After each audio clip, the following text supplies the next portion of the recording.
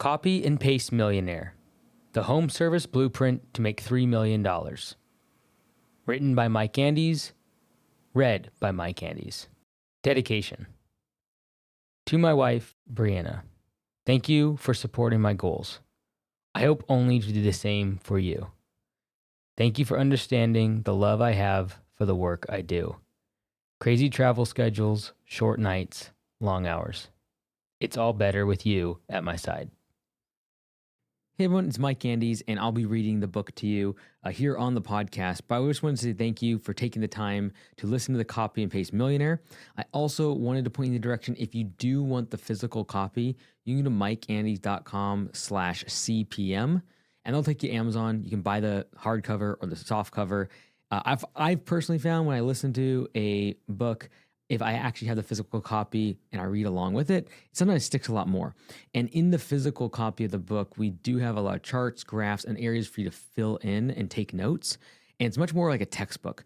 So I would highly recommend it at the very least to go check that out. Even if you do the Kindle version, it's a couple bucks. But highly recommend mikeandes.com/CPM. You can find it on Amazon without any extra delay, without any extra cost, for free. I wanted to give away the audio version of the book. So let's go ahead and get this thing started. Introduction. From Office Closet to $50 Million Empire. A loud bang jolted me awake. I could hear loud music and laughter coming from the other side of the wall. I got up and listened. I looked down at my iPad. I checked the security cameras. I was sleeping in the closet. I was in the room over from the Anytime Fitness gym I owned in Blaine, Washington. I was 26 years old. Augusta Lawn Care had over 90 locations around the USA and Canada, but I still lived here. It was often that a drop deadlift would wake me. If it wasn't that, it would be the train that went by 6 times each night. The railroad crossing was less than 100 yards from my pillow. Freight trains loaded with coal rolled down the track from Canada into the USA. I used white noise and earplugs to block the train horn. Still, the ground shook and woke me up. I walked outside the office and into the cold night.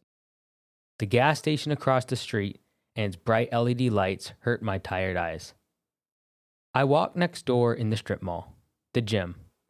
I saw the regular homeless person on my way over.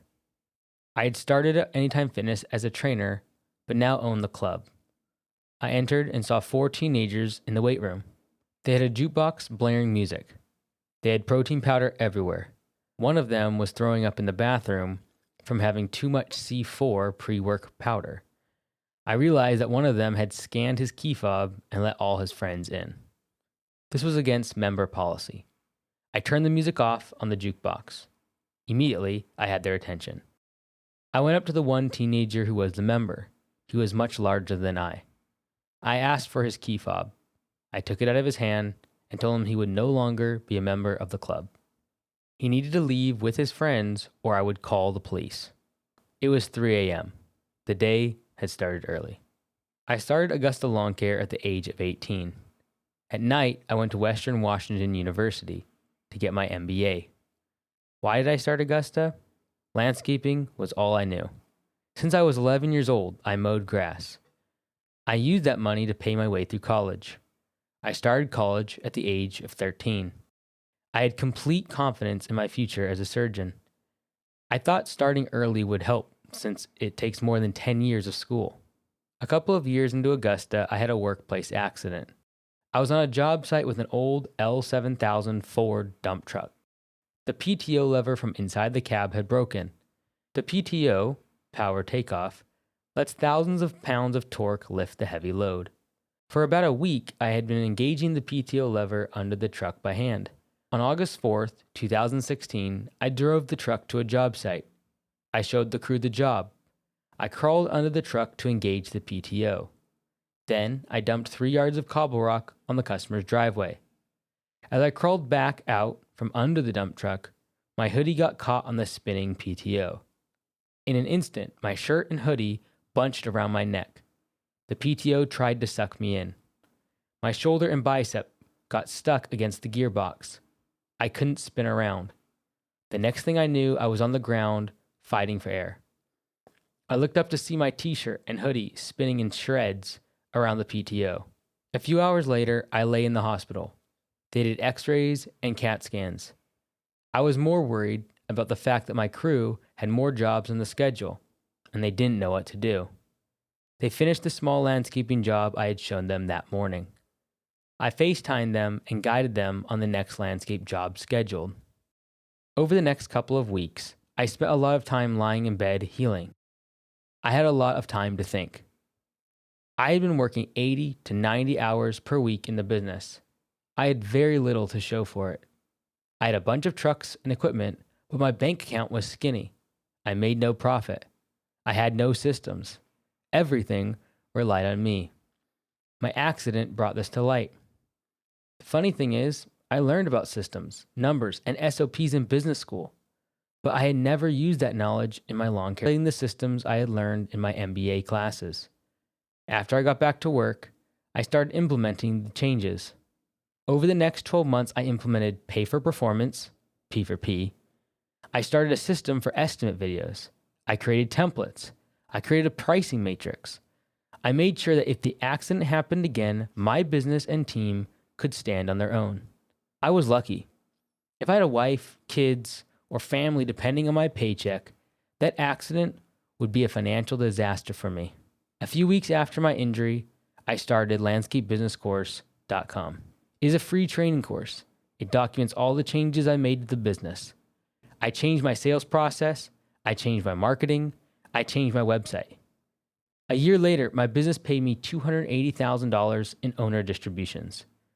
I worked in the business 1 to 2 hours each week. I had a management team that ran the business. I felt frustrated. People were not heeding the videos I made on YouTube. People looked to me as a social media creator. They saw me as a consultant. They saw me as a third party with no skin in the game. I wanted to see them win. I wanted them to avoid the pain I had endured, years of unprofitability, months of wasted time, massive amounts of frustration. That is when I decided to franchise Augusta Lawn Care. Now, I would have skin in the game. The franchise owners would know I have their best interest at heart. They would set up the systems that help my business make money. They would compete against many other landscapers. Competitors needed to answer phones. They must accept credit cards and wrap their trucks. Businesses must pay employees more, use pay for performance, give profit sharing. They also need to provide insurance. That is why Augusta Lawn Care was born.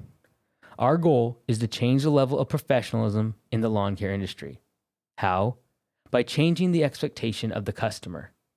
The customer expects their landscaper to answer the phone 24/7. The customer expects qualified and professional staff. The customer expects seamless checkout online. The customer expects software and automation. Customers want businesses to be licensed and insured. Today, Augusta Nation has grown to 200 locations. We are in the USA, Canada, and Australia. I travel the country fixing struggling businesses. We make YouTube videos and call it The Turnaround Show. I visited more than 100 companies. I help them recover from near collapse. I have seen the common pitfalls that lead to business ruin. I have taken note of who turned around their business and succeeded. I have taken note of those who did not listen and ended up in failure. I wrote the book Total Business Turnaround. It gives the 13 fundamental frameworks I use on the Turnaround Show. The goal was to provide a roadmap for struggling businesses. These businesses needed help, but they didn't want to be on the Turnaround Show with all the cameras. It cost tens of thousands to fly out, film, and edit each episode. I could never reach all the applicants who asked for help. That's why I wrote the book. But for many, 4 hours of reading was still too much of a hurdle. I needed a way to scale the Turnaround Show. I needed a way to connect with thousands of entrepreneurs. So I started Homeworks, previously known as Copilot CRM. It is a software built for home service businesses. It handles estimates, invoicing, and automation.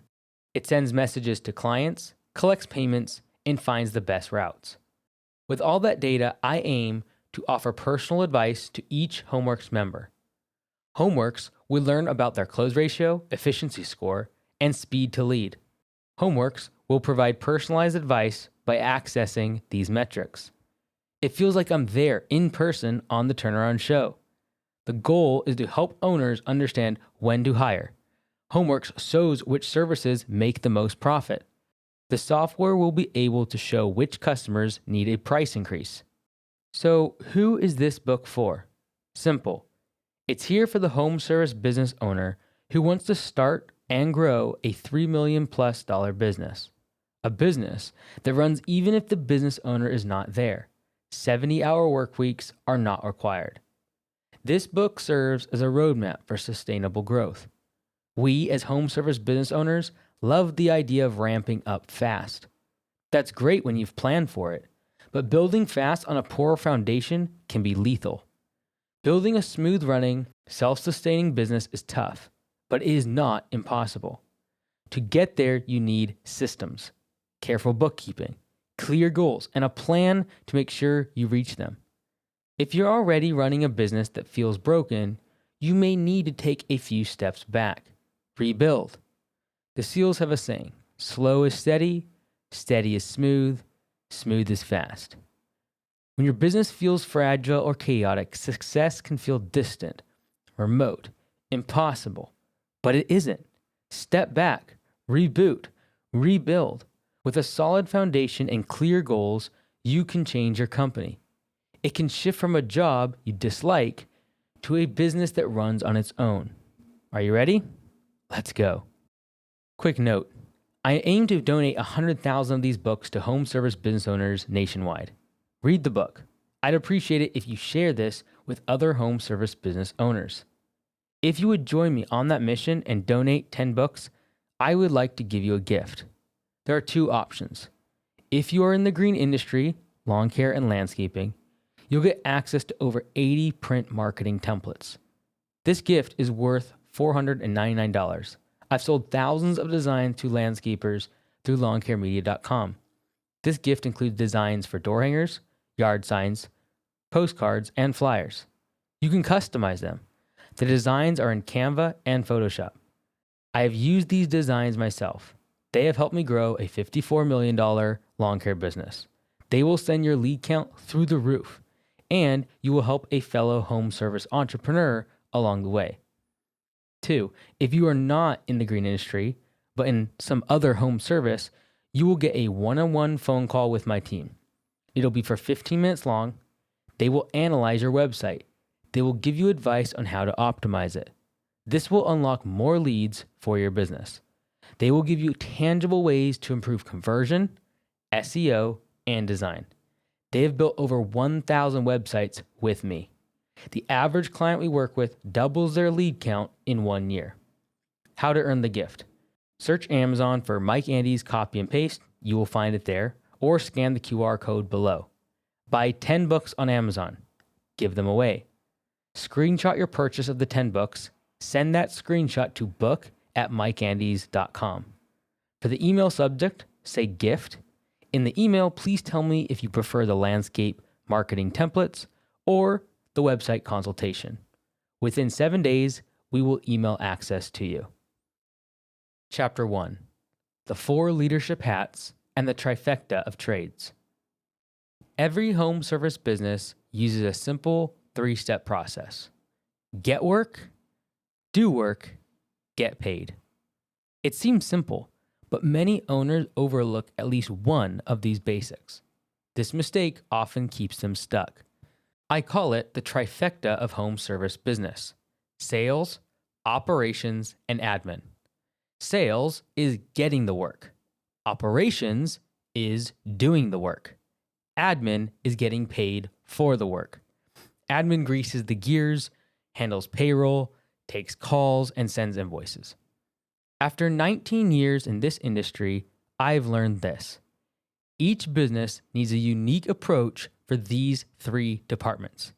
How you handle sales, operations, and admin depends a lot on your business's size. I see 4 clear sizes where home service businesses can make money.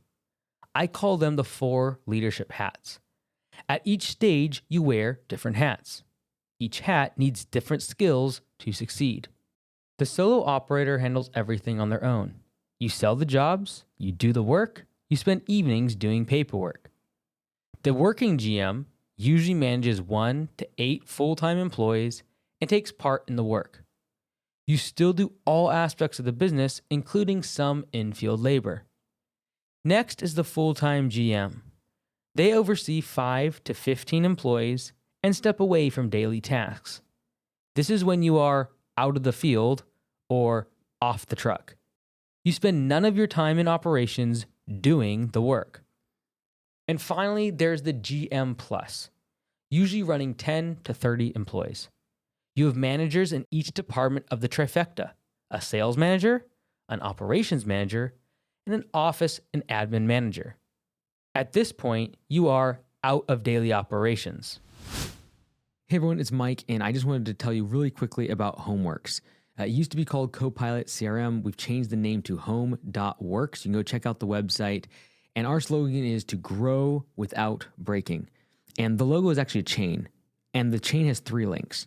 And like we talk about in the books, it's sales, operations, and admin. Those are the 3 links that we try within the software to make as solid and dependable and reliable as possible. And the reason we use a chain is because the chain is something that you use in your business when a truck gets stuck, when something goes wrong, and to tie things down, you need that reliable chain. And that's really what we want to build with Homeworks and with the software to be able to allow you to grow your business without breaking.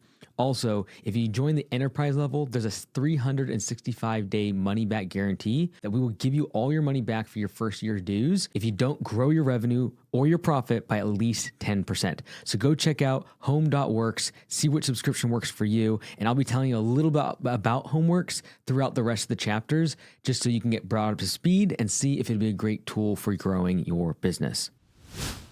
Here are some very rough revenue ranges I see for each leadership hat. They overlap because of industry differences. Solo operator. Annual revenue of up to $250,000. No employees. Working GM. Annual revenue from $250,000 to $750,000. 1 to 8 employees. Full-time GM. Annual revenue from $750,000 to $1.5 million. 5 to 15 employees. GM Plus. Annual revenue from $1.5 million to $3 million. 10 to 30 employees. In this book, I will refer to the revenue and employee ranges for each stage. But home service industries each operate in their own ways. Material and subcontractor markups can affect your revenue. Inflation changes everything over time. I want this book to be useful regardless of whether you read it today or 20 years from now. A cleaning business with $500,000 in annual revenue might need 5 to 6 employees. A plumbing business with $500,000 in annual revenue might only need 2 employees. A $500,000 annual revenue concrete business could be a solo operator. I'll focus on employee count and the structure of each business stage instead of revenue. That is the key number. How many people do you manage? What does your role involve? What systems do you need for everything to operate without issues? Your leadership hat depends on how many people are on the team. Keep in mind, I'm not saying that you need to hire a general manager. I am naming the leadership hat that the leader of the business wears. If you're the owner of the company, you can be a solo operator. As you grow, you serve in the role of general manager. An owner may not officially hire a general manager, but they take on that role. If you were to replace the owner with an employee, you would be hiring a general manager. I'll show you how to make your business bigger, how to get to the next leadership hat, how to grow revenue, get more customers, make your business more profitable, how to stop growing, raise prices, and print cash. See the image below. We will work through each of the 4 leadership hats, left to right. We will go over what sales, operations, and admin look like at each size of business, top to bottom. Then we will go over the doubts and struggles you will have. Then I will share steps to solve those problems and keep growing. Even if you have built a larger business, I recommend reading from the start. You might discover some systems or advice you skipped at first. If missed, those could lead to trouble later on. This information will lay a foundation. Later in the book, we will show what the copy and paste millionaire method is. We will cover how you can use it to achieve $3 million in revenue on a regular basis. Your profits and sanity intact. Let's start with sales and what it looks like as a solo operator. Chapter 2: Solo Operator. You are in the first inning of a long game. You are alone. You have everything in the business. You are somewhere between $0 and $250,000 in annual sales. What sales looks like as a solo operator? You don't have a sales process. You are reactive. You seek jobs with great effort and enthusiasm. You wake up early. You load your truck. You don't have an advertising budget, so you knock on doors. When you get work, you do it yourself. While you're doing it, you're answering calls from new leads, sending quotes from your phone. Sweat is still dripping off your chin. Here's what you have going for you: time.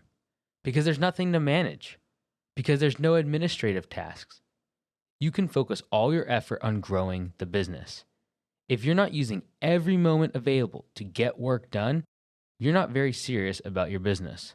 You are running a side hustle. Your diligence and commitment to selling will determine whether you get past being a solo operator. The process that most solo operators use at this stage is guerrilla marketing. Rarely do they invest in Google Ads, Facebook ads, or a professional website. This keeps them small. Those marketing channels work well, but they're also for businesses that have money to spend. Right now, you might not have the cash. This means knocking on doors, putting out yard signs, or using door hangers. Don't say you can't afford marketing while you're on your couch. If you have time, use it.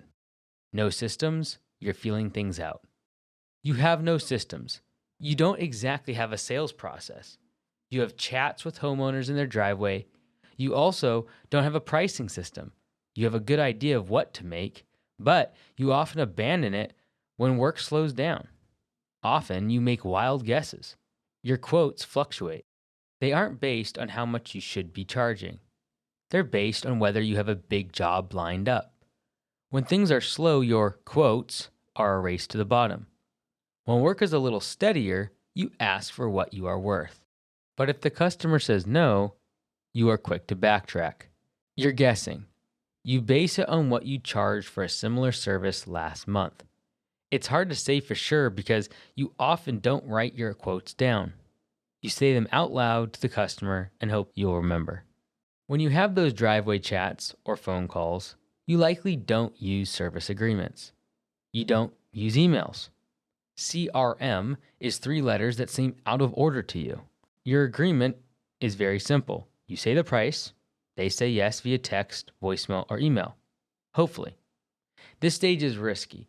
You don't have systems or documentation in place. If a homeowner refuses to pay, there's very little you can do about it. There's a small claims court, but again, you have no proof of agreement. If you did, can you afford the filing fees for a lawsuit? Or the time it takes to make your case? Not for the sake of collecting a $100 invoice. Most of what you do relies not on math or margins, but on vibes. What you think sounds right at the moment. If you end up earning $15 an hour due to an inaccurate quote process, at least you're employed. You have no employees, you have no overhead, so you tell yourself that you can't lose money on a job. At this stage, you flip-flop from feast to famine. On days when your leads convert, you might put in 10 hours beneath the sun. But when you complete those jobs, there's nothing else lined up. You're back to knocking on doors. Or waiting. Waiting for the phone to ring. Waiting for someone to reach out. All these things said, you can make good money as a solo operator. You may have more flexibility than someone with a 10-person crew. The business starts and stops with you, which is a blessing and a curse. Working when you want to sounds good. You are answerable to no one. But what you don't do doesn't get done. At this point, you don't have a business, you have a job. Leaving this to find leads on your own. This means working hard by day and then building processes at night. Doubts and struggles in sales as a solo operator. You don't exactly hate sales, you lack confidence in your ability to do it. There's no sales process. There's no pricing convention. Quotes vary from job to job. They're often based on the amount you believe the client will accept. The bigger the house, the bigger the budget. That is your assessment. You have a close rate that is relatively high. At least you think so. You don't measure it. It seems like most people say yes to estimates. You don't feel confident talking to customers. In client meetings, you feel nervous. This makes it hard to show your value and quality. You get all the leads the big boys in town don't want. That's why your estimates get accepted. No one else wants to take those jobs. Am I charging too much? This is your number one fear. You worry because you know you only get a limited number of leads per week. Sometimes, none for a week. Bid high and you will likely lose the job. When you do send a quote for a big job, you spend the next few hours filled with anxiety. To make matters worse, you are also never happy when your quotes get accepted.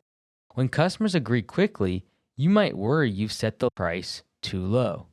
This is what happens when you have no pricing system. No math, no markup, just gut feelings. This can lead to on-the-fly discounts. You negotiate yourself down on price. If that sounds too high, we can circle back and talk about the price. You say it, and you realize this statement undermines your credibility with your customers. You also know that you don't have much of a choice. When quotes don't get accepted, there's no work to do. If there's no work, you'll need to face the unopened loan statements and messy office tasks. I'm not a salesperson seems to be your mantra. You don't identify with the sales side of your business. You view yourself as a craftsman, technician, a hard worker. Sales can be tough, even when things go well. It can feel pushy when it's not. You don't want to be that guy. You think, well, if they wanted the work done, they would call me. And so you avoid following up after sending quotes. You base much of your sales process on hope. Unfortunately, hope is not a system. I lost a job, must have been my price. You always fear that any rejection is the result of your price. You do not wonder for even a moment if it was because the customer forgot, because you didn't follow up, because you were too slow to respond to the initial outreach, because your presentation was awkward or unclear, because the crumpled up estimate got thrown out with the trash, because your email got caught in the spam filter. It might be that the competition has a better pitch, or they might solve more of the customer's problems. When quotes aren't getting accepted, you cut your price, and you cut it again, then you cut it again. You end up earning less than a day labor. The race to the bottom begins. Where should I advertise? Here you feel overwhelmed. You have a vague idea of your options. You wonder, should I run Facebook ads? Try local services ads? Figure out what SEO means? Should you buy leads from Angie's or Home Advisor? Do you need to hire a marketing agency? Do you need a website? Is printing off flyers or postcards a move? You heard someone say that on YouTube. A competitor is doing yard signs and door hangers. An influencer said they knocked on doors. Your relative said it's all about referrals. Ads are dead. Every day there's a new marketing solution proposed. Many people are providing marketing services. Every day, someone calls or emails you to pitch their services. You have no idea what works. One of two things happens. The first, you become too nervous to pick any marketing channel. All these options have one thing in common. They sound expensive. You check your bank balance often. There's no way you could afford to spend thousands each month on advertising. You believe that your work will speak for itself. Or you take the opposite route. You try every marketing channel without a clear strategy. You don't have time to research and understand your choices. Instead, you make many hasty attempts at trying all of them. You waste lots of money. You hire agencies. You print 500 door hangers, 500 flyers, and 500 postcards. You see no results. Now the bank balance is low. You're stressed. Back to rock bottom pricing. Jobs need to get on the schedule ASAP. You distrust marketing, but you lack other ways to get steady leads. So, you stagnate. The leads are bad. You blame the quality of calls that are coming in. When business slows, you might blame the economy or a politician. Maybe it's the season. Maybe it's the city. You rage against your competitors. Your industry has problems. You don't have a system that brings in consistent leads. This means that when jobs slow down, you panic. But when you're busy, you stop marketing. Since you're always on the go, you haven't paused to see how those two facts connect. You complain about the ups and downs of entrepreneurship, but you don't see that you can get off this roller coaster. When do I even send quotes? When you're always in the job, fast responses to new leads become difficult. Your face is still covered in sweat when you answer the phone. You finish the quotes while still out of breath at the end of a long day. When you miss a call, an email, an estimate request, you usually don't get back to it for hours or days. By this point, the lead has already gone with a different provider. You exited the race before you had a chance. But it's the economy's fault anyway. Confidence gap. Everything hinges on your confidence. If you doubt your pricing, processes, or product, selling can feel like lying. You can't imagine customers saying yes because you feel like a fraud. Why would someone pay $600 for you to trim their bushes? You doubt the value of your service. You struggle to sell it. This makes you seem awkward and unprofessional on the phone. You freeze up, you stammer, and you have no process to fall back on. When a lead dislikes your quote, you pull back. You lowball and sound desperate. Some people may still say no. They doubt your professionalism. When customers complain, object, or ask for something free, you give in. You negotiate against yourself. When the lead says, "Give me a day to think about it," they never call you back. You chalk it up as a loss. You don't follow up. You play small, never pushing for upsells or cross-sells. You never ask for the contacts of neighbors who might need your services. You don't have the confidence. None of these qualities is a character flaw. It's not that you are incapable of being a business owner. They signal something else.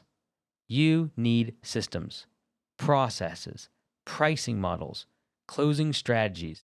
You need a follow-up process. You need a new identity. You're not a technician anymore. You're a business owner. Business owners have to sell and believe in their services. Instructions for sales as a solo operator. All these problems beg the question, what are you going to do about it? The solution is to get tactical. If you're doing all the work and all the selling, you're in a tough spot. This means that during this time, sales is a full-time side hustle. You want to win more work, close jobs faster, and break free from being a solo operator. To do this, you're going to need to pick a path. Are you going to use your time or your money? Usually it works like this. You have one in plenty and about none of the other. If you got money, use it to pay for speed. This means running ads, paying for traffic, hiring extra help. If you have time, use it to get more customers. Knock on doors. Make posts on local Facebook groups. The Nextdoor app. Look for online groups that you can share about your services in a non-salesy way. These groups can target local neighborhoods, schools, or community organizations. You'll spread the word as much as you can. You'll take any referral scrap you can get. Any method that doesn't cost money but does get leads is fair game. Hang door hangers. Hustle until things pick up. What you can't do is sit back and expect growth to happen without spending time or money. For right now, Your goal should be to stack the schedule. You'll pay for that either in sweat or cash. Either way, the goal is to maximize the work you can do. This isn't about profit margins yet. It's about momentum.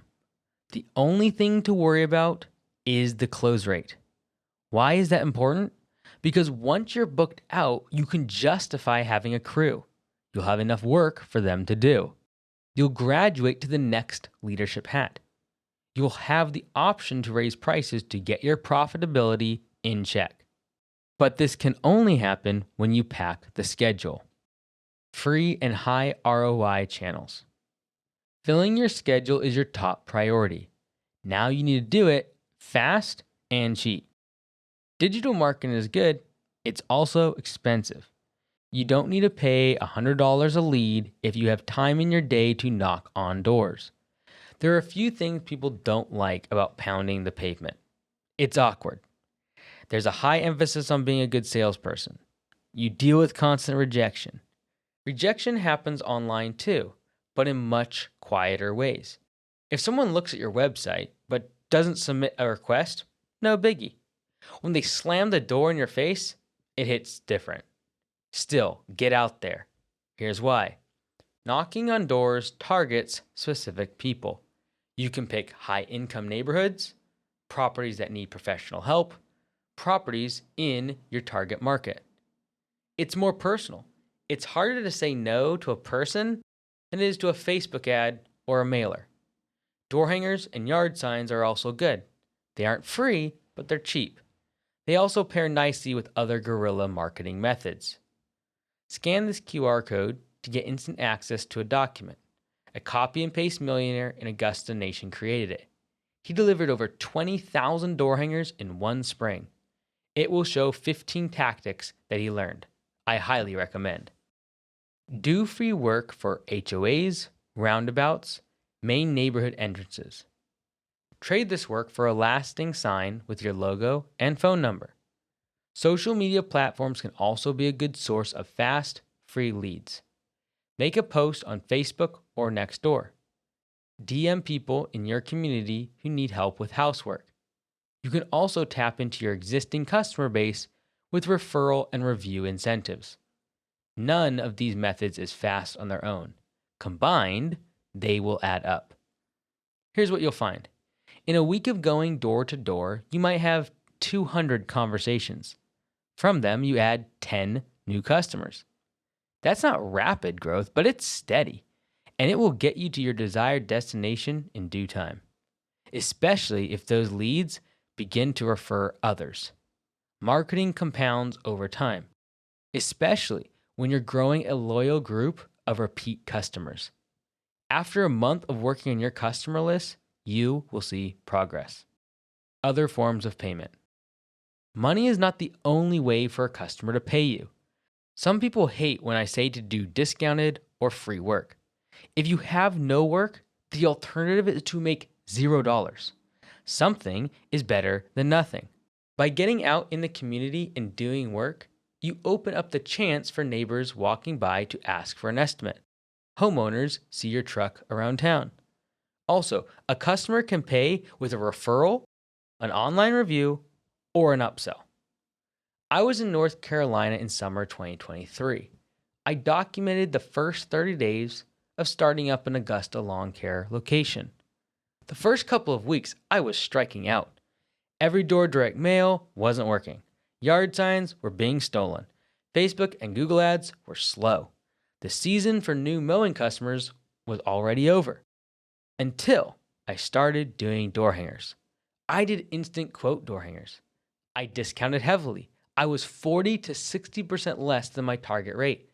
I was offering full property clamps for $299. But in a few days, I turned things around.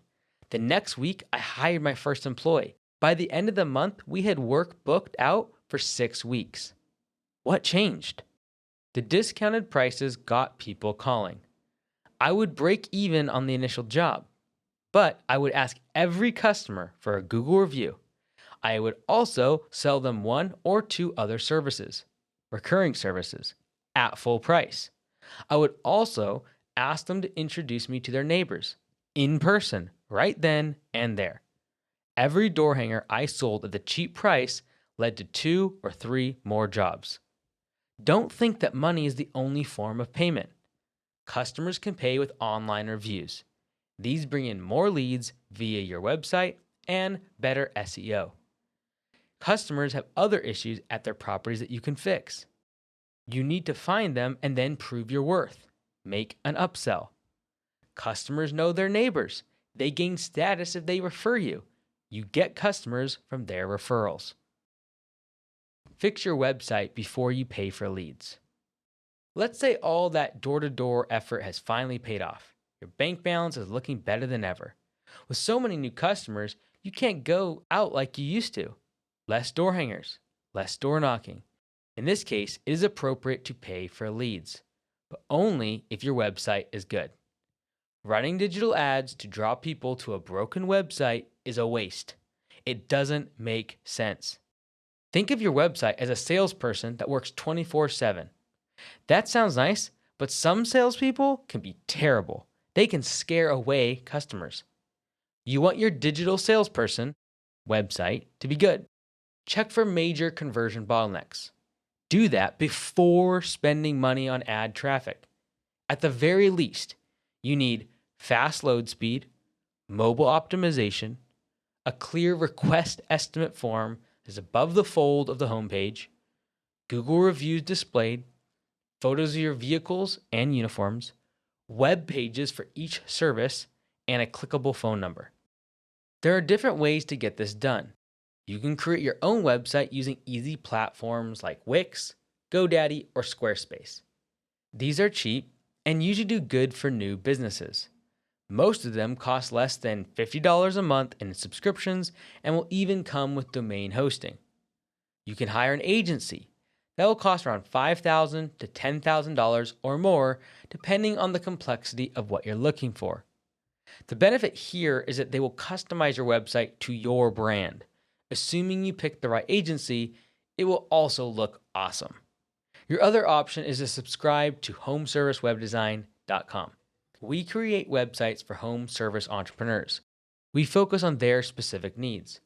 Our flat rate is $499 per month.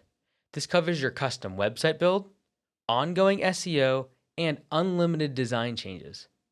Go to our website to see a sample of the 1,000+ home service websites we have built. If you're in the green industry, you can also view lawncarewebdesign.com. You can book a free 15-minute consultation with my web team. Scan this QR code or go to homeservicewebdesign.com/call. You can find success with any of these options. And as your business needs evolve, you may find that your website does as well. Here's what you shouldn't do. Pay for ads that go to a lousy site. This would be like running ads for a restaurant that has horrible food. You will achieve one thing. More people will know about how horrible your food is. Once you have a great website, it will generate leads while you sleep. Speed to lead, the 24-hour rule. To send out estimates and close new deals, aim to respond in under 24 hours. The faster, the better. Keep in mind that many people aren't messaging you only. They'll be talking to 3, 4, or 5 of your competitors. The faster you move, the more likely it is they will choose you. A study from Invoca and Angie's found that over 70% of homeowners accept the first estimate they receive. Many business owners believe that low prices are the key to high conversion rates. There's a bit of truth in that. Bargain discounts can change some no's into yeses. But that's not your ideal customer. Homeowners who value your service will love speed, professionalism, clean branding, online reviews, a great website, and social media presence. A good lead knows this could be a long-term relationship. They aren't just searching for the lowest price on Facebook Marketplace. They want someone who will show up on time, do the job the right way, and be consistent year after year. Prove that that's you with a fast response time. As a solo operator, you are the only one handling customer inquiries. Speed is your superpower. It might be your only competitive advantage. Use it. Send quotes the right way. Create a repeatable process for your quotes instead of doing them on the fly. To begin with, you need a pricing template. Start with a target hourly rate. In other words, how much do you want to be making per hour to do this work? Multiply that number by the number of hours you expect the job to take. These I call budgeted hours. You also need to add materials, equipment rental charges, dump fees, the amount of time it takes to get to the property, the wear and tear it takes on your tools. Develop a specific price for each of these points and add that to your fee structure. The math doesn't need to be perfect. It needs to be consistent. Create an Excel spreadsheet or Google Sheets doc. Put the unit, square feet, cubic yard, linear foot next to each item or service you offer. Better yet, enter this into your Homeworks price book. Build out estimates with accuracy and detail. You don't have to guess what to charge. You know how long the job should take. Budgeted hours. You know which materials or supplies the job needs. That is all you need to create a pricing system. You then send your quote to the customer in two ways, via text and email. Text has a big edge over email communication. Emails get opened 30 to 40% on average. Text messages get opened up 99% of the time. And in this case, it's a good way to ensure that they see your quote first. That is the goal. Want a fast way to double your close rate? Send the estimate via text in addition to email. Track these interactions in Homeworks. If you don't have software, make sure to list prices in a spreadsheet. What you don't want to do is bury your prices in private DMs or lost text threads on your iPhone. By using a template, you standardize your quote process. You also optimize it for efficiency. Your quotes are accurate, so you can create them much faster. Follow up with purpose. Following up on quotes you have sent is great, but don't ask, "Hey, did you get the quote? Any questions?" Instead, follow up with purpose.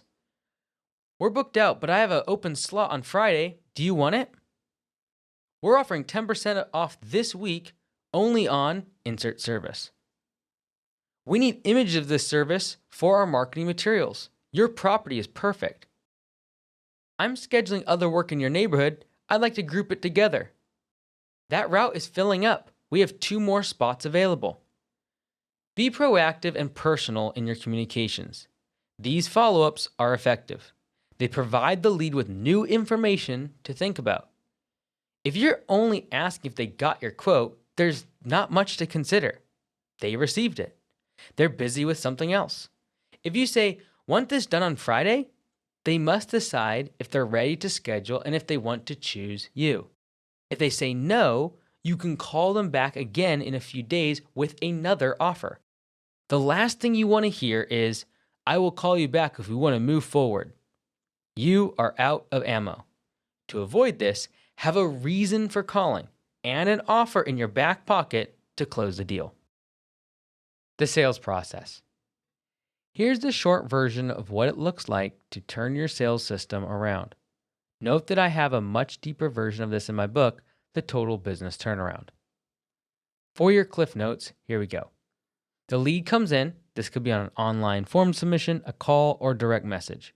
You give them a price proposal within 24 hours. You follow up via text, email, and phone calls.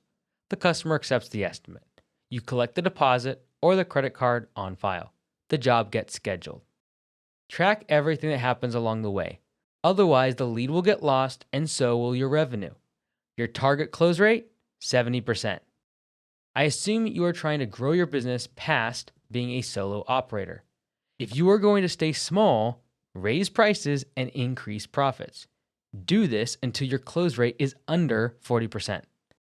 I doubt you would be reading this book if your goal were to stay a solo operator. Keep your close ratio near 70%. You're not running a massive team. You don't have overhead.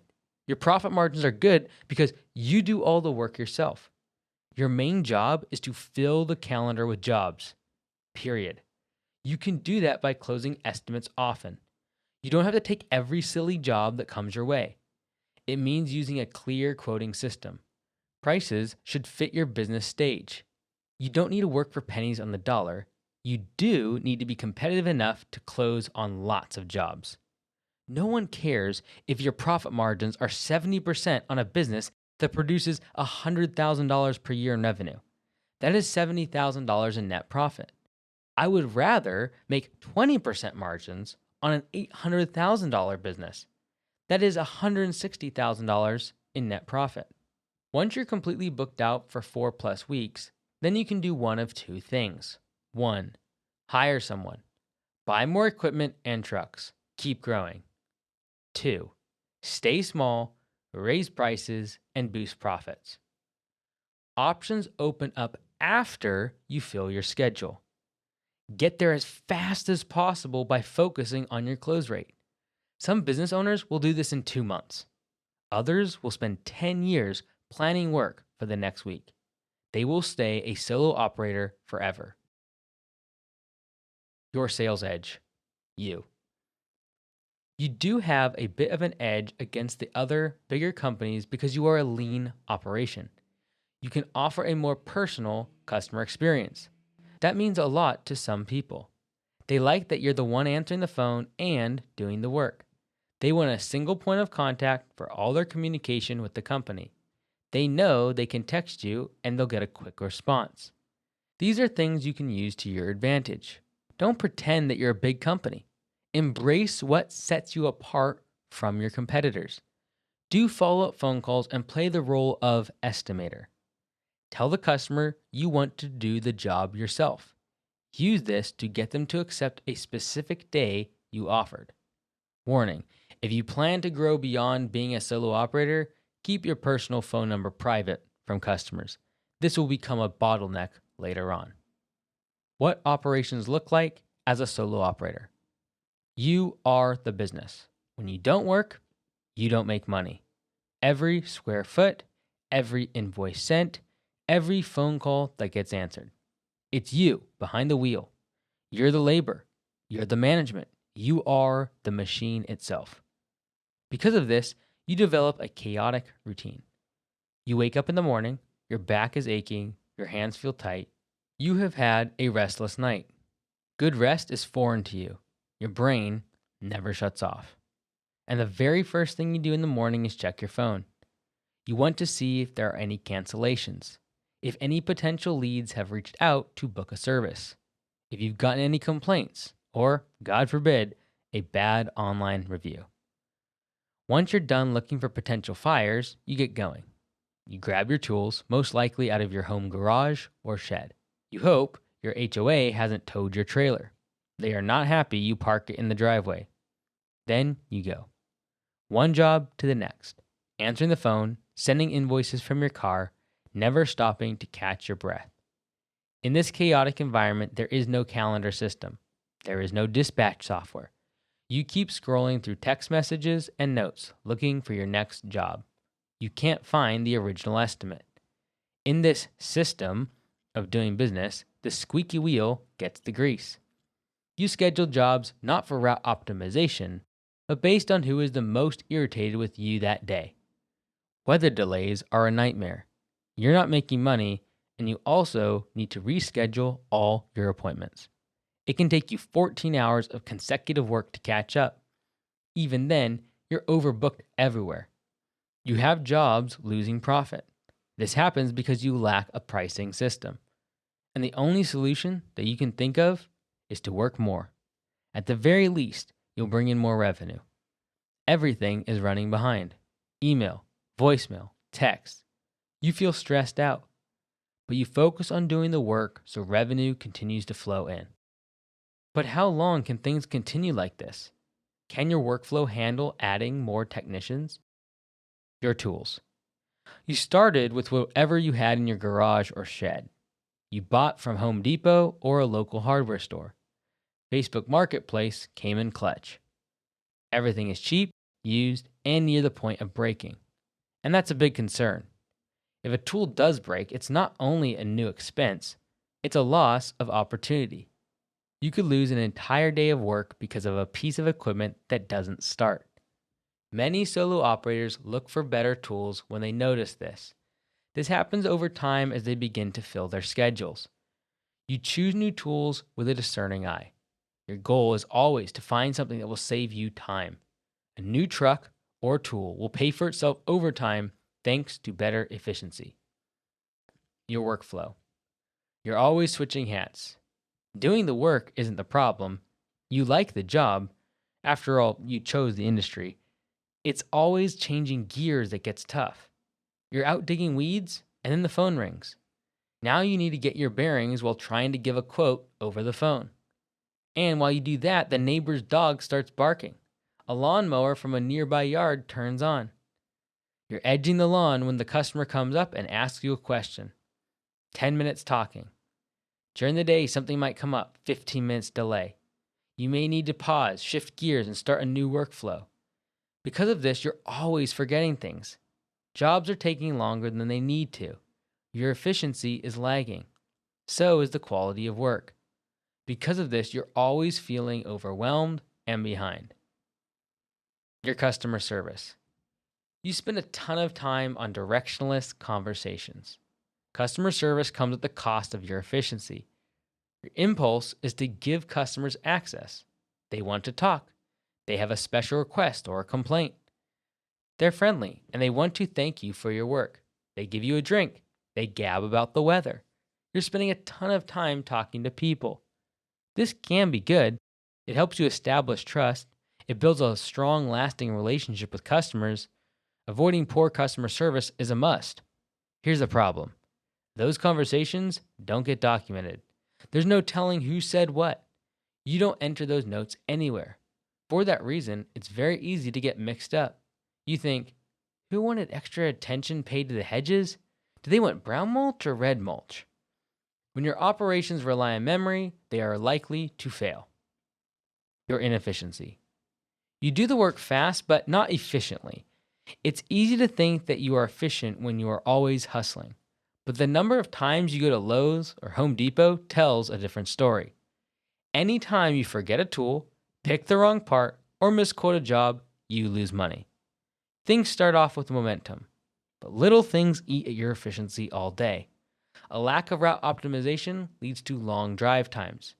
You can't say no to customers even if they are 1+ hours drive away. Frequent calls or interactions with customers slow you down. Even though you're always in motion, you're wasting a lot of effort. It's this leakage that kills profit at the solo stage. Quality is your superpower. The upside? Your business has many benefits, even with some inefficiencies. The biggest? No one matches your quality. It's your hands on every job. You know what's at stake because every single job ties to your success. You focus on details. You care. You act like your name is on the work because it is. Customers appreciate that. It's why you have excellent online reviews.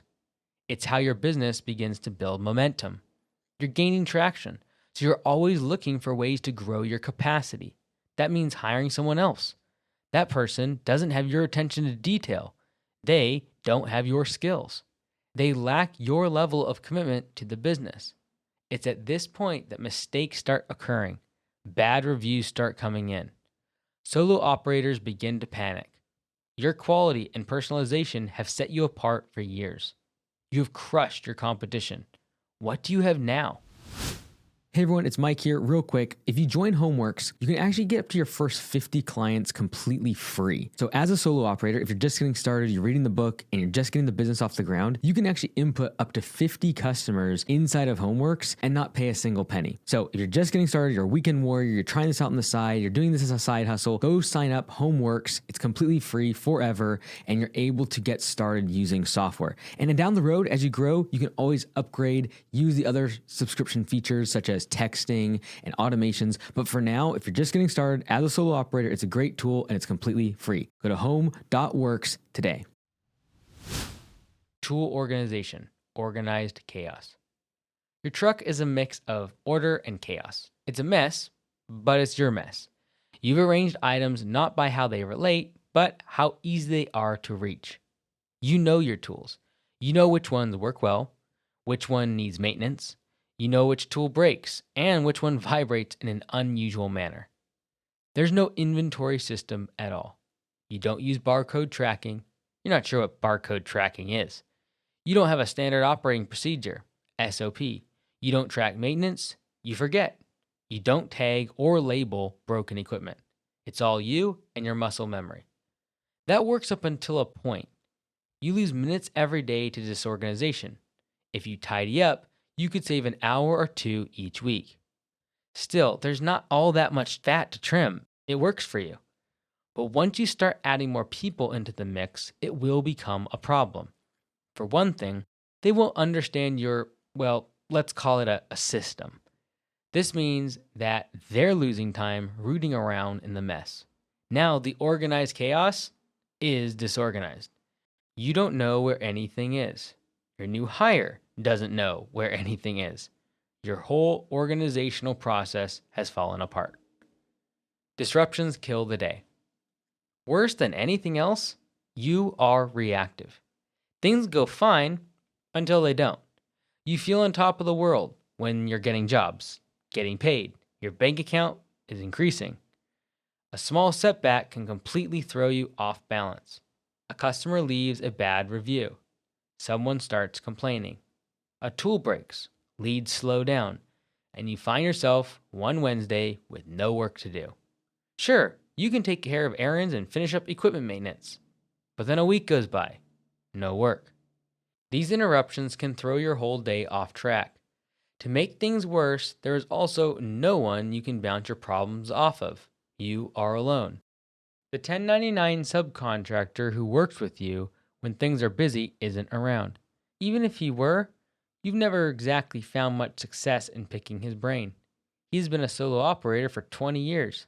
You do not have anyone to help with the office work. Problems snowball, a small setback becomes a big disaster. This is because you're wearing all your business's hats, and you're wearing them all at the same time. That's what makes this stage so difficult.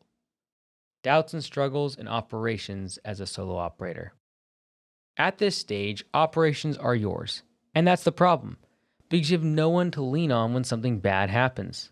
The buck stops with you.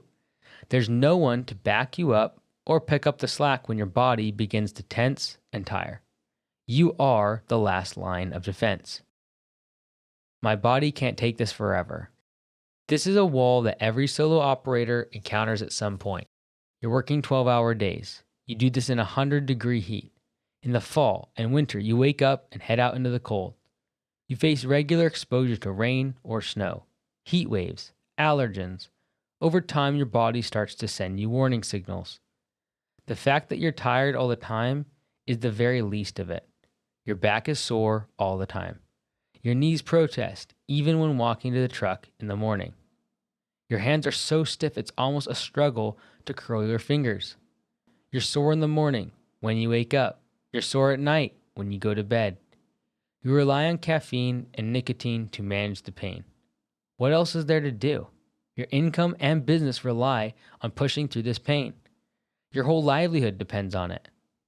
But in the back of your head, there's always the question, how long can I keep this up? You don't have an answer, nor do you know what you'll do when your body fails you. What happens if you do get hurt in a way that will prevent you from doing the work? It's the fear that no solo operator wants to speak out loud. But it's always in the back of your head because you know the answer. If you can't run a lawnmower, climb a ladder, lift a sheet of plywood, you don't have a business. There's no crew you can use to fill in. You might have a few 1099 technicians on hand for emergencies, but you don't trust them to run your business like you do. You do not have a clear way to reschedule jobs when disruptions occur in operations. You know that if you get hurt, it won't work. Your customers might move on. Insurance payments, credit card bills, and loan payments will empty your bank account. You will be working on your physical rehab. I know this feeling. After my accident in the PTO of the dump truck, I had these same thoughts. I forgot, again. You're often in the field, focused on one task. At the same time, you're juggling 12 others in your mind. No one can do this with consistent excellence. You're no exception. You forget things all the time. You're supposed to be on the other side of town doing a job, but you got caught up. You had drafted a quote several days ago that never got sent. The customer emailed in anger. Balls begin to drop. Missing an appointment hurts your credibility. Every botched quote is a lost opportunity. These misses are eroding your sanity. One more thing to think about, and there's no easy solution in sight. This job is taking too long. You got that $600 job you were hoping for. Only when you arrive at the property, things aren't going right. It takes a long time to figure out the property line. The owner comes out and bombards you with many requests. They want to make changes. You know these extra tasks will likely add hours to the job. You should include them in your quote. But you feel shy. You're worried the customer might back out. That would leave you with a truck full of materials you can't use and nowhere to store them. A tool breaks mid-job. Now you're running the hardware store. The customer is unhappy. The work is taking longer than he expected. You're unhappy because you should be on the other side of town, meeting a different customer. What you thought would be a great project has become a logistical mess. It's wasting your time, opportunities, and a lot of your sanity. I can't keep this schedule. On the one hand, you want to stay booked. That's when the revenue comes in. Your bank account looks nice. You sleep a little easier at night. At the same time, you know that there are problems with staying booked all the time. Your protesting body is one of the many problems. You're worried that you'll overpromise and underdeliver. Quality has a way of declining the more rushed you feel. The schedule is a delicate balancing act. Any delay at all could mean missing appointments. What if the weather changes? What if something goes wrong? What if the customer talks too long, sending you back an hour? One small hiccup can ruin your whole day. You're already stretched thin, working 12 to 14 hours daily with no time to breathe. Rain ruined my week. If you work outdoors, one day of bad weather can throw off your entire schedule. Now you're moving jobs around, catching up on what you missed yesterday. The problem is you don't have any space to put more jobs. Now you're scrambling to keep everyone happy. Every communication starts and ends with an apology. You find yourself thanking people for their patience after every phone call.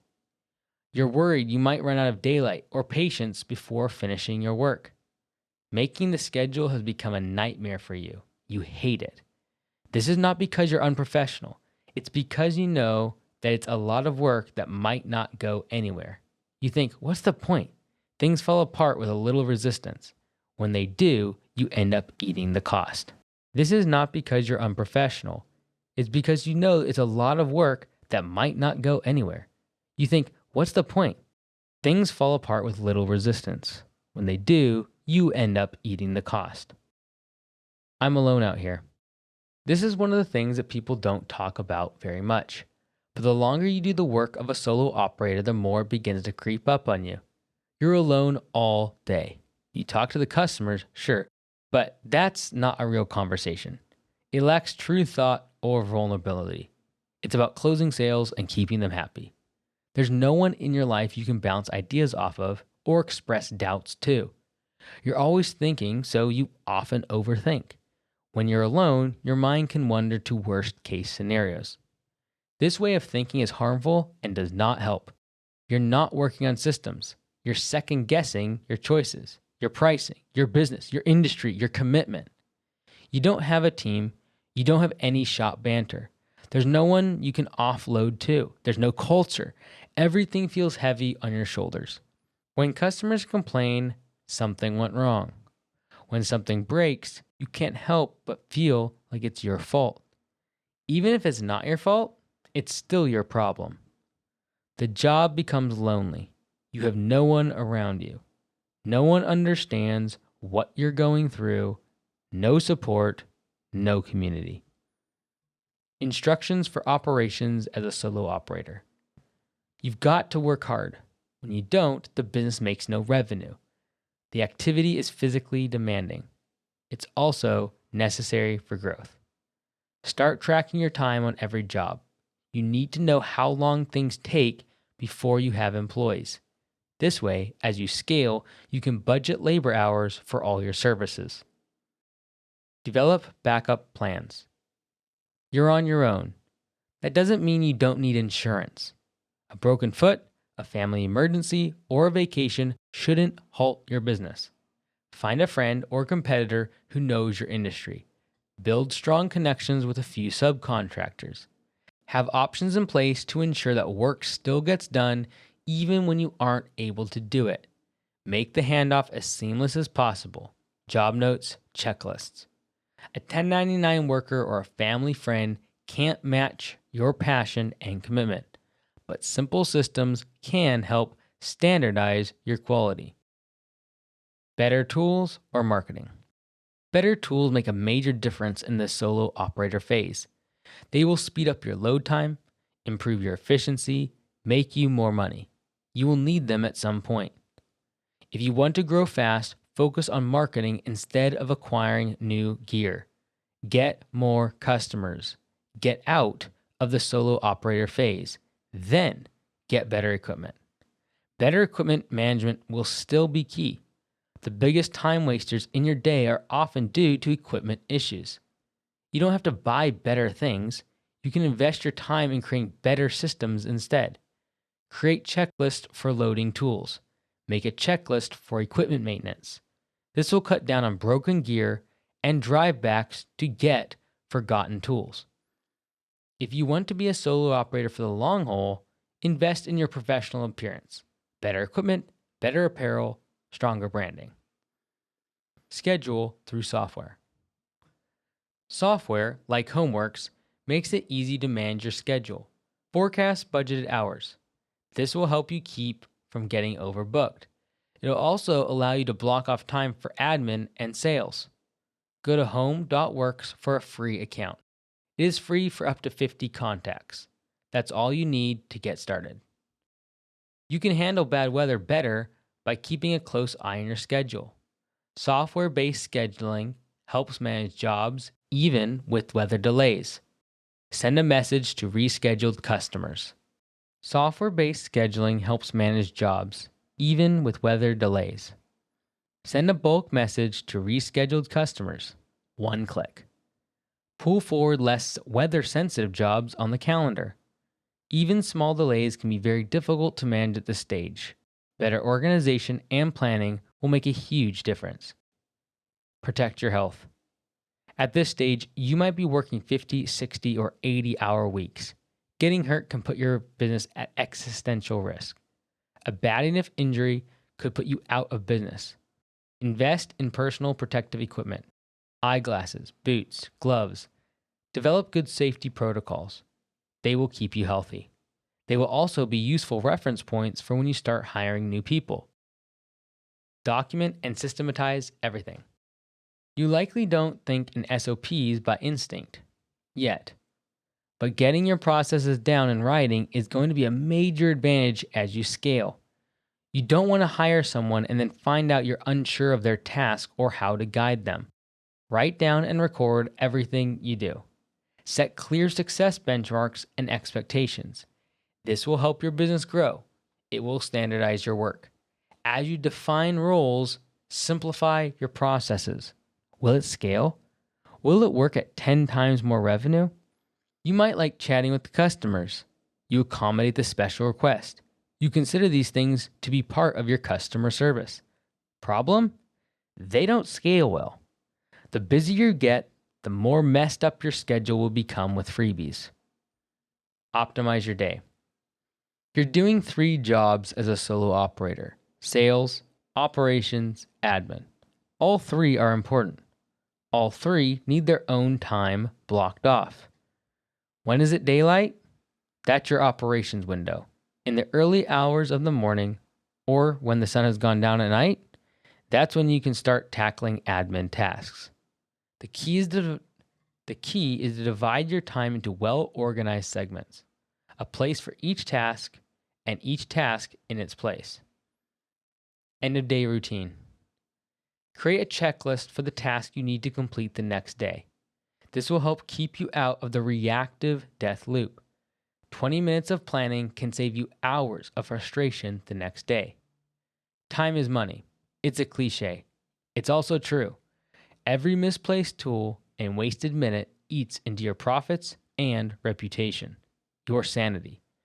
It doesn't take long to set yourself up for success. Those 20 minutes will allow you to sleep better.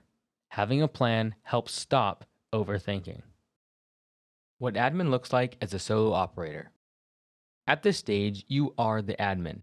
Every message, call, and voicemail reflects your hard work. You handle them on your phone. You use nothing more sophisticated than the Apple Notes app. You'll be playing phone tag with one customer. At the same time, you'll be yelling into the speakerphone for payment from another. Communication and follow-ups will happen via text message, email, or spoken conversations, sporadic at best. Your memory is key for remembering customer details, special requests, and pricing. You keep going through text threads, voice notes, voicemails, emails, and notes on your truck dashboard. This worked fine when you were only getting a few bookings a week. As things began to ramp up, you felt overwhelmed. Things get forgotten. When they do, work fails to get done. And when you miss opportunities, they're gone for good. You often miss calls, not because you don't care, but because you're always busy. It's difficult to hear the phone ring when you're running a tool. It's tough to reply to texts when you spend hours driving each day. You go from the job site to the hardware store, then to client meetings. It's tough to keep up with all the different communication channels. Did that client reach out through Instagram, Facebook, through a call or email? Did he come up to me while I was working on another customer's property? The issue is not that you don't care. It's that you don't run your day. Your day runs you. Billing is reactive. Your billing system is reactive. It's tough to track final prices due to communication leaks. Who did you tell what? There's no record. Even if there were, it was never formalized in a service agreement. So your billing process is like that of a 16-year-old babysitter. You're sending Venmo requests, Zelle requests, Cash App codes, sliding handwritten invoices under doormats. Often, invoices go uncollected. You forget to send the bill. Or you remember to send the bill, but you forget to follow up. Or you remember to follow up, but the customer ghosts you, and you have no idea what to do about it. You have almost no time to answer the phone. You don't have time to set up a complex system to get a $75 unpaid invoice. You often work without pay. Payments are a mess. Cash, checks, virtual wallets. Sometimes customers ask to pay by credit card. You accept it with hesitation. That 3% card processing fee feels unfair. It may not sound like much, but you know it adds up.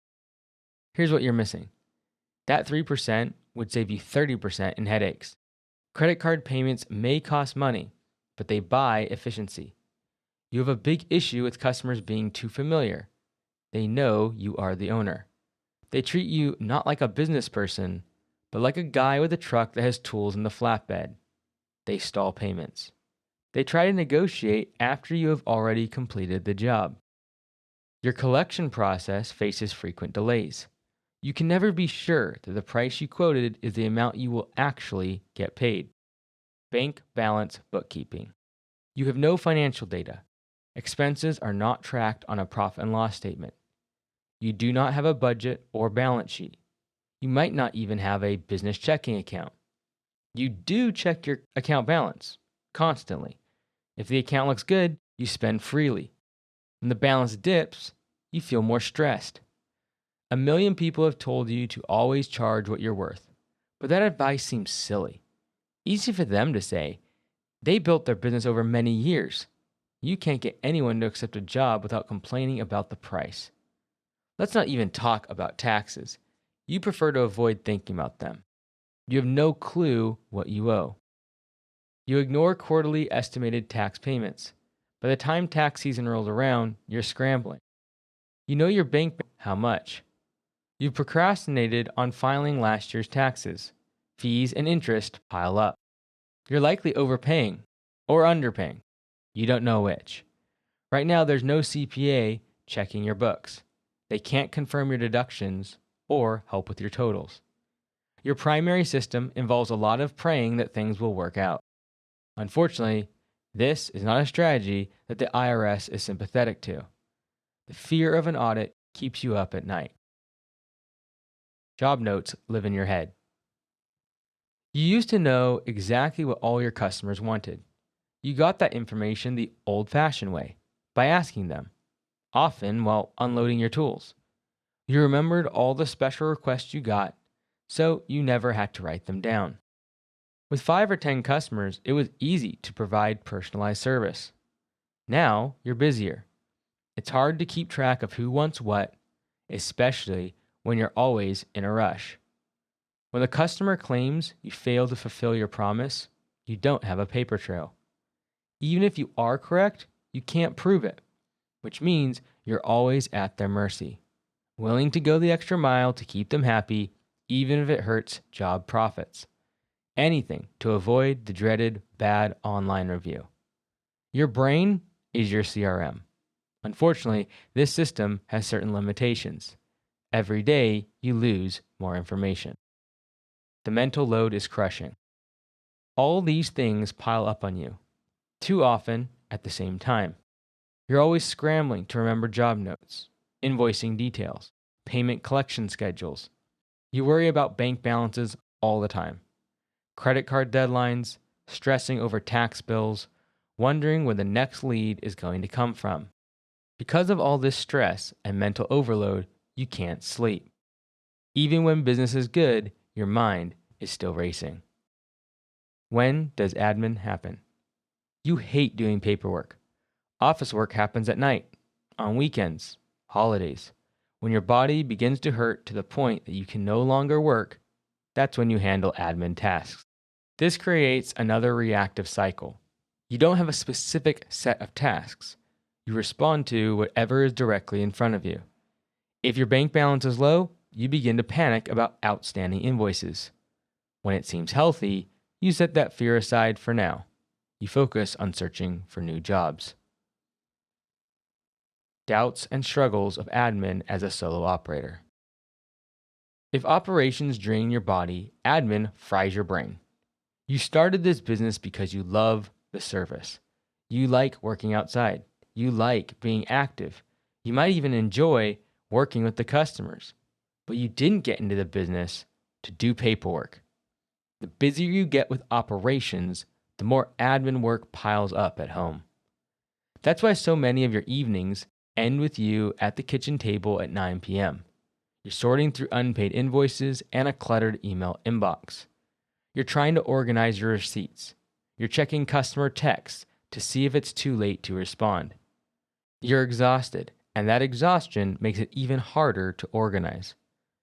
It's the administrative aspect of your work that might cause you the most doubt.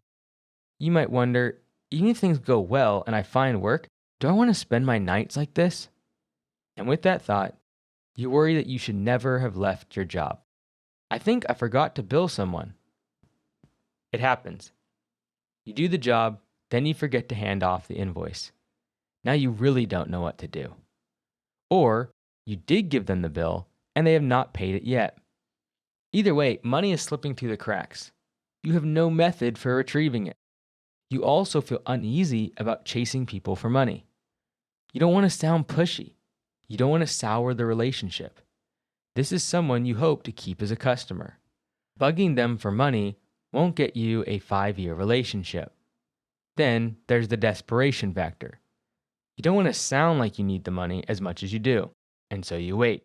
And you hope that the customer will pay. And if they don't, you absorb the expense. Not only does this make you feel powerless, but it also embarrasses you.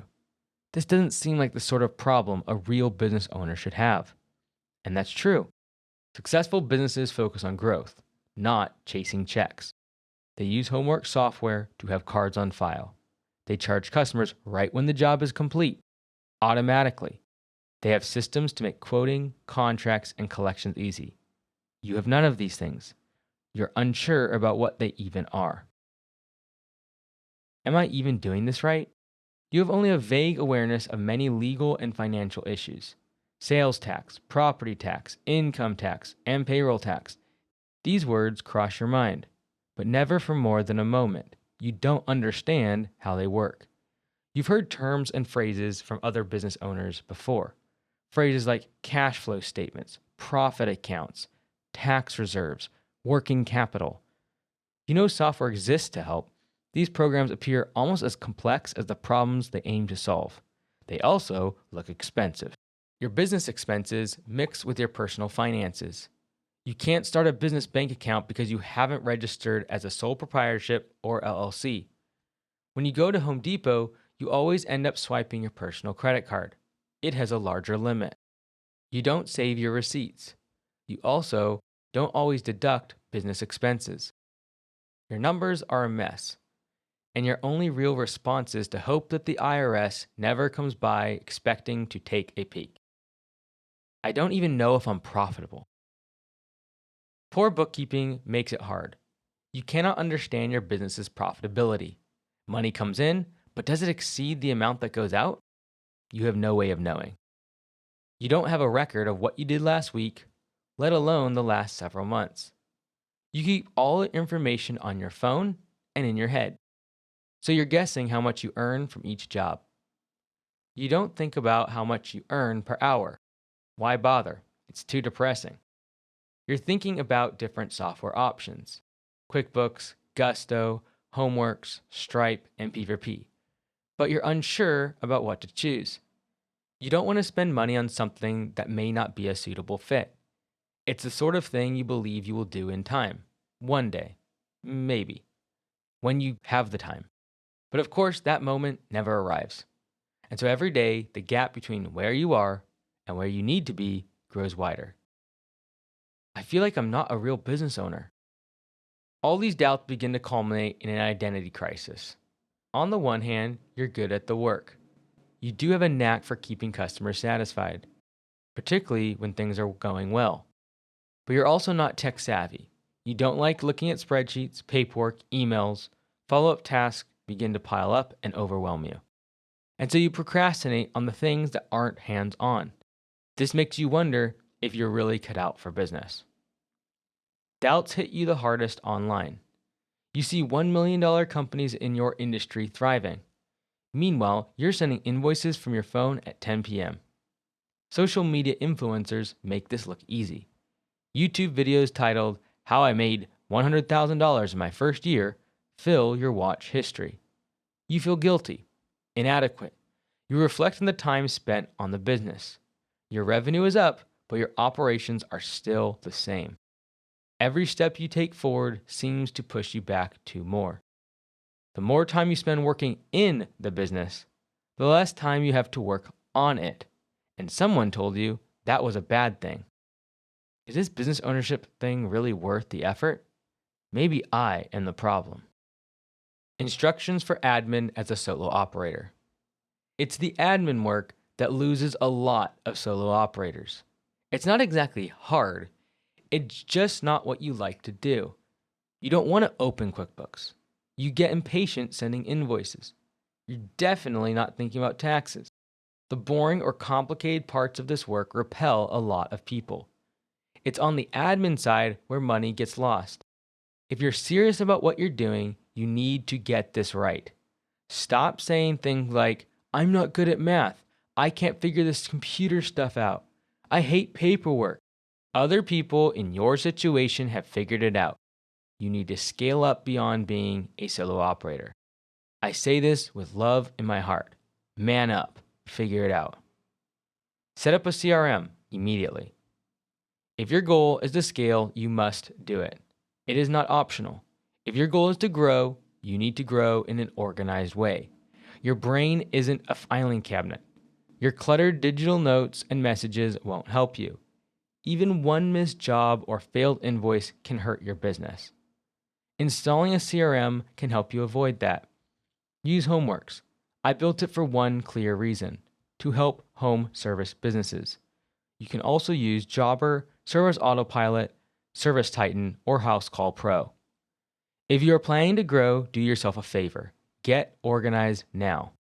This will save a lot of headaches in the future when you have hundreds of clients. The point is that having a system is always better than relying on your memory. Using automation reduces your stress. Automating reminders helps you avoid mistakes. Your CRM can handle all these things.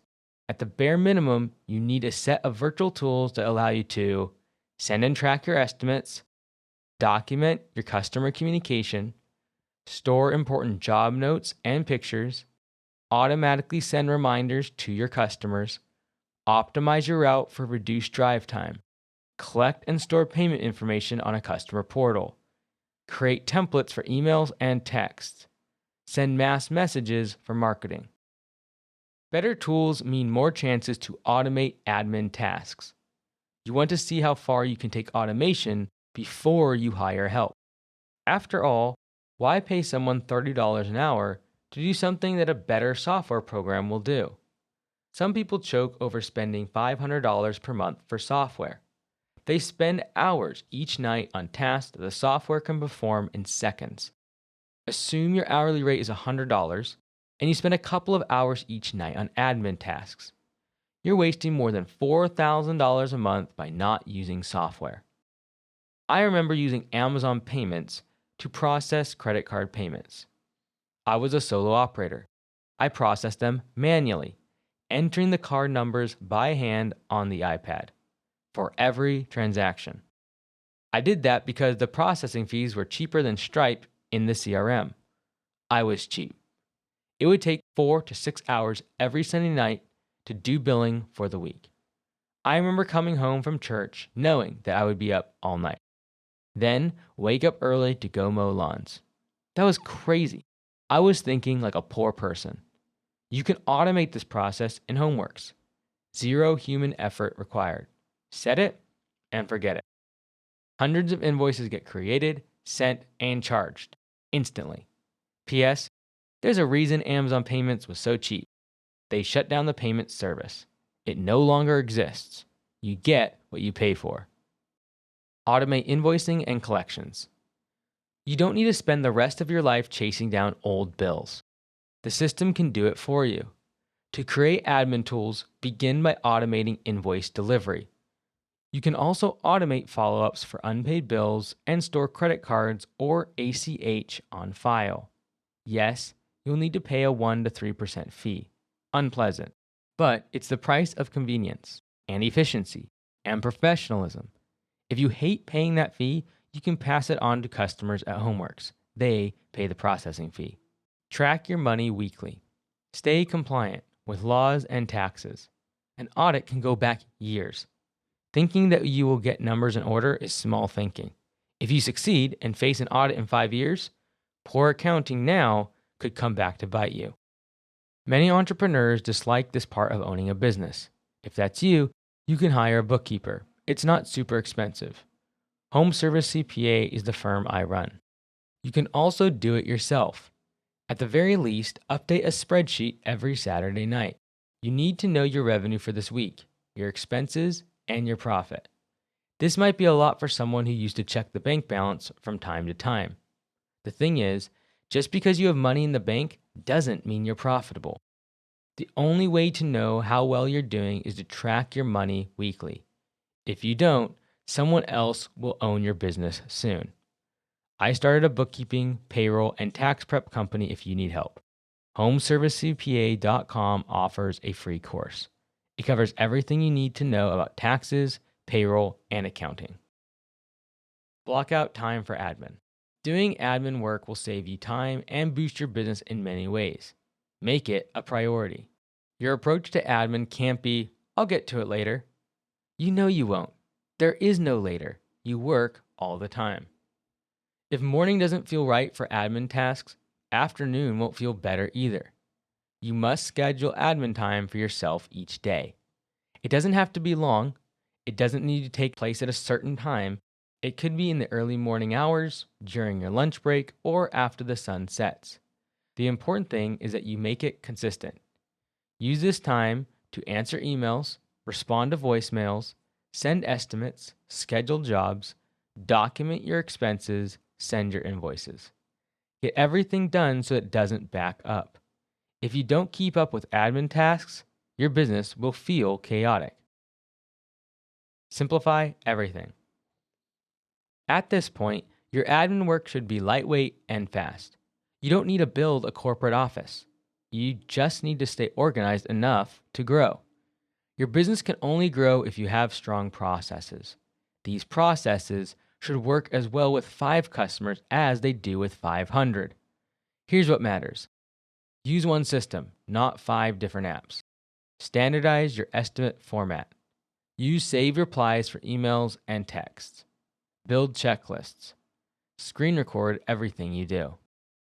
The more you systematize now, the easier it will be to delegate later as your business grows.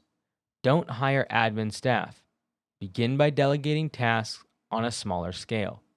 A call answering service might be a good option. A virtual assistant can send invoices and respond to emails. Do the math. Is making $100 an hour in the field worth spending 3 hours on paperwork? That is $300 of lost revenue. Offload what you can. Delegate what you don't like to do. Use money as a tool, saving you time and allowing you to focus.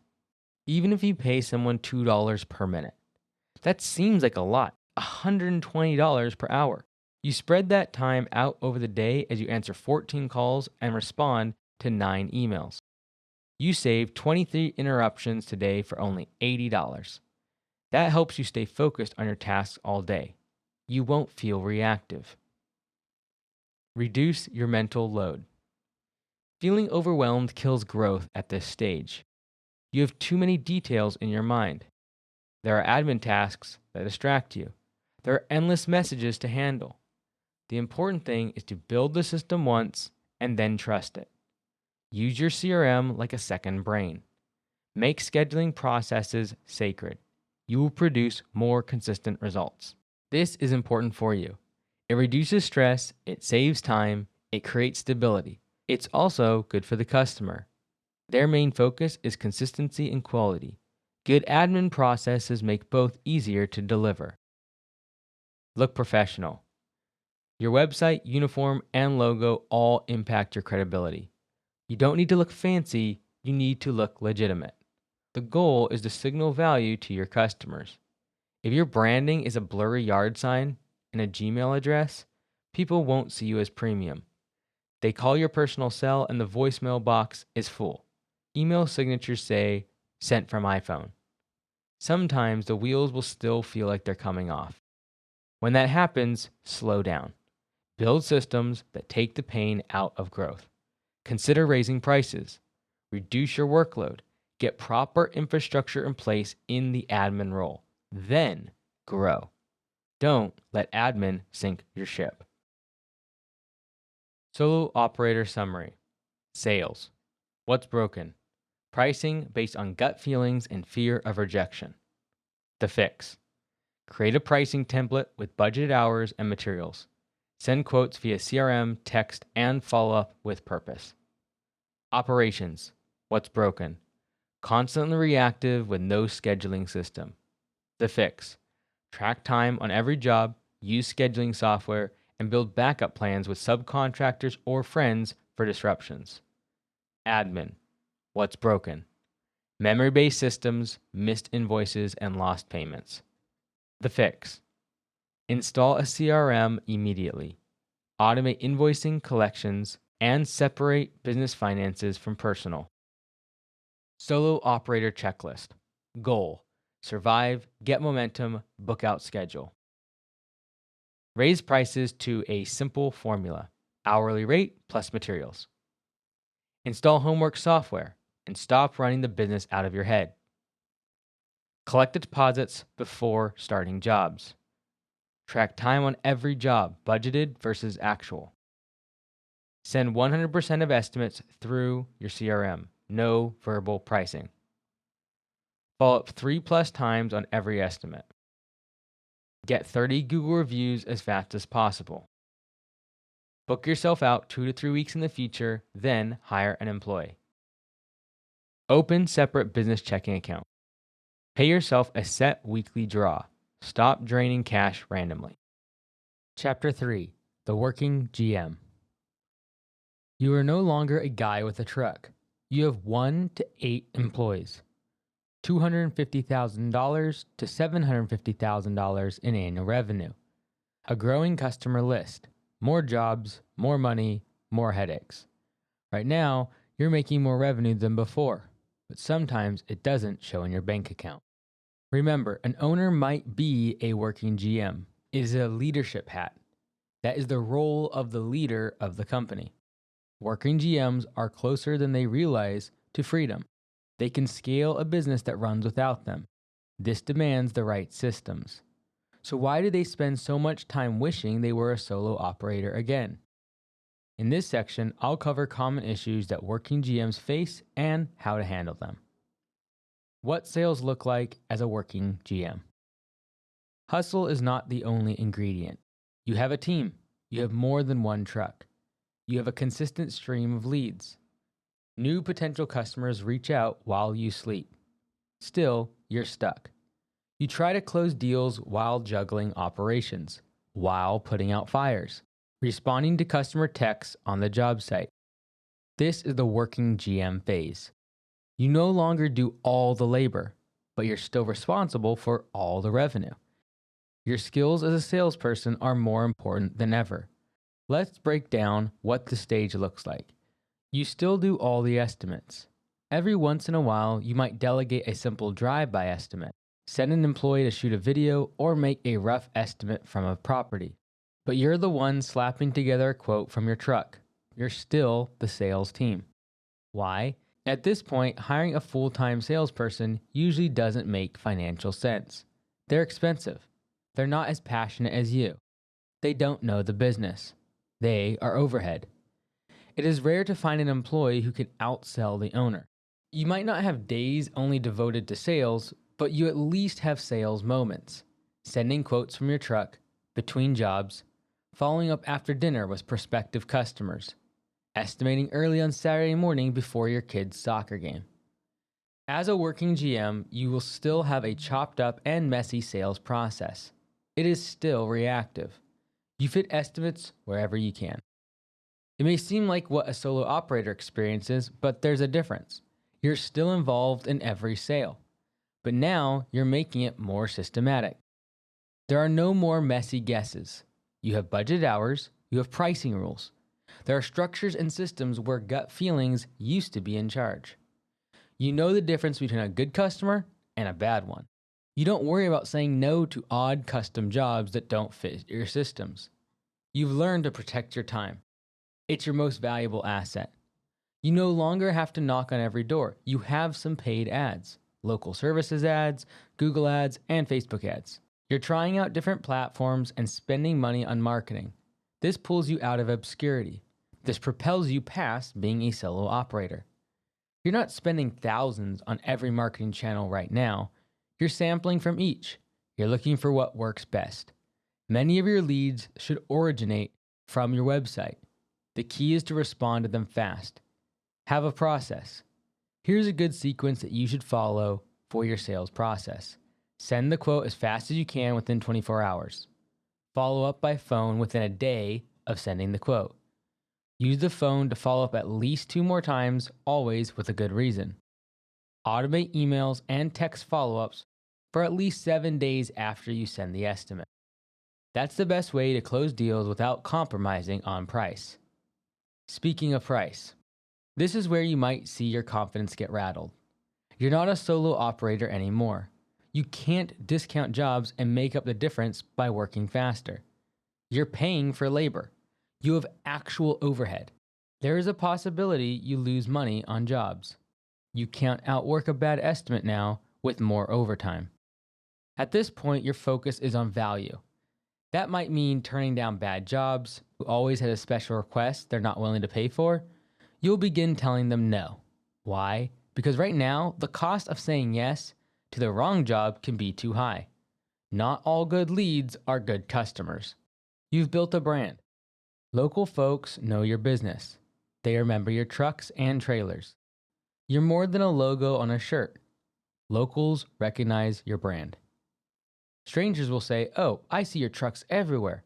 People will choose you not for being the cheapest, but because you appear to be a real company.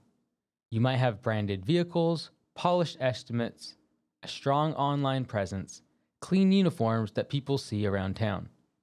Once you build your brand and gain trust, step aside and let it shine.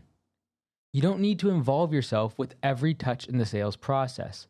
Focus on more valuable tasks. This doesn't include formatting quotes or answering emails.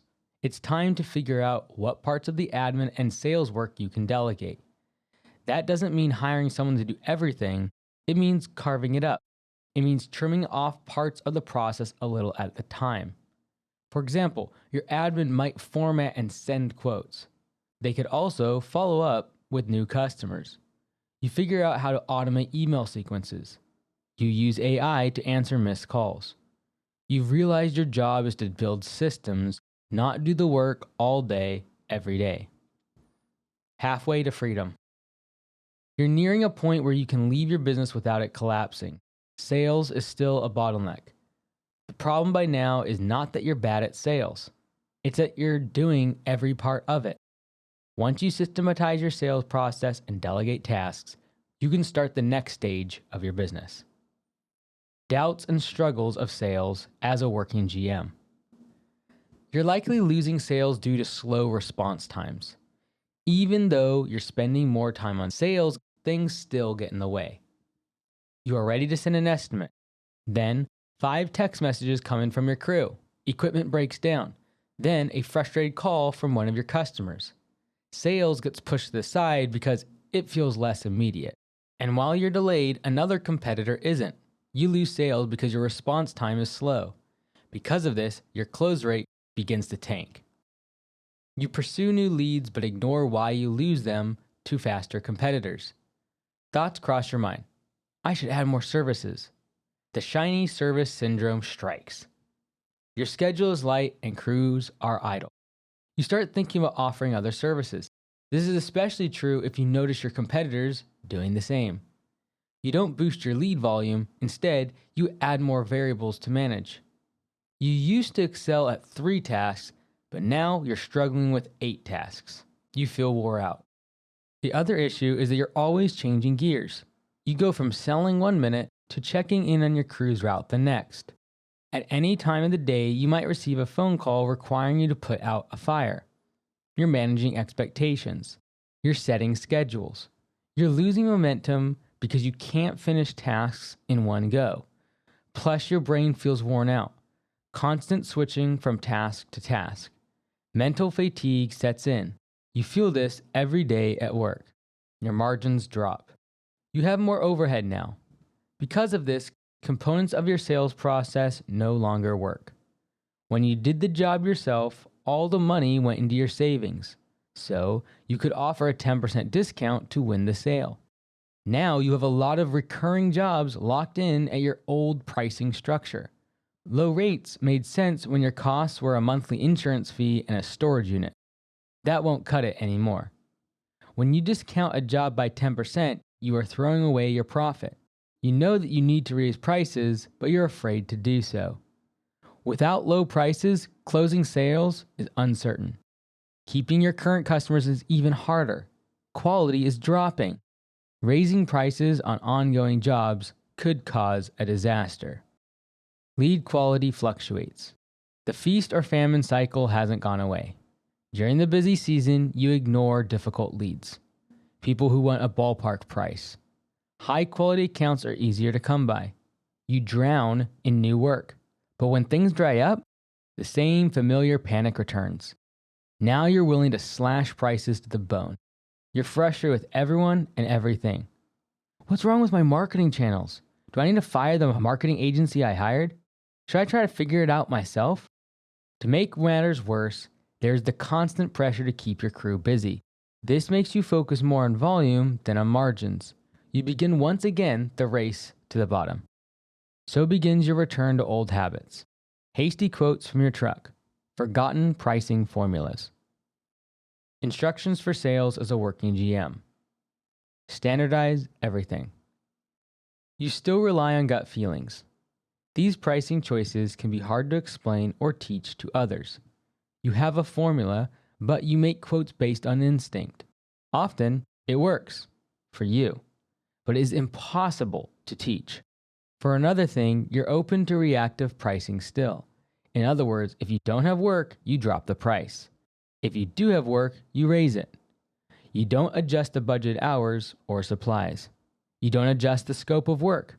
You discount the price. Having some flexibility in your pricing is smart when leads are scarce. You could reduce your hourly rate or remove material markup. A pricing strategy needs structure at this stage of business. It's not acceptable to have a disorganized approach. You need a template, something that anyone can use. Clear guidelines show costs and the language to use for sales. This includes how a salesperson makes a pitch. It includes the words they use in a follow-up call. You can automate aspects of this. This is especially true for texts and email follow-ups. You need a process for estimating that is clear, quick, and easy. Include as many details as you can in your estimates. Ensure the client knows the timeline, pricing, and upsell options. Sometimes people surprise you. They seek ways to give you more money. Create upsell systems that let this occur. Do that on the estimate template. The estimate descriptions should have details. Be specific. There should be no room for misinterpretation. There is nothing more frustrating. A customer doesn't understand what they are buying. This leads to mad clients and bad reviews. Your estimates become your job notes. This is so that your crew and the customer are looking at the same job details. No miscommunication, no need to call you for every question. Use clear language so any employee can understand your process and complete the job notes. Prioritize speed. It's also important to work quicker. In the early days of your business, you could drive to every property. You met potential customers face to face and spend as much time as needed on quotes. If it took 3 hours, that was fine. You only had a few leads each week. As your overhead rises, your time gets more expensive. A free in-person estimate is not free for you. It costs a lot.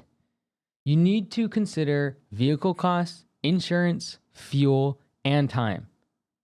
There are different levels of estimate speed that you should be aware of. In-person estimates take the longest. Drive-by estimates are quicker. Over-the-phone estimates can be quick. Instant quotes on your website are, well, instant. Move up the estimate ladder. As mentioned, there are 4 ways to give estimates. The first is to do it in person. This is the slowest, but it's also the most accurate way to quote the job. You arrive at the property, then you determine the time and cost of your service. Finally, you charge according to the margin you want to reach. The second is to drive by. You're not walking the property with the customer, but you get a pretty good idea of what it's like. You might walk around on your own time schedule. They have not scheduled any meeting. The third is over the phone. In this case, you listen as the customer explains what work needs to be done.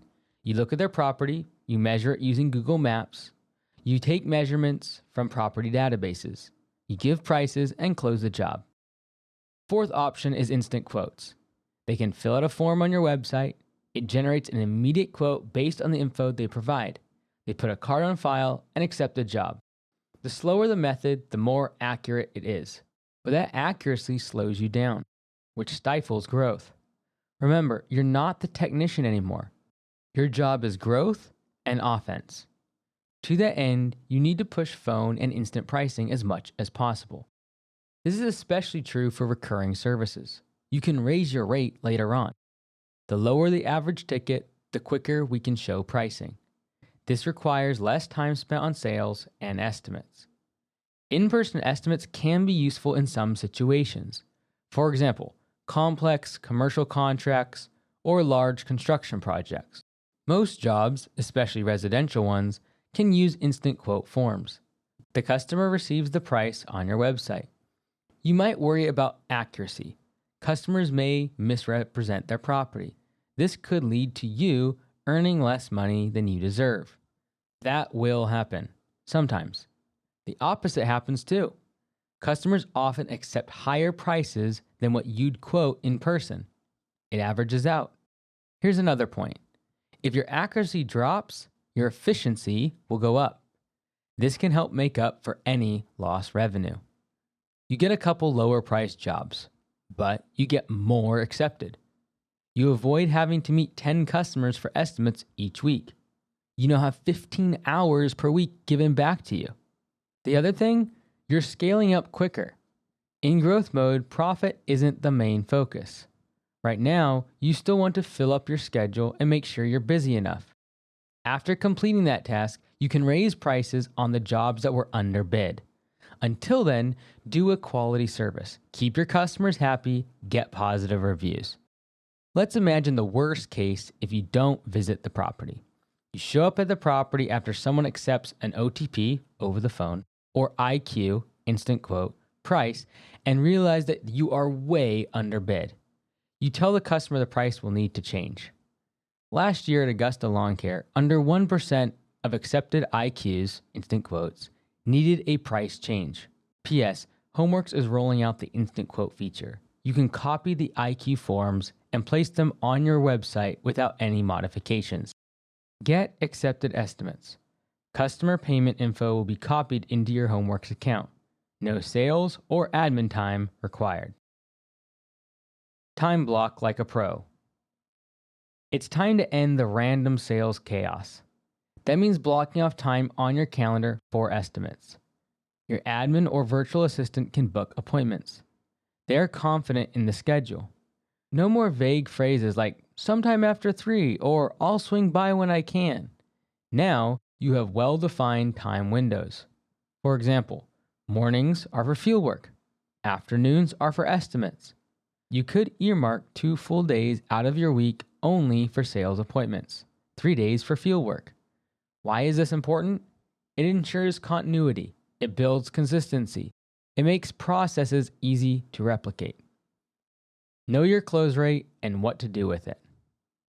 For most working GMs, finding the right close rate is tough. It often changes depending on your business size. Here's a breakdown. If your close rate is over 70%, you're undercharging. Only stay here if you have cash to grow very fast. Between 50 to 70%, you're in growth mode. Stay put to keep profits, but grow in a sustainable way. At 30 to 50%, you're stabilizing. You are in profit mode. If the close rate drops below 30%, something is broken. You need to improve your speed, follow-up process, formatting, and offers. Then check if your prices are too high. But I never lower prices. I focus on increasing value. Your close rate is the speedometer of your sales system. When your close rate drops, it's usually not about price. It's more about how you present or the timing. To know where you stand, track why people say no. Homeworks automates this. Use this info to have a second swing at closing the deal. Here are a couple of the most common reasons customers decline. Price is too high. You can automate a discount sequence or offer fewer services at a lower price. Adjust the scope of work, downsell, or you might offer a discount for getting work done in the off-season. Timing or scheduling. This could lead to an upsell if you need to rush the job and get it done fast. Customers may want recurring service on a certain day each week. I am happy to accommodate for the right price. No's can be frustrating, but they don't have to last forever. You're paying for every lead you get, either in effort or ad spend. Make the very most of every one. Qualify or die. Don't treat every lead like it's a golden opportunity. Here's the truth. 20% of your customers will cause 80% of your problems. It's important to filter.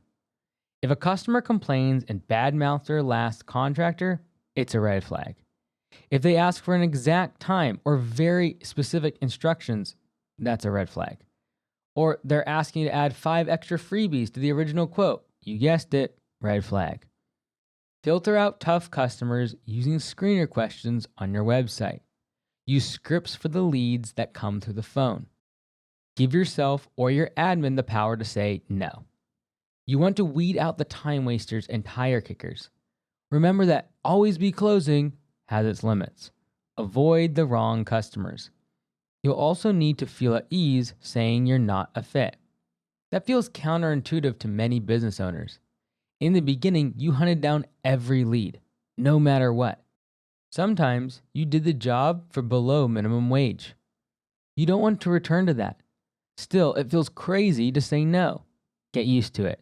Some customers have unreasonable expectations. They aren't your ideal customers. Be polite, but refer them to someone else. Delegate what you can while holding the line. Now, you should have someone managing some sales tasks. This could be an admin, team member, spouse, virtual assistant, or part-time support. They can do the following: estimate and price formatting, sending follow-ups, tracking declined estimates, inputting notes into the CRM, scheduling appointments. Your job is to use the system, set the budget hours, calculate the needed materials and supplies, then walk away. You are complete. Don't waste a minute typing descriptions or designing the quote. Systemize, delegate, automate. Use your time for more valuable tasks. Professionalize or be replaced. Your quote needs to look amazing. It's your first impression.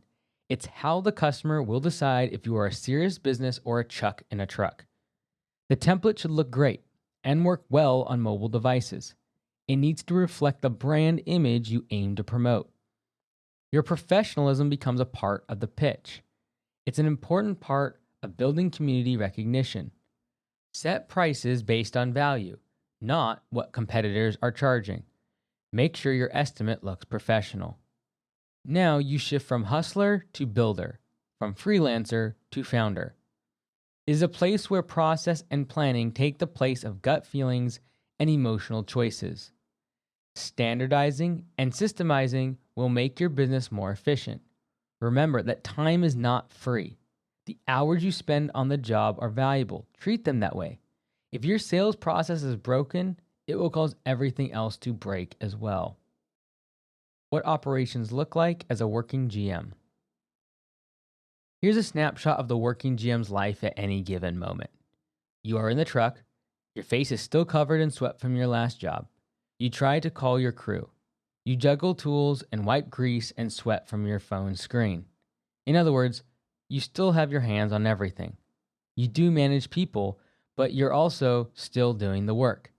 At this point, you may have hired people, but they haven't freed you up yet. They may even have multiplied your chaos. Why? Because you're now managing people and doing the work yourself at the same time. Are employees assets or anchors? Short answer, it depends. At this stage in your business, anytime you hire someone new, it feels like a risk.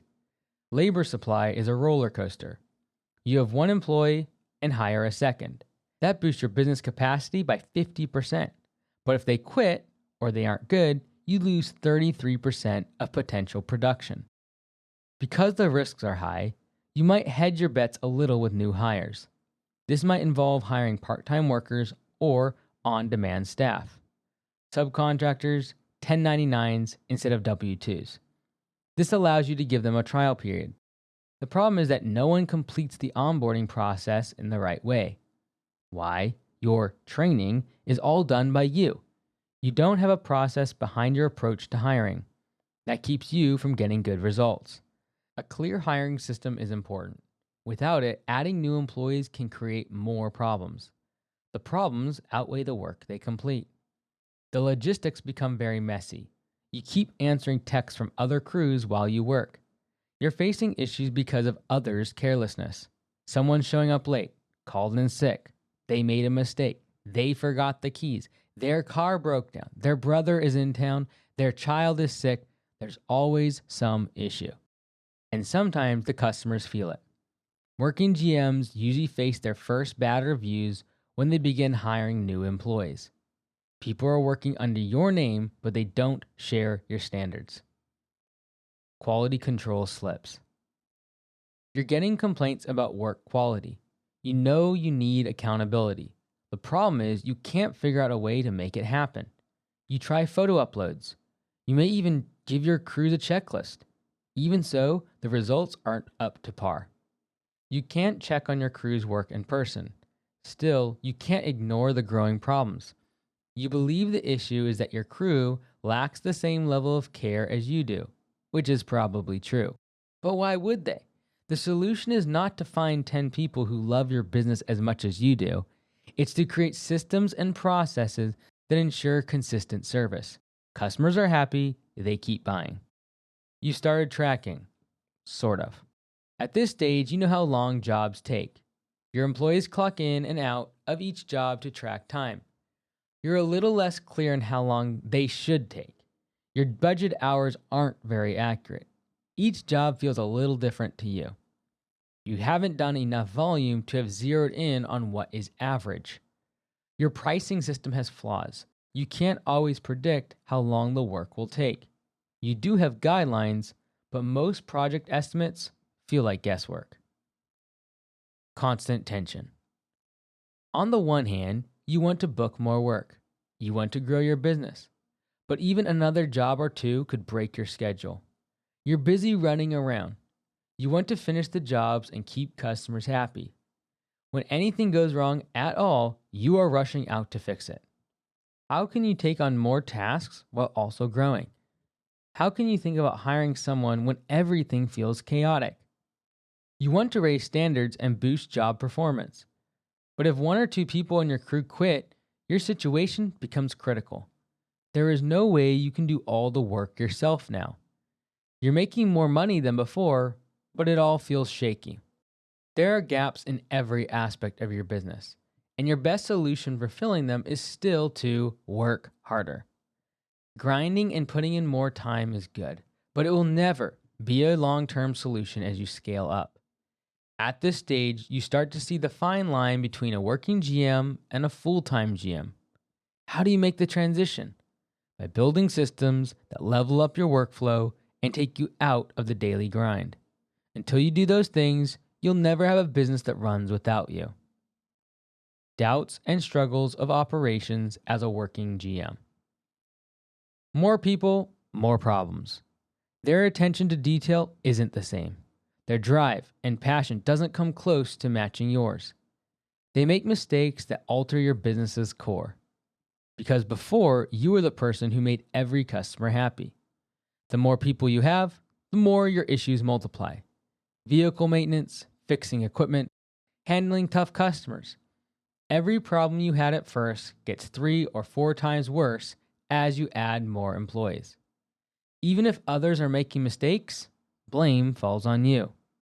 No one's going to blame Eddie, the high school dropout you hired from Home Depot. In a Google review, they're going to say that your company is horrible. Your name intertwines with the business. Part of the problem is that you don't have a screening process. You don't have an onboarding process. You lack checklists or SOPs to help new hires learn the ropes well. You figure, I have 30 things to do. Why should I invest in onboarding when this person might leave in a week? You are at the mercy of the labor market. You are at the roulette wheel, hoping to get great applicants. The more pressure you feel, the harder it is to see a path forward. What does that leave you? Well, you start looking back. You imagine being solo again, and the math appears favorable. You see that when you were doing all the work, you were making more money. Now, you spend most of your time on the parts of the job you dislike, customer service and selling. If you're struggling with inefficiency or feeling burnt out, you're not alone. Many others share your experience. These are basic components of the working GM phase. You've reached a point where you can't keep doing it all, but you still haven't found a way to let things go. Instructions for operations as a working GM. As a working GM, your operations need to evolve with the business. Here's a simple test to check your system's health. If a crew needs you to come and explain the job, then you don't have a solid system. You need estimate videos, job notes, checklists. How do you make estimate videos? Film them on the property right after the customer visit. Walk the property. Explain the scope and show key details.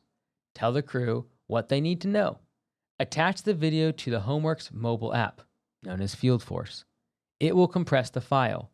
The video is on the customer profile as an attachment. You don't need any other software. No link sharing, no texting videos to your crew. It's all inside Homeworks. These videos end the need for you to return to the job site. If you're showing up the morning of the job to talk things over with the crew, you're wasting time. This leads to forgetting job details and confusion for your crew. If you need to show up, that is a system failure. Something in the system is broke. You also need to develop checklists for your different job types. This covers how to load the truck, how to perform a service, how to do a post-job walkthrough with the customer. Why are checklists important? They standardize output and reduce mistakes. Add accountability systems for your operations team. One of the best that we use at Augusta is the yellow slip system. When a customer complains or you need to revisit the property, someone fills out a yellow slip. They then present that slip at the next team meeting. The goal is not to blame them, it's to share learning. Once the team members share the yellow slip, the team reviews the mistake. Team members explain how to prevent that issue from showing up again. Employees double-check quality before leaving the job. It builds a culture of accountability. This is your quality control, not you driving around. Hey everyone, it's Mike here. And one of the things I love most about Homeworks and using the software is actually the mobile app. It's called FieldForce. And the reason I love it is because it allows for massive video files to be attached directly from the app and to be compressed and then attached to visits, the property, and allows you to be able to do file management for large video files. This is super valuable for estimate videos like we talk about inside of the book, as well as property updates, the ability to give project updates to your customers and then give it directly to the customer portal right from the app. And so it can actually attach over 10 minutes of high definition video directly to the app. So in the past, if you use Company Cam or other video file sharing platforms, they're really expensive. This is all included inside of the FieldForce mobile app that is used by Homeworks. So go check out home.works today and start using the video to upsell customers, do maintenance on your equipment, as well as being able to do estimate videos so you don't have to return back to a job site after the initial visit with the customer. Track your efficiency scores. To do this, divide your budgeted hours by the actual hours clocked. This gives you a good sample of how much of their day the crew is producing revenue. Long drive times, long load times, and multiple fuel stops add up. Bathroom breaks, forgotten supplies, and callbacks all use up time. All these factors lead to less revenue and lower efficiency scores. At this point, managing your KPIs is next to impossible. You are attempting to do it by hand. Printed route sheets clutter your desk. You need software such as FieldForce by Homeworks. This will keep your field team connected to the office. It should display job clock-ins, before and after photos, estimate videos attached, job notes and property details, dispatcher updates. The crew can view everything through the mobile app. The way you spend your time matters. If you manage the crew all day, you won't generate labor revenue. Your margins will suffer. This is the most important thing as a working GM. The business's profit depends on how much of your day you spend making money. This is particularly true if you only have 1 to 4 employees. This work helps you stay profitable during the tricky middle stage of growth. You are still on the truck. Yes, you need to handle admin and sales tasks, but operations, doing the work, is what drives revenue. You can't afford to be working on the business full time at this stage. You want to maximize the time you spend making money and being on the truck. I've seen businesses in the working GM stage make $200,000 in annual profits. A similarly sized business was struggling to make $40,000 in profit. Their service areas were right next to each other. Their pricing was the same. Their equipment was the same. Their services were the same. Their top line revenue was the same. There was only one difference. The general manager of the successful location worked in the field. The general manager at the second location spent the whole day on sales and admin. He didn't generate any labor revenue. You are at the working GM stage. Generating revenue in the field is key to staying profitable. Do team huddles in the morning. Keep them short. Have everyone stand instead of sitting. Set expectations, review wins, discuss their routes and gear for the day. During these meetings, highlight what people are doing well. Reinforce their successes. Don't harp on mistakes. Don't berate the team for callbacks, mistakes, and yellow slips. The goal is to set up systems for your team. This way, you won't need to clean up after them all the time. Use a tagging system to organize your equipment maintenance. Put broken tools in a designated area with a red tag. Include the date, specify what is broken, and identify who reported it. This will prevent crews from loading up broken gear. It also ensures you don't end up at the shop at 6 a.m. fixing things that someone should have noticed days before. Don't only track jobs, track the gaps between them. That includes shop time, load time, and drive time. In other words, the spots where your profit leaks. Efficiency score factors in all clocked hours, not only budget hours and time on the project. A job can look efficient on paper until you take into account the 90 minutes wasted in transit. Expect your crew to clock in and out of each job, take before and after photos, add notes to the dispatch board, add videos to the visit for upsell opportunities on the property. Homeworks will allow admins to see this in real time. You can share photos with clients using the customer portal. This builds trust and shows professionalism. It's something they'll share with friends. An efficient, timely, and accurate team cuts down on callbacks, complaints, and chaos. At this point, you don't want to be the best worker. You want to produce amazing workers. You get there with onboarding systems. The first day of any new employee's time on the job should be clear and well-defined. Same with the first week and the first month. You can use checklists and SOPs to outline expectations and benchmarks. Include videos for training purposes. Many blue-collar workers want hands-on, in-field training. Set milestones for new hires to track their progress. Unlock bonuses along with new responsibilities. This not only clarifies training, but also encourages the new hire to stay long-term. We will cover more of this later in the book.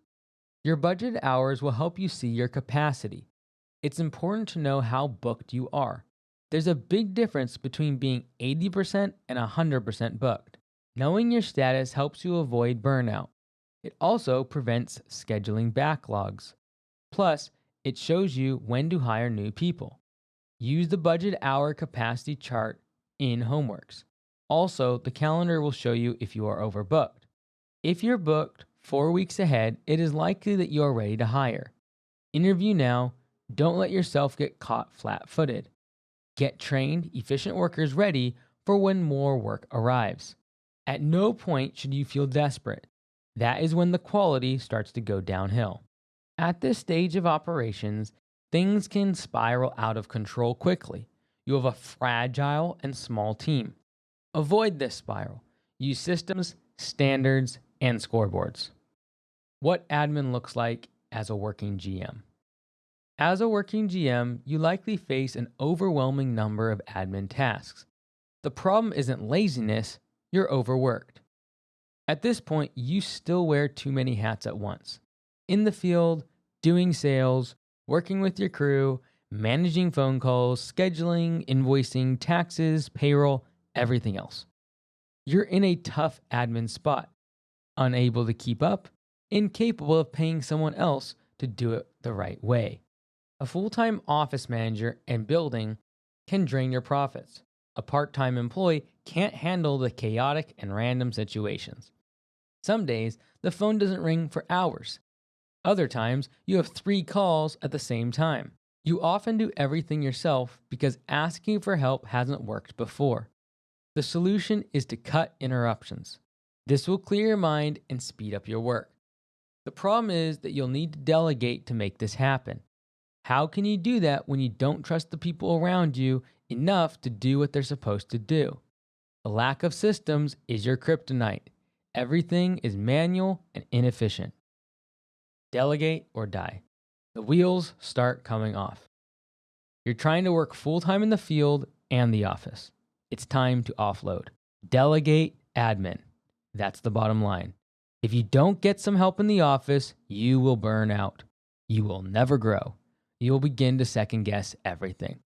Many business owners start to regret their growth at this stage. They miss the days when the work was simple. This doesn't mean that you were never fit for real business ownership. It means you're experiencing growth pains. Growth creates chaos. These are symptoms of growth. The good news is that better technology can solve many of your problems. Software can handle text confirmations, email reminders, job notes, routing information, scheduling details. Manage your invoicing and follow-ups. No manual entry. Make it automatic. It's your system that will get your crew where they need to be on time. They will help you avoid those angry customers and one-star reviews. Yes, it does take time and effort on the front end. You either need to commit to working hard to build systems yourself or pay someone else to do it. Remember this, if you can document a task, you can delegate it. If someone repeats a task, you can automate it. Delegate and automate as much as possible. Once you put these two ideas into action for your business, you will gain more freedom. This will offload a ton of stress, but it will also pave the way for future growth. You can't grow into a big, successful business without smooth, repeatable systems. These systems need to run with little oversight from you. Struggles and doubts in admin as a working GM. At the beginning of the week, your bank balance is healthy. You have $20,000 on Monday. Changes are rapid. By Wednesday, your bank balance is halved. Come Friday, it's time to make payroll. Your account is almost empty. Now you're scrambling to cut checks, hoping they won't bounce. You aren't used to these intense cash flow fluctuations. Are they your new normal? A natural part of all this new overhead? You have no faith in your accounting software. Numbers don't match up. Tracking expenses? It's a nightmare. Without a bookkeeper, you often lose track of receipts. A few days go by without expense tracking. You open up QuickBooks. 34 uncategorized transactions. You feel overwhelmed. From there, it's easy to default to not tracking your finances at all. Getting several weeks behind is a recipe for chaos. You start to worry all the time about paying your bills. An ugly doubt begins to creep in. Is this business even profitable? You have software. You don't know what to do with it. Time has not been on your side. You have been busy growing your business. All that growth? It hasn't left you with much time to explore your software in depth. You have a CRM. You don't know how to use it, not to its full potential. It's easy to push admin off when you are busy. It doesn't create work. It doesn't generate money in a straightforward manner. Important tasks are slipping through the cracks due to this lack of focus. Systemization, route optimization, even collections. Effective use of your CRM is crucial right now. Bookkeeping software is also essential. By this time, you've developed skills in selling and completing jobs. How skilled are you at securing payment? All those cash flow problems I mentioned, they often occur due to an inefficient collection system. You need to fix that. Admin overload. You're drowning in communication. Inbox explosions disrupt your day. Calls, texts, emails. When you're out for estimates or at job sites, notifications stack up.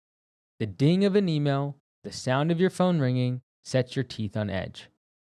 Tasks outside of doing work often get set aside.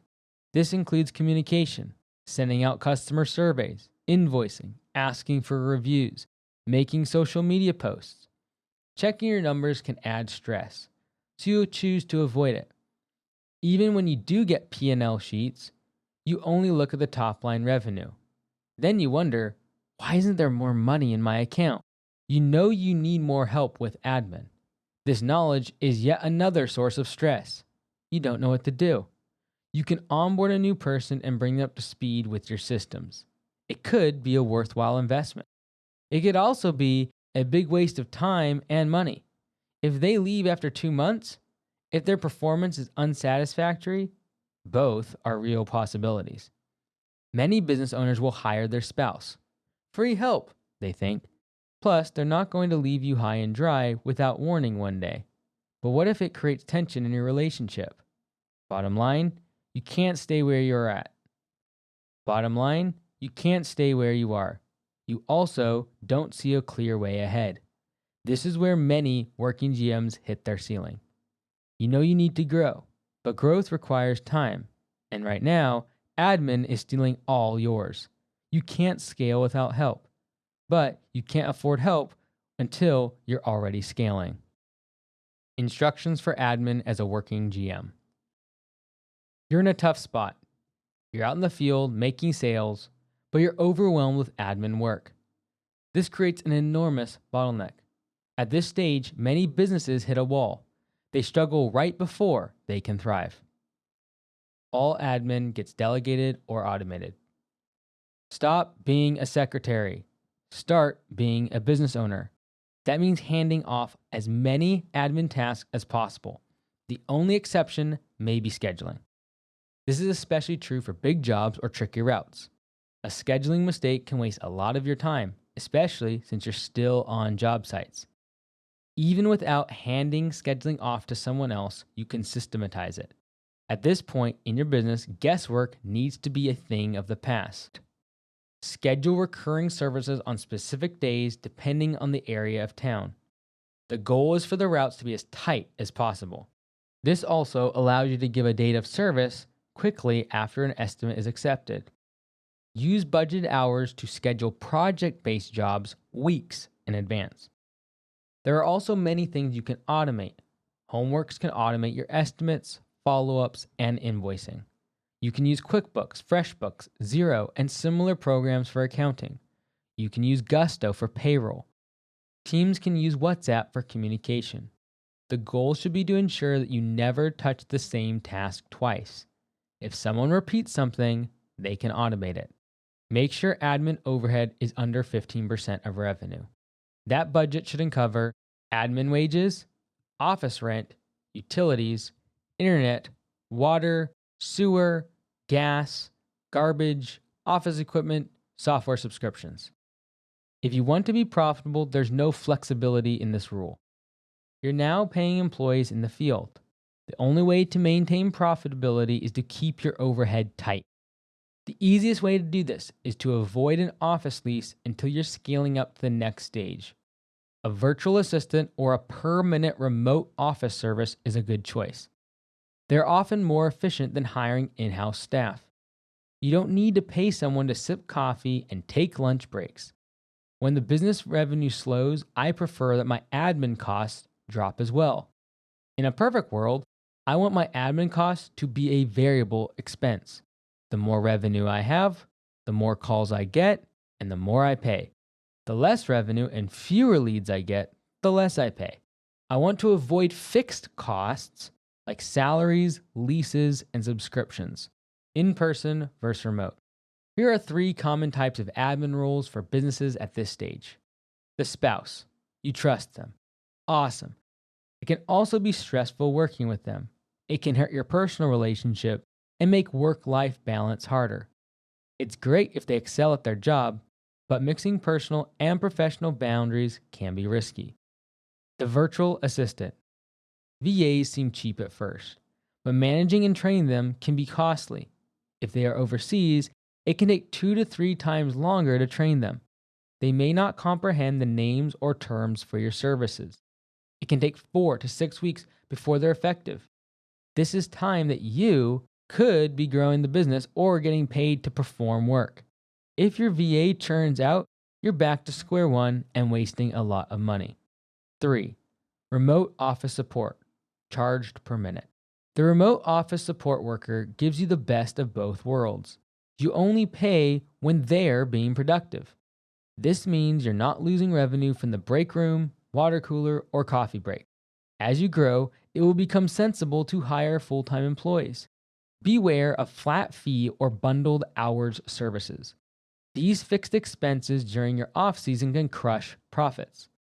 Beware of services that round up calls to the next whole minute. We charge down to the nearest second at the command center for Augusta Lawn Care. In the past, we rounded everything to the next minute. The cost savings of per second pricing were 20% or more for most owners. Most tasks, emails, calls, texts, etc., take a few minutes. Any sort of rounding can hide costs to you. Cut reactive admin. Stop getting interrupted all day. Stop playing receptionist. Admin support must handle phone calls, texts, and emails from customers. At this point, your time is worth almost $200 an hour. You're managing people who produce $100 an hour. Your time is worth much more than the $30 an hour it costs for an admin to help you. Every minute spent on secretarial tasks takes away your business's growth. Why would you do a $30 an hour task when you could be doing a $100 an hour task by working the field? Every minute spent on admin takes away from operations. As a working GM, you want to focus on making money. You should spend less time on phone calls and emails. Organize the back office. Eliminate paper. Use a password manager like 1Password or LastPass to manage your logins. Set up Google Drive folders for your documents. Use QuickBooks to track expenses online. Why is this important? If your admin leaves and all the knowledge is in their head, your business faces big problems. Your business shouldn't rely on any one person. Organization and systems ensure continuity. Cash flow is king. How fast do you collect payment? How slow do you pay out expenses? That in and out of money in your bank account is cash flow. Working GMs don't go broke because of low quality. It happens because of bad cash flow. They face delays in getting paid for their completed work. Here's what you can do to fix cash flow. Slow the payment of expenses. Use credit cards to defer cash outflow by 30 days. Collect faster. Collect card information. Charge down payments before starting projects. Check how long it takes to collect on sent invoices. The target is under 7 days. Set up automatic reminders by text and email for late invoices. Use Homeworks dashboard to track open invoices and overdue balances. Two businesses can show the same revenue and profit margins, but one might have $100,000 cash in the bank. Other could be bouncing checks. The difference is in their collection process.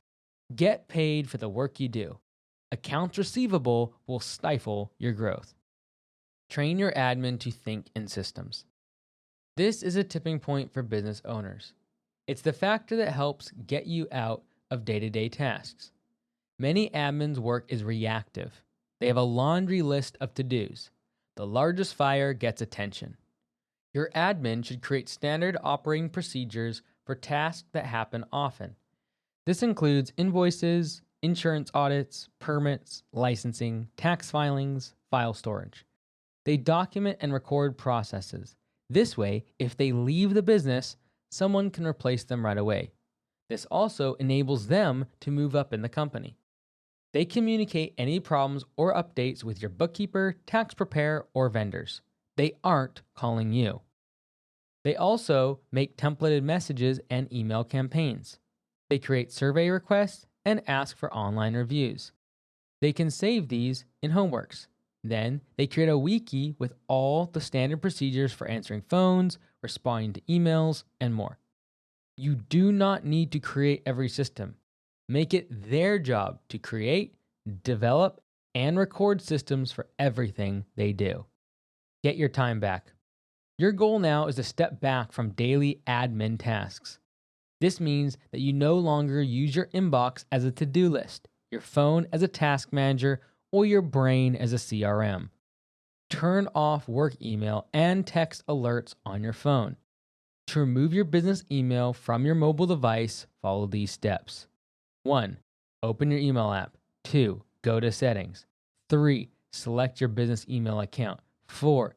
Choose the option to delete or remove the account. 5. Confirm the action. Now, your business email is gone from your device. Have your admin send daily or weekly updates. This way, you stay updated without having to search for info all the time. Use WhatsApp or Slack to stay connected with your team. They help keep your team's communication clear and organized. Don't worry if customer communication quality drops a bit. It will. But you don't need to aim for 100% perfection. Instead, optimize towards delegation. Settle for 80% of perfect. I don't need the phone call to be perfect. I need it answered. I don't need the email to be perfect. I need the inbox cleared. The 20% you lose in precision, you more than make up for in freedom. Someone else's 80% is better than your burnout. As a working GM, you can now drive revenue and focus on sales to grow the business. Sales, operations, admin. Delegate admin first. This is the lowest value task. Focus on generating revenue and operations. Focus on generating more sales. If it doesn't include those two things, that task is not yours to do. Let your admin person cook. Final word. Admin is important, but it's not yours anymore. Now your job is sales and operations. If you can't hand off admin, you'll stay stuck at 3 to 5 employees forever. That's okay if it's the business you want. If you want to grow and value freedom, you need systems. You should delegate tasks and automate processes. In other words, you need to build a back office that doesn't need you. That's how you grow past being a working GM. Case study, Efren from Native Scenery Landscapes. It was spring rush. His main employee, his brother, quit. Then he needed emergency surgery. Efren's in a hospital bed, telling himself he'll still work tomorrow. No sleep, no plan, just chaos. He runs Native Scenery Landscapes in Texas. It's a family business. His dad started it about 20 years ago as a one-man mowing crew. Now it's Efren, 34, his dad, his brother, and his employee Ricardo. I showed up on the turnaround show. Here's the number snapshot. Last year, about $380,000 in revenue. He was wearing the working GM leadership hat. The service mix was about 75% mowing. Irrigation and weed control made up a small slice, but they had the highest margin. The reality was that Efren had no structure. He felt anxious from his inbox and jumped between tasks all day. He knows the profitable work, irrigation, at $120 to $150 per hour. But most days, he's in the office. He works on emails, quotes, scheduling, and phone tag. Low leverage tasks worth $20 to $25 per hour.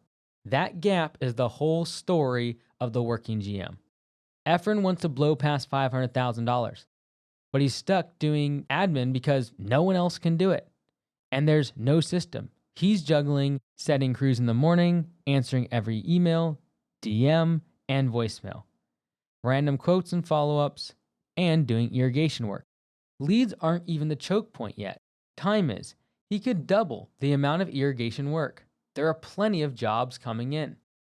If Efren swaps office hours for field hours, irrigation at $150 per hour, the math hits hard.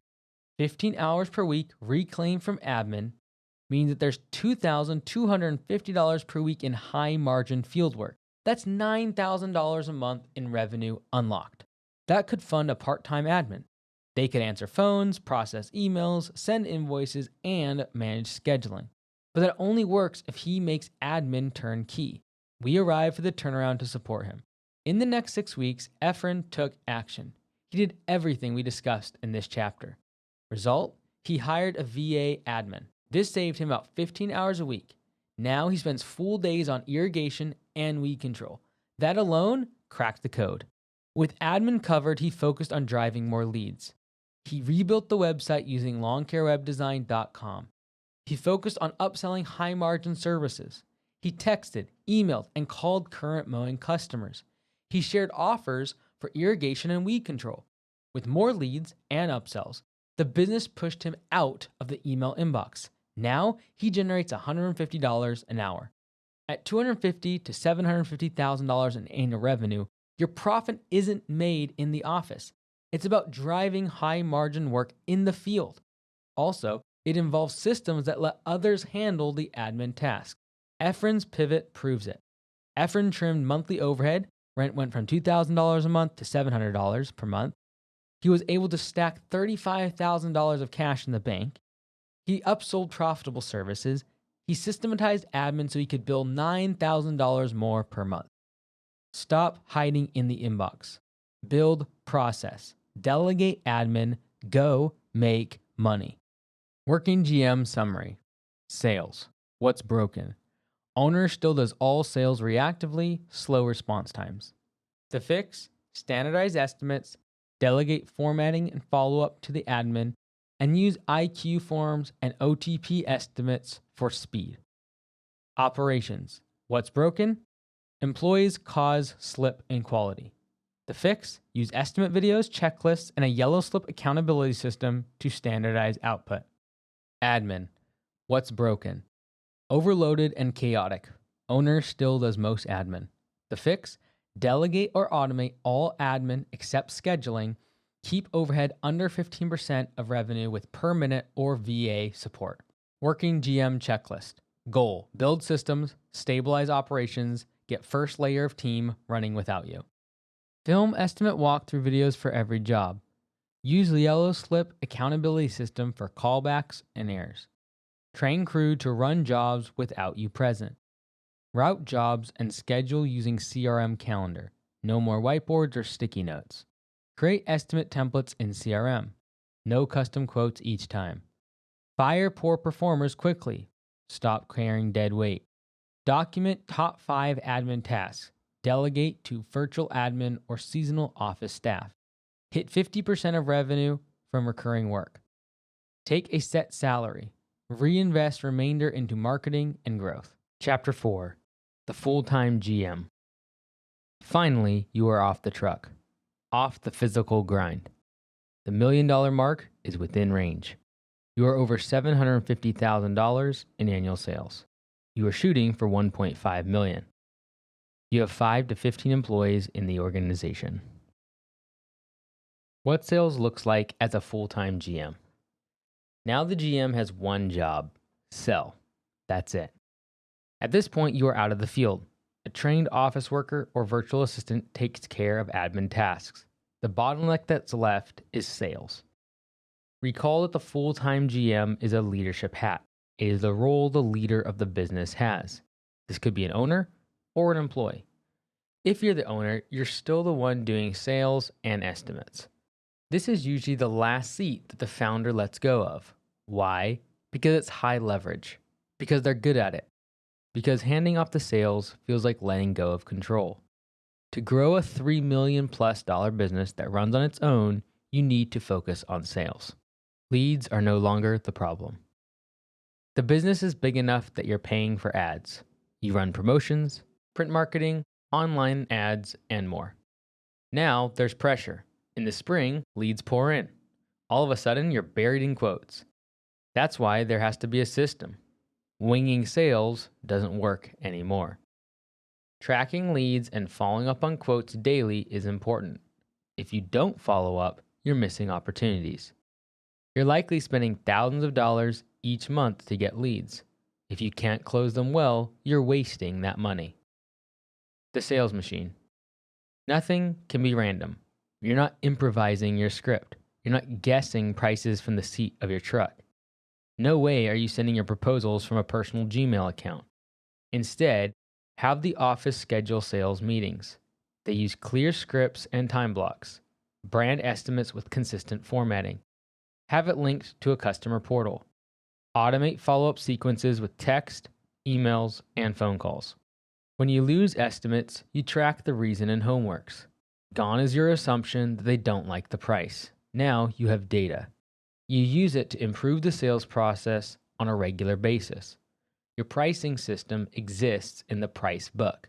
It's the byproduct of tracking expenses. You know about budgeted hours, you understand material costs, you know the price of delivering services, you know your overhead expenses. You review your prices quarterly. You adjust them to reflect your margins, close rates, and goals. As mentioned earlier, there's a range that you need to be very aware of. If your close rate is below 30%, that means something is wrong. Your price might be too high or your follow-up system isn't working. It could also mean that you're taking too long to get the quote to customers. Before I look at price reductions, I first look at every step of the sales process for leaks. Are emails not getting delivered? Do I need to send estimates via text? Should my pricing be over the phone instead of in person? Should I give pricing right away or within 24 hours? I know I said this before, it is worth the reminder. So many businesses go broke because they fail here. If you're closing more than 70% of your jobs, it means you're leaving money on the table. Raise prices by at least 15%, and you will likely see very little impact on your close ratio. Sales adjust with the season. When you're busy, the goal is to walk away from one-time jobs. Increase the recurring work density. This keeps you busy and makes revenue predictable all year long. During the off-season and lulls of work, use one-time projects. Those fill in the gaps. At this point, you are using upsell campaigns. You offer discounts and promotions to your existing customers. Tie any discounts to the slow season dates. You can't give those discounts during the busy season. Never slash prices without careful consideration. Fewer jobs require a property visit. Many jobs are now priced over the phone or on your website. You have a system that qualifies leads before they even enter your funnel. Screening questions help to find out the lead's budget. Customers can send photos or videos of their property. Scheduling uses a process based on budget hour capacity. You can get credit cards on file from your website. This uses instant quotes from Homeworks. You're not wasting time on bad leads anymore. It scares away tire kickers and bargain hunters. There's a handoff system. Sales don't touch operations. As a working GM, you wore every hat. You sold the job, walked the property, and talked to the customer. Sometimes you even did the work yourself. That's over. Sales now transfer to ops without any issues. Every job comes with estimate videos recorded on site, job notes built out in Homeworks, prepared material lists, locked-in crew assignments, admin notes on what to invoice. After the estimating process, you never have to visit the site again. That's the goal. Your brand sells. Now you have wrapped your trucks. Your team wears branded uniforms. The artistic details of your website match the trucks and your yard signs. At this point, your marketing engine is powerful enough to create its own leads. People recognize your brand. Your trucks are like rolling billboards. You're building equity. Professionalism is no longer optional. It's expected. Customers pick your premium service. They ignore cheaper options. You have a professional website, professional vehicles, professional office staff to answer phones. Doubts and struggles of sales as a full-time GM. You do estimates all day. While out in your truck, you're fielding constant texts from your crew. Your office manager is calling you with questions, and your bank balance never seems to look the way you'd like it. This is the full-time GM phase, where sales are the main role and your biggest bottleneck. This is where I see many people bumping into unexpected walls. They worked for years to get to the $1 million revenue stage, only to find out that the grass was not greener on the other side. Now they're busier than ever, but they are no longer profitable. The worst part is that even now, your basic business worries can sneak back in. Leads are feast or famine. When you hit the 7-figure mark, you raise prices. This protects your margins and helps you manage capacity. But leads begin to slow down. That's when the fear creeps back in. You have many marketing channels, but are you sure which ones work best? You're spending money on Facebook and Google. You still deliver door hangers and mailers. You haven't set up a system to track where your leads come from. You don't have a "how did you hear about us" kind of process. You don't have Google tracking or Facebook pixels set up. So you're unsure which marketing channels to focus on and which to cut. As a result, you guess. You pump out new ads and pray they work. Need more leads? Spend more money on ads. Which ones? All of them. Sales becomes a full-time job. Congrats, you're the top salesperson in your company. You're also the only one. This means that if you take the day off, everything stops. There are no estimates, which means there are no new jobs. No new jobs means no more revenue. This also means that the infrastructure that you've built grinds to a halt. Admin has no invoices to send. Operations has no jobs to do. You are both the top of the funnel and its bottleneck. The way out, of course, is to delegate. But you're afraid to do it. You know that if someone messes up a quote, it costs you money. If they bid too low, you're the one paying for the loss. If they misjudge the project scope, your ops team may fail. Then your brand suffers. You're back to that old concern. No one else cares as much as you do, so you can't trust them. You stay in the sales seat, and it begins to feel a lot like a cage. You finally made it, so you don't have to work in the fields anymore. That sounds a lot less stressful now. You start underbidding to keep people busy. Now you have more employees than ever. You begin to get very worried about staying busy. When the slow season hits, your calendar empties. All of a sudden, employees are looking your way for more work. You cut your prices and seek ways to keep the crew busy at all times. Your goal is no longer about growth or revenue benchmarks. It's about covering payroll. If you let all these people go in the off season, you'll be starting fresh in the spring with a new team. Your job interview sets the expectation for your team to have work all year. You're also training customers to seek discounts. This sets up for a very unprofitable off season. You waste time quoting the wrong people. Your admin isn't as good at qualifying leads. You're wasting time sending quotes to people who would never convert. The tire kickers, the price shoppers, and the just curious types. They never intended to book your service. This wastes time and money. It's also discouraging since you manage all the sales. You're suffering from poor lead quality. You want to stop paying for ads. It brings in all the cheap customers. You are the bottleneck. When you're the only one making money, you turn into a bottleneck. Your company's growth depends on how much work you can get done. You can't imagine handing off sales, and so you stay stuck. You can't train your replacement. You're too busy selling. It's this lag that creates an invisible wall between $1 million and $2 million. It's where the vast majority of home service businesses peak. You can't delegate sales without trust. But how can you trust a person when there isn't a clear process for them to follow? You feel trapped. You're completely tied to your business. The money is good, but your freedom is non existent. Even though you're more successful than ever, you're also more stressed. You can't go on vacation without things falling apart. Even missing a day feels like an insane choice. Even with a better bank balance, you're more stressed than when you were broke. Why become successful if it feels worse than before? On the one hand, you want to keep growing the business, see how big it can become. But you're sometimes tempted to burn it to the ground. Get rid of the cumbersome components that have cost you your sanity. You'll make less money, but you'll feel happier. And isn't that worth it? Despite this, you feel like there should be another way. Instructions for sales as a full-time GM. Your job is to keep the calendar full. Your primary goal at this point is to close deals and increase revenue. The faster you close, the faster your business grows. But you need to do it right, with systems. Without systems, you guessed it, you're still in a bottleneck. Here's how to do that. Track your numbers religiously. You need a well-defined weekly sales scorecard. This is non-negotiable. Check your close rate. Look at your number of leads and your outbound activity. This includes door hangers, cold calls, emails, and more. Know the cost of each lead and the amount of revenue produced by each customer.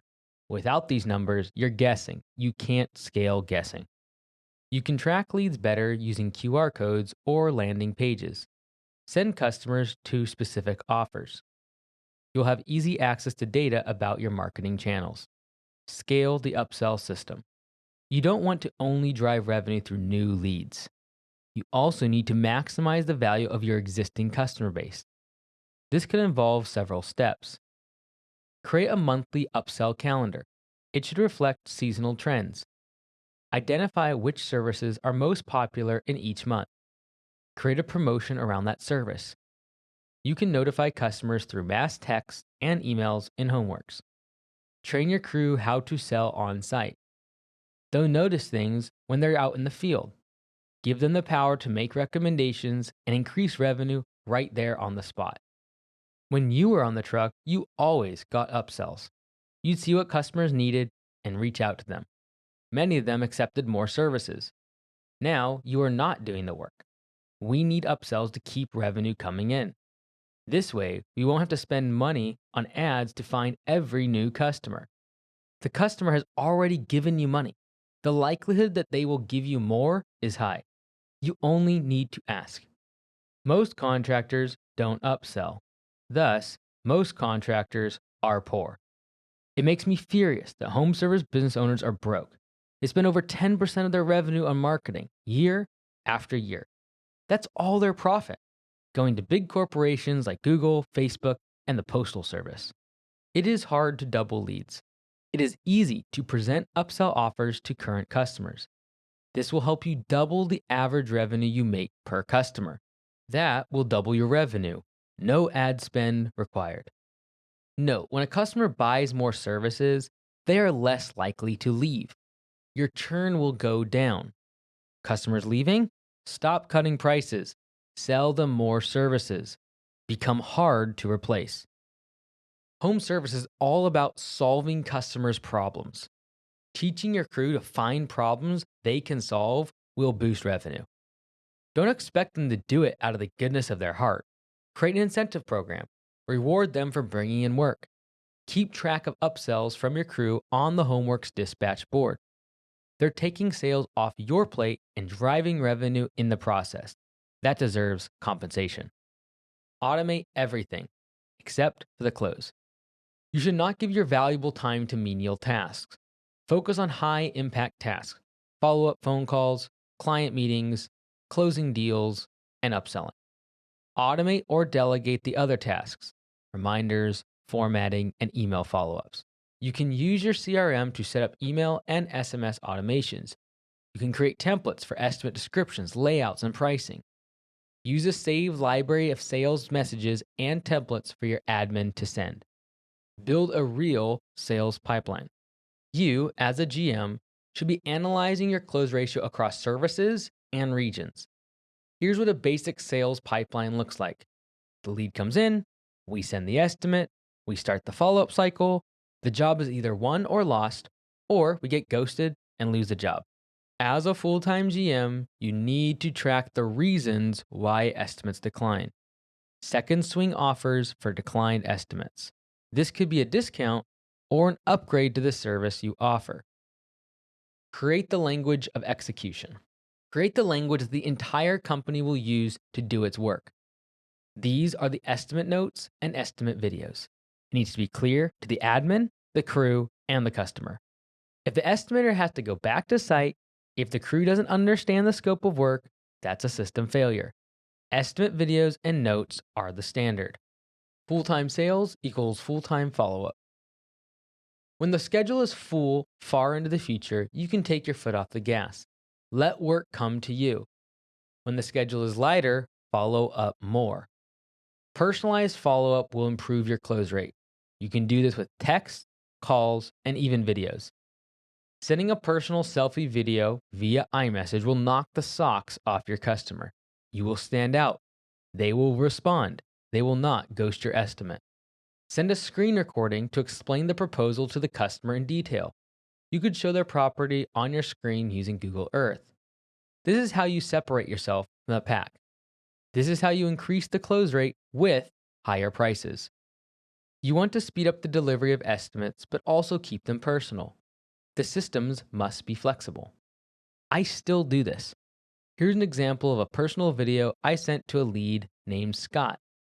He expressed interest in joining Augusta Lawn Care as a franchise owner. I still do personal follow-up. It works. Eliminate bottlenecks. To scale, you need to reduce the business's reliance on you. This means automating as much as possible.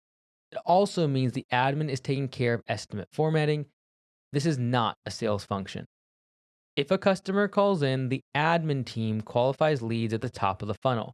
People using your instant quote form will see the cost and scope of services. The admin team inputs data into software.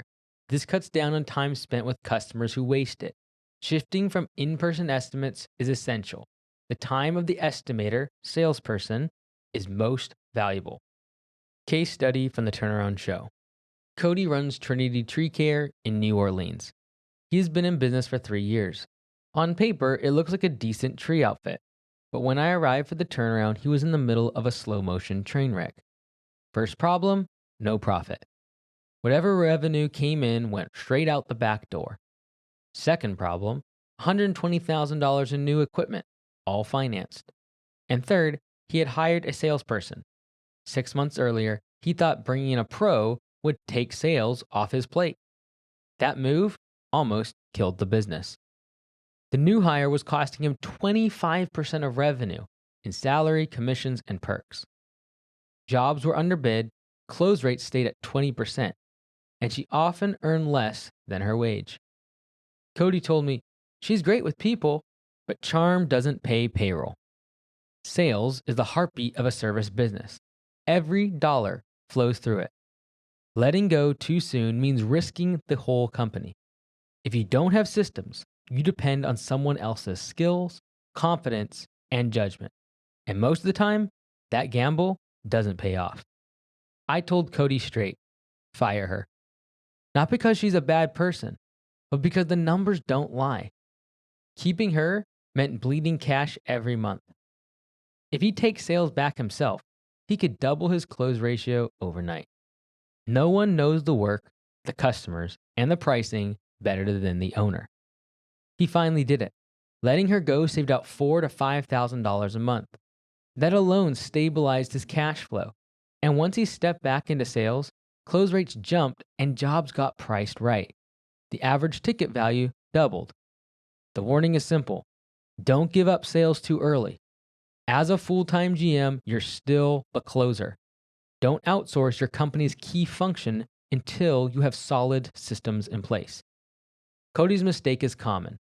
Owners want relief. They want to buy back their time. But sales are the last hat you take off, not the first. What operations look like as a full-time GM. You are now off the truck. Your crews work every day. You always have trucks on the road. The jobs are rolling in. You've got several crews. Your total employee count is under 15. You're not big enough for middle managers, but you're too big to do everything yourself. Some owners try to force their way out of this stage. They do it by working 14+ hour days. That will work unless you burn out. At this point in this workflow, you will still get involved in large projects. You still manage equipment breakdowns and move materials. And if a new hire doesn't show up, it becomes your problem. Your training process might also be a bit patchy. Instead of creating a system for new hires, you pair them with your top employee and hope for the best. Unfortunately, because a guy is good in the field doesn't mean he's a good trainer. Employee onboarding exists, but hasn't scaled. You lean on veterans instead of a repeatable program. You focus on sales, but you often text your field crews during the day. At this point, communication is a matter of life or death. You need a morning huddle. Set aside 10 minutes every day, set expectations, review job notes, and assign responsibilities. This is your chance to align the crew before they mobilize for the day. Project debriefs are great in theory. In practice, they rarely happen. Your crews finish at different times and often in various locations, so communication usually happens through text, if it happens at all. At this point, you better have your CRM and mobile app locked in. You need real-time clock-ins and job updates. You need access to budgeted hours versus actual time for every job, for every task. If you don't track these things, your profit will leak away like water from a cracked bucket. Your crews must be self-contained. They need to have access to job notes and estimate videos from inside the app. If you need to show up to brief them in the job, that's a system failure. And yet, without you on site, quality is suffering. Crews with low quality training produce low quality work. Callbacks become more frequent.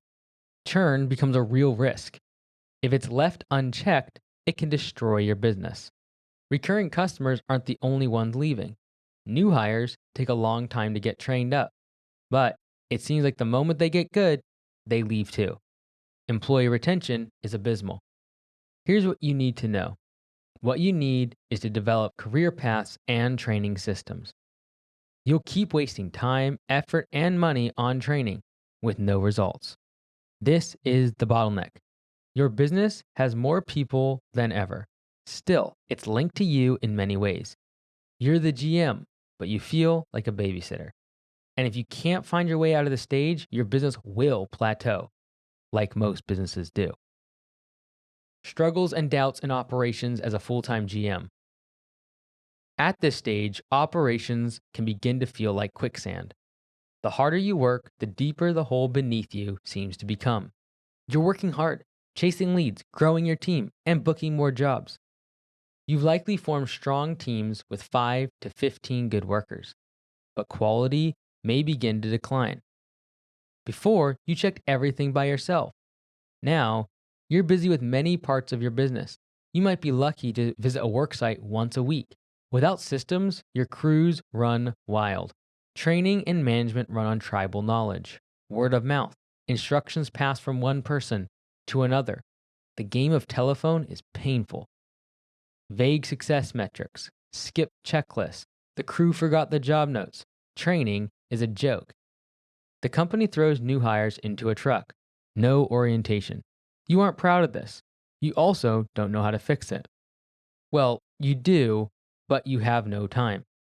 Your schedule is full of meetings and estimates. You used to run training yourself. Now, crew leaders handle it. People who were never trained to train. The result? Inconsistent quality, frustrated customers, a growing stack of yellow slips, callbacks piling up. You start to wonder, what if I fire the whole crew and start fresh? Equipment is a black hole. Safety gear goes missing. Equipment disappears. Tools break. No one knows when, why, or how. Without systems, managing equipment relies on duct tape and hope. No tracking, no assignments, no accountability. You focus so much on keeping people busy that you miss the slow financial leak. It's from missing gear, wasted time, and lost productivity.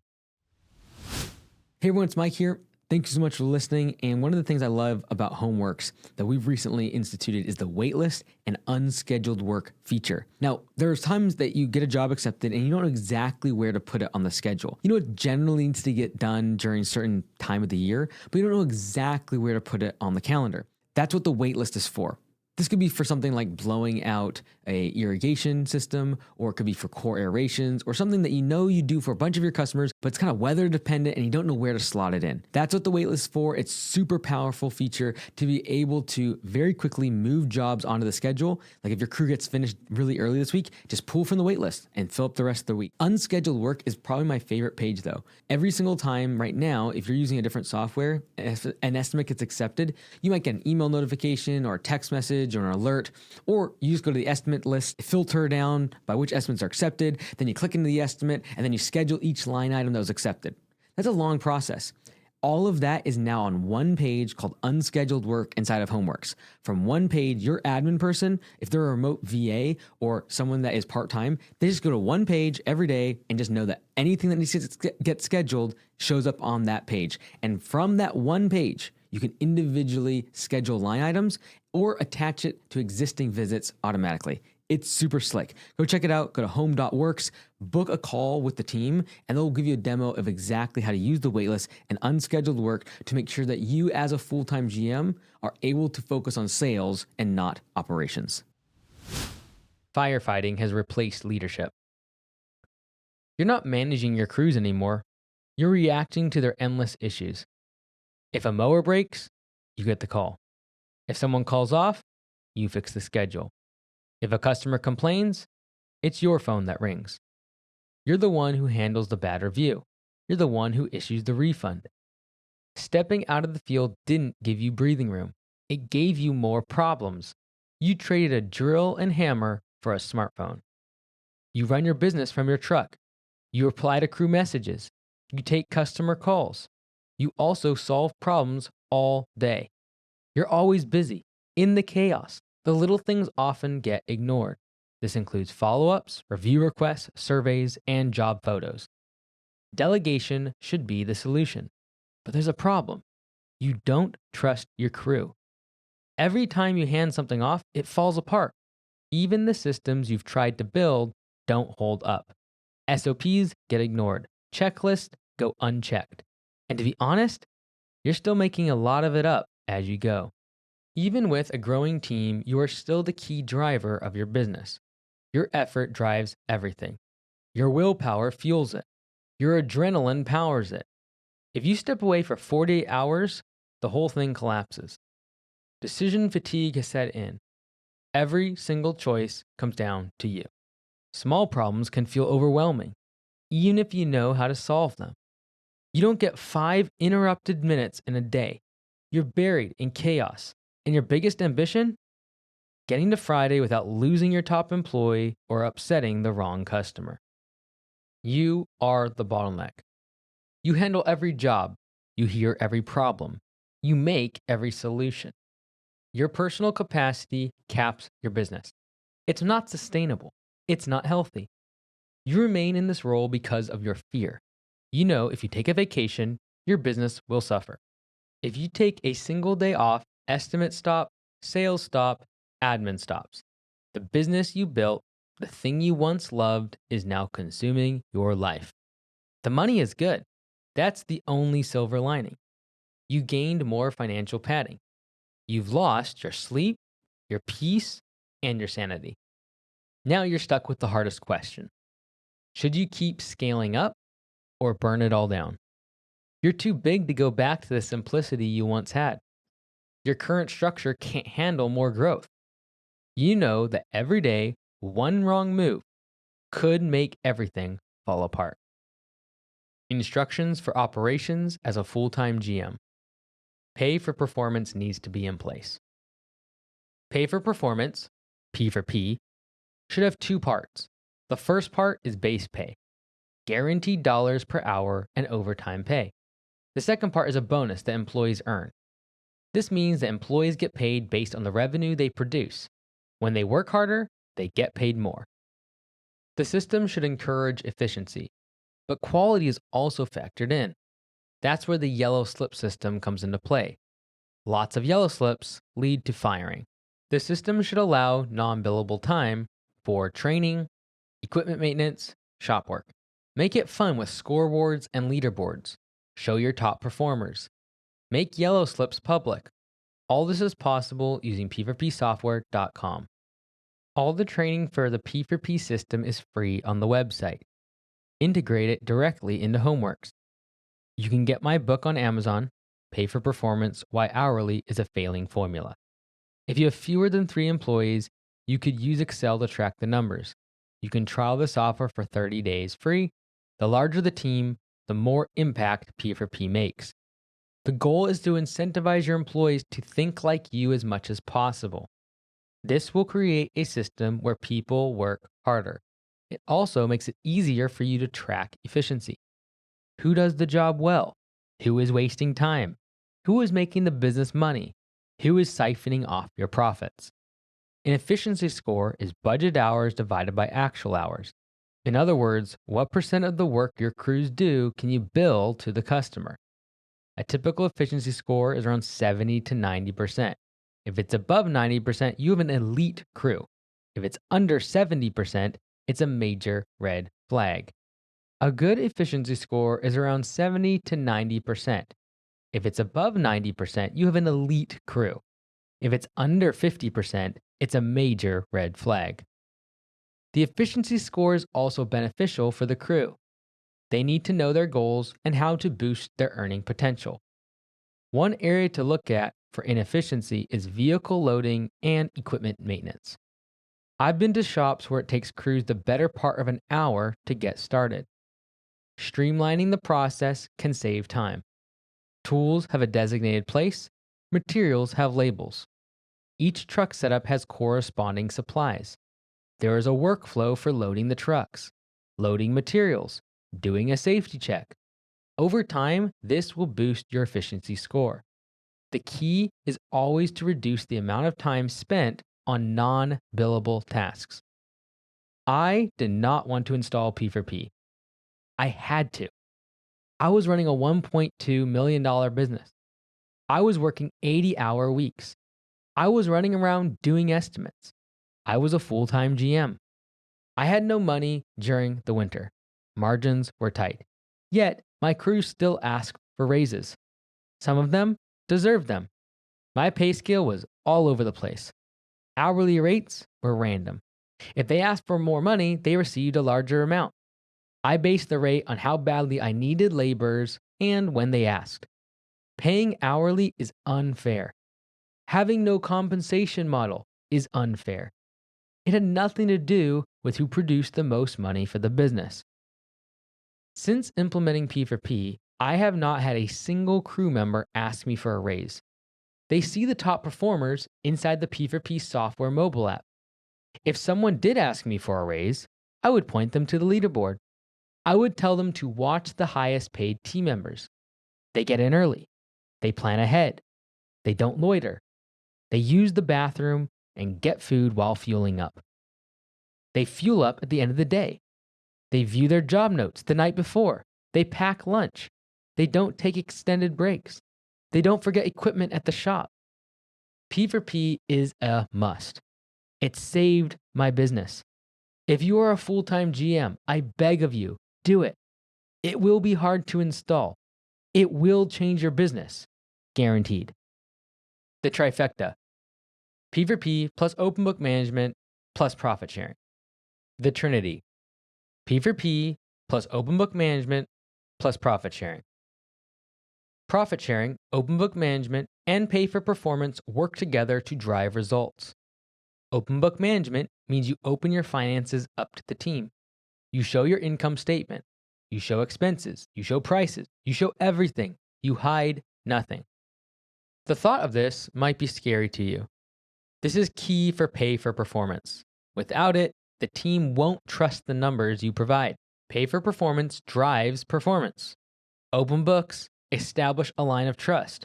Profit sharing creates loyalty. It also encourages employees to think like owners. Some people try to hybridize this system. They use one or two of these. Something breaks. Then they say P4P doesn't work. You must install the full Trinity. Otherwise, proceed at your own risk. Understanding seasonal labor. If you have seasonal work, you need to have seasonal labor. This might involve hiring seasonal workers when business is booming.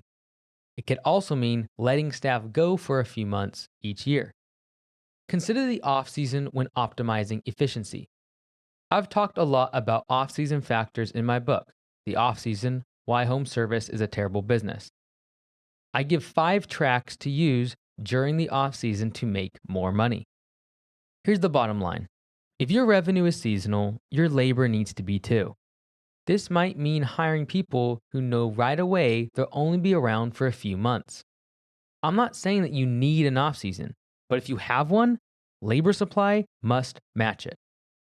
Estimate videos for any job. Operations run well when the crew gets clear estimate notes and a video and homeworks. They complete the job from start to finish without needing management's help.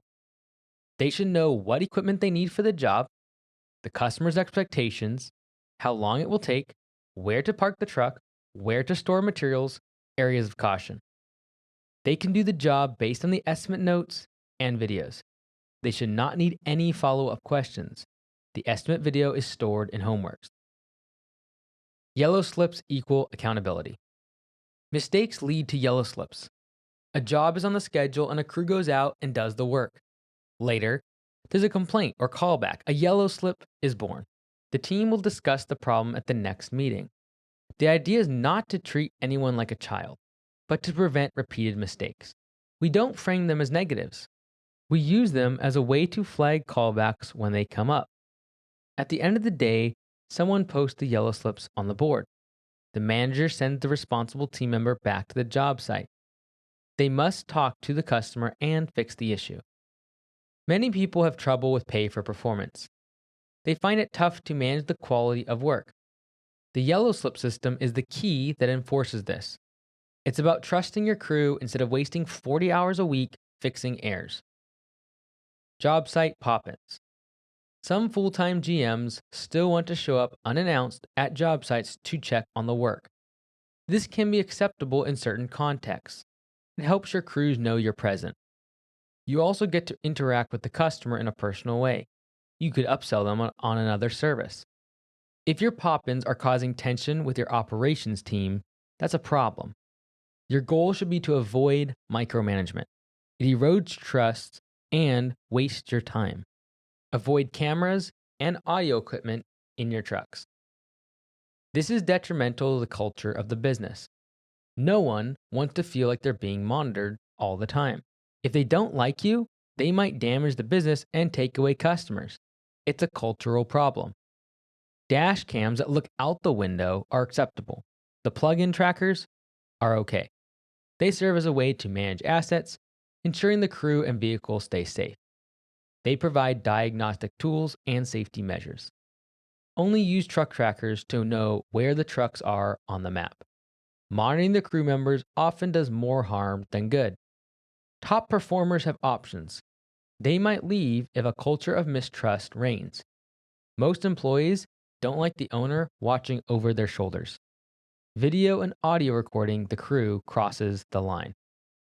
Use your CRM to track key performance indicators. You don't always need to have your eyes on your crew. You only need to know their efficiency score. If the crews are efficient and customers are happy, you don't need to stress about the details. If the crew is on P4P, they can stop at gas stations all they want. They can be on their phone all they want. I don't care. The harder they work, the more money they make. Final word. If you keep getting pulled back into the field, you won't do the work needed to move your business forward. Sales is the highest leverage position in a $1 million home service company. Avoid micromanaging operations.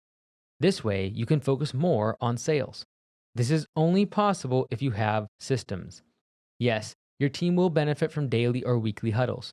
Make sure everyone has what they need to do their jobs well. But this doesn't involve constant oversight. It's about creating systems that inspire people to work hard. With pay for performance, you can achieve this. What admin looks like as a full-time GM. At this point, you've hired someone full-time for admin. It could be an office manager. It could be your spouse or a virtual assistant. Whatever the situation, office work is out of your hands. Or at least, you like to think it is. The reality, you have some doubts about your system. Your monthly profit and loss statement doesn't match your bank balance. Receipts are missing. Invoices aren't getting paid on time. No one follows up on receivables. Your admin should handle these things, but your mind is always racing. You're busy with your tasks, but you're worried they aren't doing theirs. You often think about tasks you pay others to handle, such as invoicing, payroll, and answering calls. What's the problem? You pass the task to someone else, but you still feel responsible for it. This often happens when you lack systems to support your office team. You're freeing up time on paper, but you haven't reduced your mental load. You still have one foot in admin. If they hit a roadblock, they call you. If they need to order a new checkbook, they contact you. If a problem arises with quarterly payroll taxes, they contact you. This can create a lot of friction. At this point, you're reactive. You're still absorbing problems. You're not building systems for peace of mind. Instead, you're always putting out fires and cleaning up others' messes. The admin doesn't know how to prioritize tasks. They don't see how scheduling jobs connects to budgeted hours. They have no perspective on what tasks create revenue. They focus on small details, like tagging accounts. They do not address overdue invoices. They might be trying hard. Without structure and clear priorities, they are bound to fail. They are an essential component of your entire business. They have passwords, account details, and customer contacts. If they quit tomorrow, your whole business would collapse. There's an issue of tribal knowledge. Your business is still personality dependent. It's not your personality anymore. You have key man risk. If they leave, you're dead. Doubts and struggles of admin as a full-time GM. The point of hiring a full-time office employee was to get your life back. You didn't want to spend more time on routine tasks like emails and billing. You wanted to move into higher value areas, sales and leadership. That was the dream. But it hasn't panned out that way. Chances are you're still buried in work, every bit as stressed as ever. You check someone else's work while they handle admin tasks. You look for mistakes and often find them. The scheduling spiral. Your calendar is chaotic. Crews call out. The phone never stops ringing. It's hard to run the business with someone else in charge of scheduling. Why is that? Simple answer: your new hire hasn't learned the business yet. They don't understand budgeted hours. They have no grasp of how much the weather can influence the schedule. They don't know how to push work out in a way that avoids angering customers. Sometimes the schedule shows confusing job placements. Some crews have nothing to do one day and then get booked to the teeth the next. You find yourself putting out fires left and right. In the back of your head, you wonder, is this what $1 million business feels like? Well, is it? You're making an incredible amount of revenue. The thought of $1 million flowing through your business each year is pretty amazing. But you keep checking your bank balance. You wonder, where is all the money going? Despite your success, you feel broke. You have full-time employees, you have an office, software, phones, and utilities. Not only is it all expensive, but it's creating headaches for you left and right. You micromanage the people that are meant to save you time. And here's the crazy thing. Everyone on your payroll is busy. They never stop moving. You don't think they are lazy. They're inefficient. They do the work, but not in the way you would do it. This creates a trust gap. You start to resent your staff. Every missed call, late invoice, and awkward customer chat adds to your frustration. These issues wouldn't occur if you were in control. Out of control. Your office manager can access everything: QuickBooks, payroll, CRM, customer accounts, emails, bank logins, and vendor accounts. They have their own methods. They create processes without informing you. The truth is, you don't even know how the work gets done anymore. You have emails you haven't seen, invoices you didn't check, and a follow-up sequence you know little about. You wonder, if my admin quit today, would the business fall apart? The answer? Probably. Without your admin, you'll be back on the phones tomorrow. You'll answer every call and send every invoice. Plus, you'll juggle your other executive duties. Your admin has a lot of power. You begin to worry that they will use it against you. Reactive, not proactive. Sound familiar? This was an issue in the early days of your business, and you know it's still a problem now. Your admin is not building systems. They are triaging issues and then passing them to you. Customer complaints, emails, and questions from your admin. Also, texts from the crew. You were supposed to delegate these things, but there they are on your phone. The problem is worse since the admin and office carry huge overhead costs. Micromanagement for survival. You know you're micromanaging. You are aware of the phrases around this problem from books and podcasts. You're aware that the goal is to delegate outcomes, not tasks. But you know that when you step away, customers get upset. Information is lost. Estimates get messed up. Invoices are delayed. What else is there to do but step in and handle things yourself? You're afraid that if you lower your guard, everything will fall apart. You're worried about getting blindsided. Your business is still fragile and you know it deep down. Mistakes can be very costly due to its size. The admin paradox.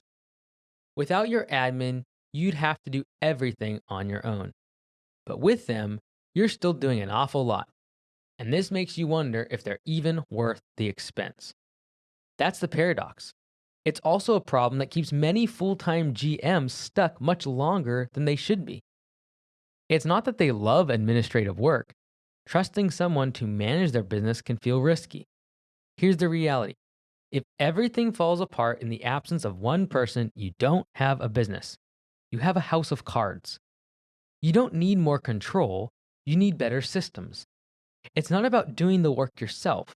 It's about having processes that make sure it gets done. The idea that you need perfection is what keeps you stuck. The key is to let go, but not immediately or right away. Instructions for admin as a full-time GM. At this point, scheduling is no longer on a first come, first served basis. The way that you book jobs needs to align with the goals of your business. In peak season, when leads are pouring in, grow your base of repeat customers. Focus on recurring revenue. This will keep you busy throughout the slow season. It will also give you a large pool of people you can upsell and cross-sell. Time-sensitive tasks still take priority. You can't tell someone, sure, we'll cut your yard in 4 weeks. The grass will be up to your knees. It is time sensitive. You can't tell someone you will be there to fix the leaking toilet in 2 months. It is time sensitive. But we can move less time sensitive jobs out, even if we need to offer them at a discount. Having consistent work year round is valuable. You can use flexible pricing to make that happen. For example, use surge pricing once your backlog hits a certain point. You can set up systems to increase your quoted price when your schedule is busy enough. Keeping the right amount of work scheduled is key to profit and sustainable growth. How much should admin cost? You don't want to spend more than 15% of revenue on your admin costs. This includes your wages for your admin manager. It also includes rent, utilities, internet, furniture, and other office expenses. When your numbers hit the 15 to 20% marker, you're burning through profit. Here are some benchmarks. Under 15% of revenue spent on admin is elite. 5 to 10% is very good. 10 to 15% is good. 15 to 20% is bad. And 20% plus is very bad.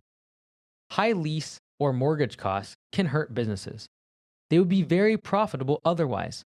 If you can use a virtual admin, it's a good way to save money. As a rule of thumb, once you get over the $750,000 annual revenue marker, you can afford full-time help. The key is to make sure that they are efficient. You want your invoicing and billing to be done the same every time. The office manager should use templates. Use Homeworks to automate invoices. It can create them, send them, and charge payments. You also need your collections process to be airtight. Keep credit cards on file. Send invoices the same day. Require deposits.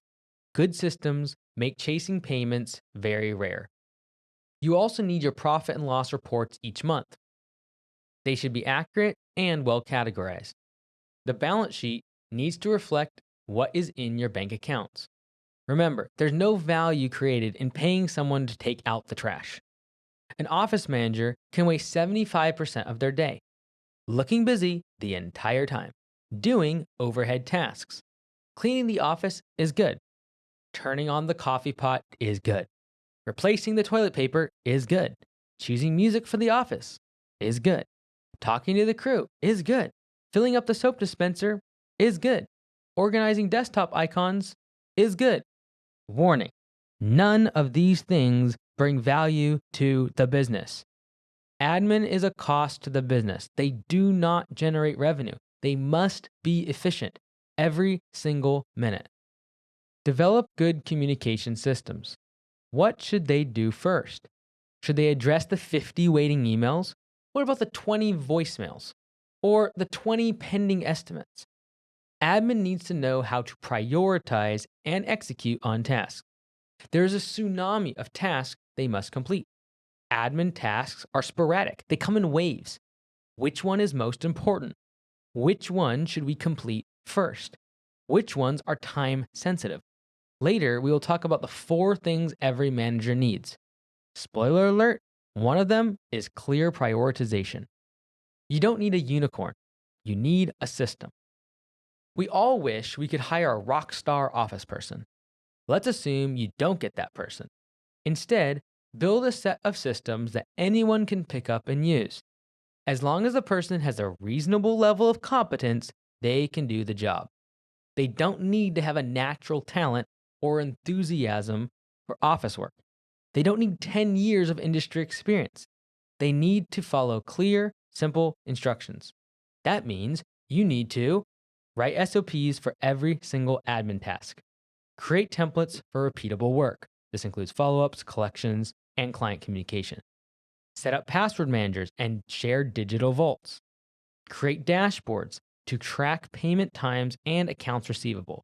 Write scripts for everything: how to answer the phone, how to reply to emails. Hint, lean on AI.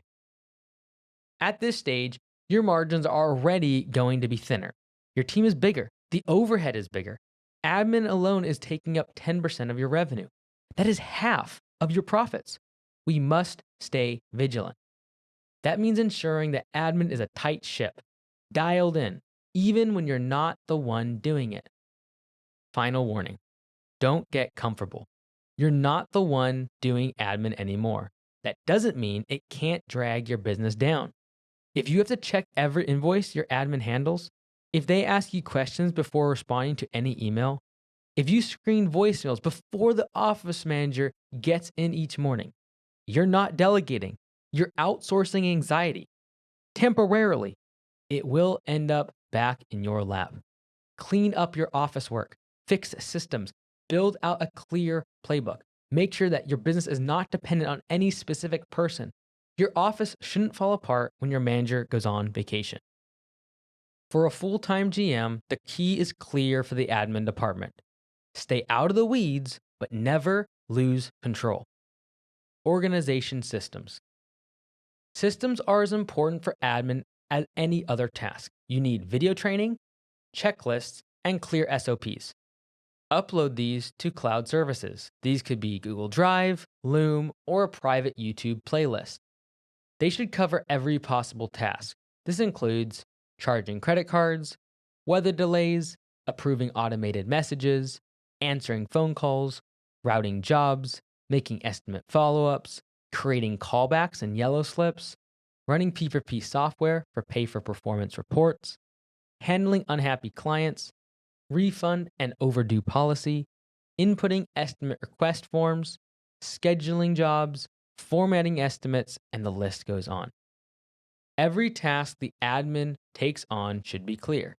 Break the workflows into bite-sized videos, not 2-hour monoliths of how to dispatch.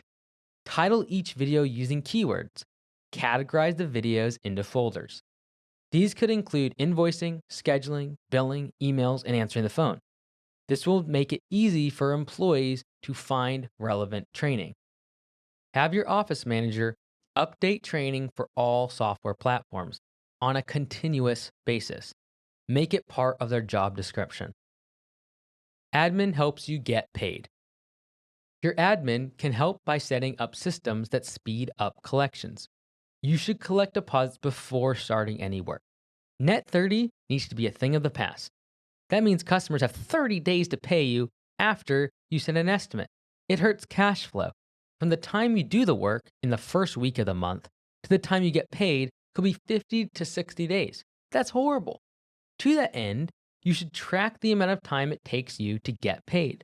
A slow collection cycle can hurt your business's ability to grow. Ramping up your overhead. For some businesses, this stage can be tricky. The workload might suggest hiring more staff, but the profit isn't there yet. Remember that you want to keep the administrative cost at 15% or less. Hiring a second admin may be too expensive for a business of this size. You can help your office staff by using a virtual assistant or seasonal assistant when necessary during the busy season. Before doing that, make sure your SOPs are solid. Also, ensure your efficiency is good. It may be that it's not a lack of help, but an inefficient system that's the problem. I want at least 50% of an admin's day to be productive, doing tasks, on the phone, running payroll, writing emails, not doing office chores or chatting it up. adding a second office employee can slow things down. Before you hire a second admin person, focus on automations. Automating tasks will benefit your one full-time office manager. The goal is always to reduce dependency as much as possible. Automations fire off 24/7 regardless of who is in the office. Homeworks will take care of many manual admin tasks. This helps your business not rely too much on one person without having to hire a second admin overhead role. Critical admin metrics. You need clear expectations for response times. How long is too long to respond to a customer's voicemail? How many seconds before the phone gets picked up? What is an acceptable wait period for responding to a customer's voicemail, an estimate, an email, or a complaint? Every system you create must include accountability. Who is responsible for each metric? Full-time GM summary. Sales. What's broken? Owner is the bottleneck, no one else sells. The fix? Build a pipeline in the CRM. Automate everything but the close and begin training a salesperson with KPIs and benchmarks. Operations. What's broken? Crews lack training and retention. Callbacks increase. The fix? Implement P for P, pay for performance, systematize onboarding, and use efficiency scores and yellow slips for accountability. Admin. What's broken? Admin is reactive, fragile, and holds key man risk. The fix. Write SOPs for every task, automate billing and collections, and create a digital training library to reduce dependency. Full-time GM checklist. Goal: remove yourself from daily ops. Business runs on systems and leadership, not you. Build SOP library, sales, operations, admin, digital, and repeatable. Hire dedicated full-time admin support, in-house or virtual. Automate invoicing, billing, and collections in CRM. Pay for performance, P for P scoreboards, and efficiency tracking across all crews. Reduce service menu, standardize offerings, and cut complexity. Get 75% plus of revenue from recurring maintenance services. Unfortunately, people judge a book by its cover. Reviews help Amazon, Spotify, Audible, and other platforms rank books. To help struggling business owners, we need more reviews for this book. My goal is to get this book in the hands of my 18-year-old self. I want to prevent the pain I had to go through. I am donating 100,000 books to entrepreneurs. If you can do me a favor and give the book a review on Amazon, I would appreciate your help. Chapter 5. GM Plus. Things are rolling. The $1 million mark is in the rearview mirror. You now have over $1.5 million in annual sales. You are on your way to exceeding $3 million. You have 10 to 30 employees in the organization. The owner acts as the GM, but has a middle management team. What sales looks like as a GM Plus. You have a dedicated sales manager. That means you're no longer doing the estimates yourself. As your business grows past $3 million in revenue, you might have more than one salesperson. Marketing is now multi-channel. Truck wraps, referral programs, online marketing. You track many customer acquisition cost metrics. You know the cost per customer of every service, every channel, every time of year. You understand the seasonality of each platform. Facebook ads, local service ads, Google ads, door hangers, mail marketing, all divided up into neat, tidy KPIs. You have well-defined benchmarks. Time from estimate request to meeting a customer, proposal delivery speed. Your sales pipeline is super slick, tuned for speed and efficiency. You track these KPIs weekly without fail. The marketing budget is much bigger. The business is bigger. Bigger revenue, bigger expenses. A single mistake might cost a lot, hundreds of thousands of dollars. The days when your phone would ring once or twice in an afternoon are but a distant memory. You're drowning in leads. Most of them are inbound. People come looking for your business. You do a little bit of outbound marketing. You call commercial property managers and contractors. But the majority of the time, leads come inbound from your website, from upsells, from referrals, from word of mouth. To handle the huge number of leads, you adjust your marketing. The goal is to bring leads in through your web page, automate sales, weed out bad customers. Homeworks is being used to manage the entire sales funnel. Automations are crucial at every stage of the sales funnel at this point. It covers everything, from initial outreach to appointment confirmation. It automates follow-up and invoice collections. Your business develops its own gravity. By now, you should ask every customer how they found you. You'll find often that the point of activation was not the point of exposure. Your business is everywhere: trucks, billboards, yard signs, Facebook ads. Someone might have clicked on your Facebook ad to make the call, but they have seen your crew and truck working at their neighbor's house every week for 2 years. They saw your yard sign. They got 2 door hangers. Doubts and struggles in sales as a GM plus. You're searching for optimization in sales. At this stage, your costs for marketing are ballooning. You're throwing money at lots of ads during slow seasons. Leads are still flat. You start questioning whether the spending is worth it. You wonder if you should fire your ad agency. Are they doing something wrong? Redo the website? You worry about artificial intelligence. Is it changing the way Google filters traffic? Is SEO dead? Is that why leads are slowing down? You're overwhelmed with options. Now that you're out of the field, you finally have the time to explore them. This, unfortunately, is a blessing and a curse. Exploration can bring your business to a new level. The right offer, the right creative, bam, a new level of leads unlocked. But you are spending a large chunk of profits on ads. You hired an agency, you hired an SEO expert, you hired a social media company. They all claim good results, but you aren't so sure.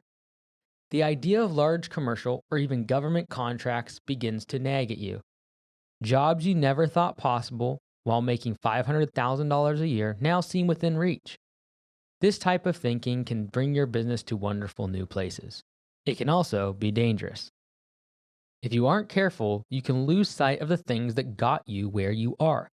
The new shiny service, the new shiny ad campaign, the new shiny marketing channel, the new shiny pricing system, the new shiny sales training. They could all be good. They could all work, but you don't know which one. Uncertain infrastructure. A thought burns in the back of your mind. Did I build a house of cards? When your close rate dips, you take a closer look at your sales team. Why are they so much slower than you were? To make matters worse, you're still getting pulled back into the weeds from time to time, particularly if you only have one salesperson. If they quit, get sick, or go out of town, you pick up the slack. When they take a 2-week vacation, it turns into a month-long headache for you. You're still managing the jobs you quoted while they were away, even when they return. Then there were tasks your sales team didn't seem to handle. Nitpicky, long-time customers, complex quotes, handoffs between sales, admin, and operations. Balls keep getting dropped. No one can say why. There's a lot of finger pointing, and only you can pick up the slack. And so you keep one foot in sales. And you don't exactly mind. You like selling, but in the back of your mind, you know that there should be systems for this. Systems that don't rely on you. Pricing uncertainty. You start to doubt your pricing. First, it's the declining close rate. Then, a bad online review. Way overpriced. Way undervalued. Not that every review is completely accurate, but you take another look. Pull up the customer's information. Sure enough, the review was right. The price quoted was too high. You're worried about a lot more than one bad review. You start to panic about your entire reputation. This fear keeps you in the trenches.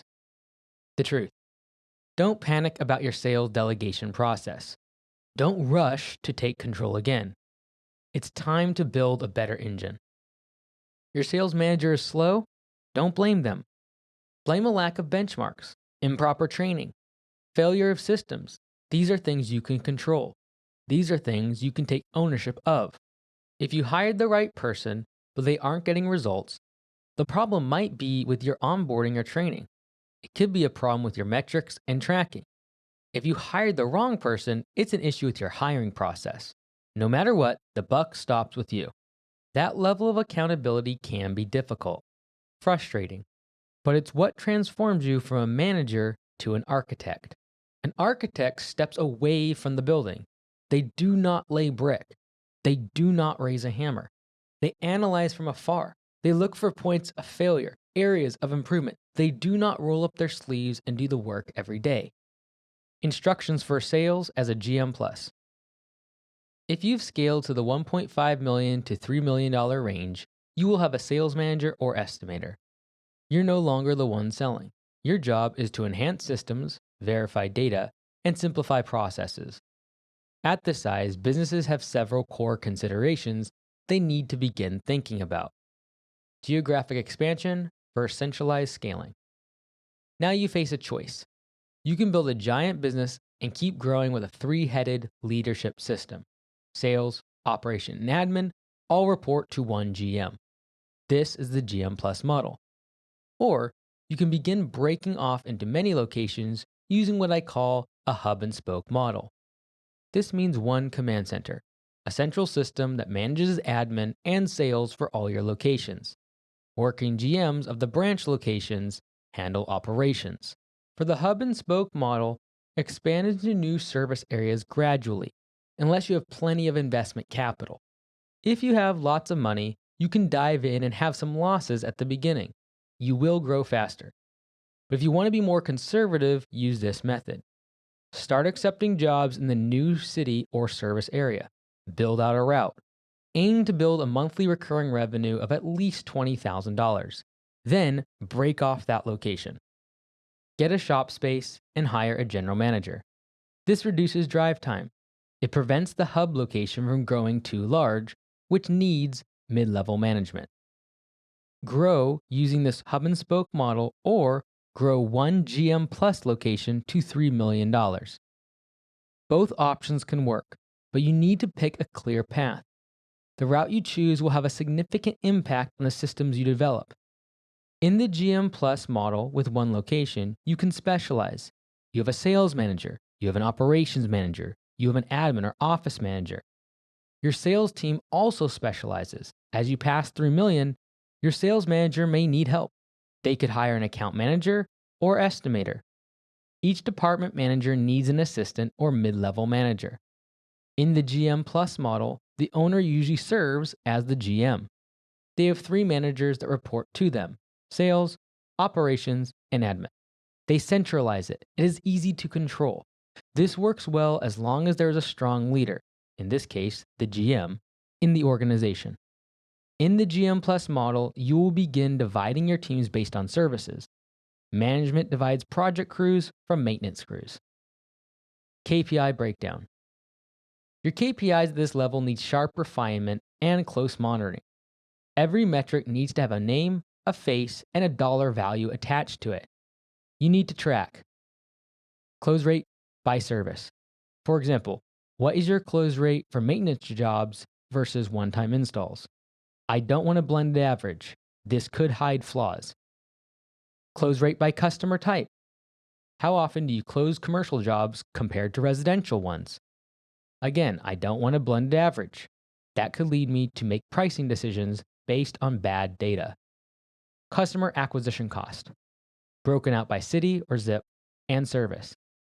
I want to know where in my service area leads are coming from. I want to know what they are buying. CAC by source. Facebook, Google, yard signs, mailers, door hangers. Layer in seasonality so you see time of year swings by channel and service. For each project, I want to track these metrics. These metrics are visible to the estimator or sales team. Time to estimate. Speed to lead. From lead received to meeting with the client. Time to proposal. From meeting the client to the price delivered. Job revenue, job expenses, job profit. Were the budget hours accurate? Set these KPIs for each sales rep and, if needed, for each division. Get detailed to get accurate. Don't incentivize bad work. If you're in profit mode, watch out when giving commissions to sales managers based only on top-line revenue. Why? Because it's not always profitable. If your sales team gets paid based on total sales, they might underquote hours and prices. They may also overpromise to secure jobs. That creates perverse incentives, deep discounting, shaved budgeted hours, low margin work that sets crews up to fail. Instead, tie bonuses to hitting budgeted hours. Accurate, profitable jobs are the goal. Profit margin targets, upsells, cross sells, high close rates, low callback ratios. Incentives must be well thought out to achieve the results you want. A person you meet on Indeed will never want the same things you do. It's through strong incentives that you can change that. Get alignment of their goals and the business. External coaching and training. Training keeps sales managers from getting complacent. A third-party sales coach or a trade-specific mastermind can keep things fresh. Monthly refreshers encourage forward momentum. A neutral coach can adjust scripts and body language. This helps the sales manager feel safe from their owner's criticism. It also breaks their old habits. It's helpful to bring someone else in. If you don't have an outside coach for your sales manager, consider doing ride-alongs. Let them shadow you for better learning. You do the estimate, demonstrate what a good client meeting looks like. They analyze the property, they create the estimate, then compare notes. Monthly one-on-ones and pipeline reviews. The GM should meet with the sales manager to go over the sales pipeline. Review the pipeline weekly. Hold short daily huddles for pending estimates and major projects. Once a month, have a deeper one-on-one meeting. Review close rates and discuss team performance in detail. The idea is to refine processes and get ahead of problems before they develop. Every project finished is a chance to teach the sales team. What did we get right? What did we get wrong? How can we make the process smoother? Did we set up operations and admin for success? Define the perfect estimate handoff. What does a perfect job handoff look like? If you don't know the answer to that question, your sales manager doesn't either. You need to define it, document it, enforce it. Every estimate must have notes about the job. Use the right template, labeled photos, and, when needed, estimate videos. A description that provides a clear outline of the work's scope. If needed, provide drawings or plans. Apply the correct tags and workflows in Homeworks. They should include realistic budgeted hours. Set clear rules for lead response time and follow-up frequency. Use automations to ensure compliance. This is how you keep sales, admin, and operations in harmony.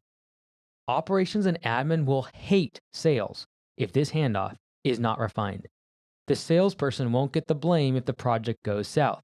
Admin and ops will. Systematized lead generation. Sales managers aren't usually good at marketing. Most applicants won't have experience creating ad sets, videos, or pictures. They likely won't know how to create offers. They likely have never run a campaign or managed an ad budget. If you don't have a full-time marketing professional on your team, this responsibility falls to you. You develop the lead generation strategy. You select the ad spend. You build the playbook. You create the ads. You set up tracking.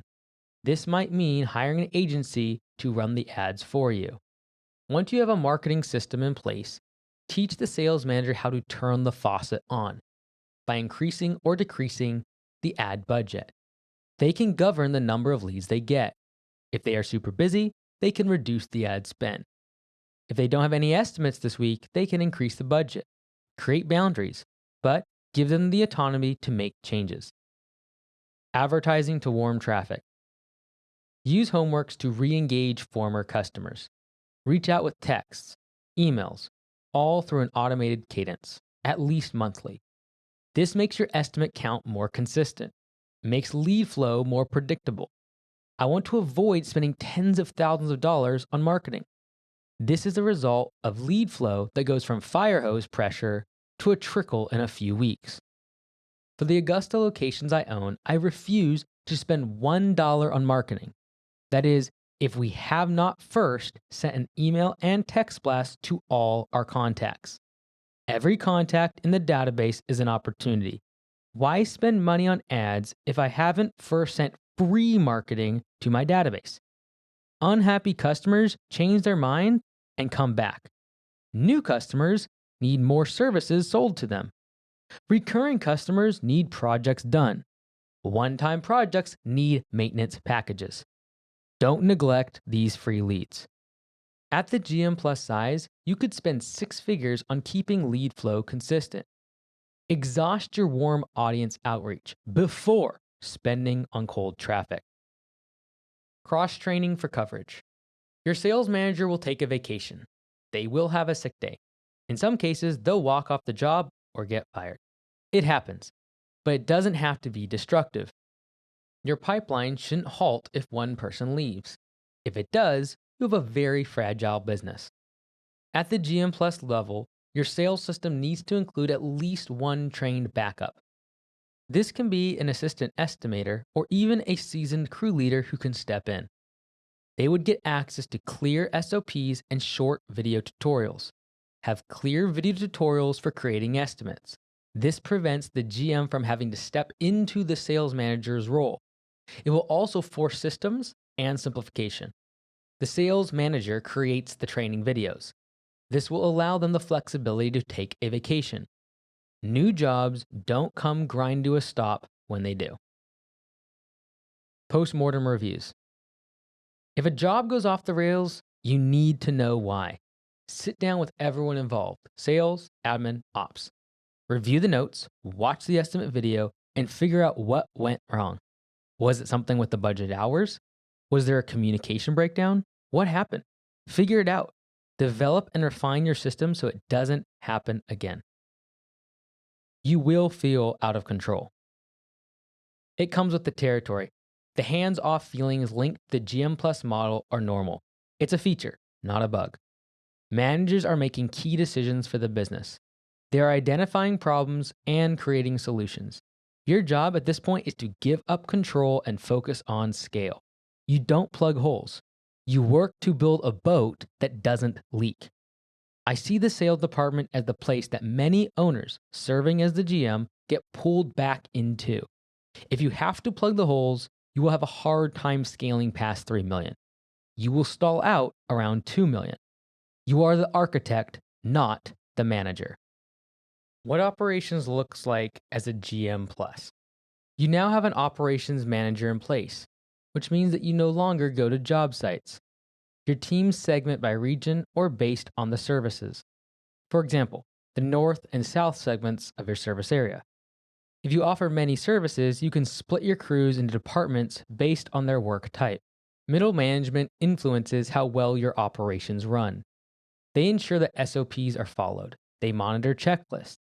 Pay attention to the systems, train the team. Smooth operations rely on managers who love perfecting systems. It's not glamorous work, it is a lot of the same. The work is monotonous for some. This is where we make or break efficiency. This is where we are profitable or generate losses. Your operations manager ensures quality. They use customer follow-ups, site visits, surveys, requests for reviews. Finding areas of improvement should be constant. This includes a regular review of crew KPIs. We will keep refining processes to boost these scores. KPIs include budgeted hours, efficiency scores, the percentage of jobs getting completed on time, the average load time, the average drive time, broken equipment reports. These reviews involve the GM and the operations manager. They discuss feedback from customers, they recap survey responses and online reviews.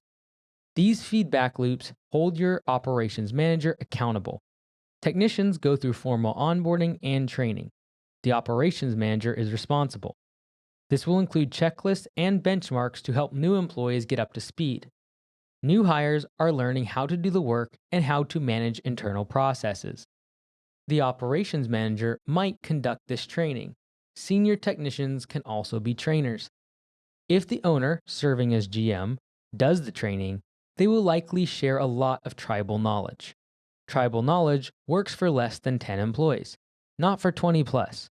At this level, training must run like a course curriculum.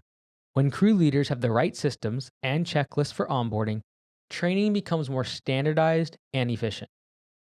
For big projects, the operation manager holds a recon with their crew. Their goal?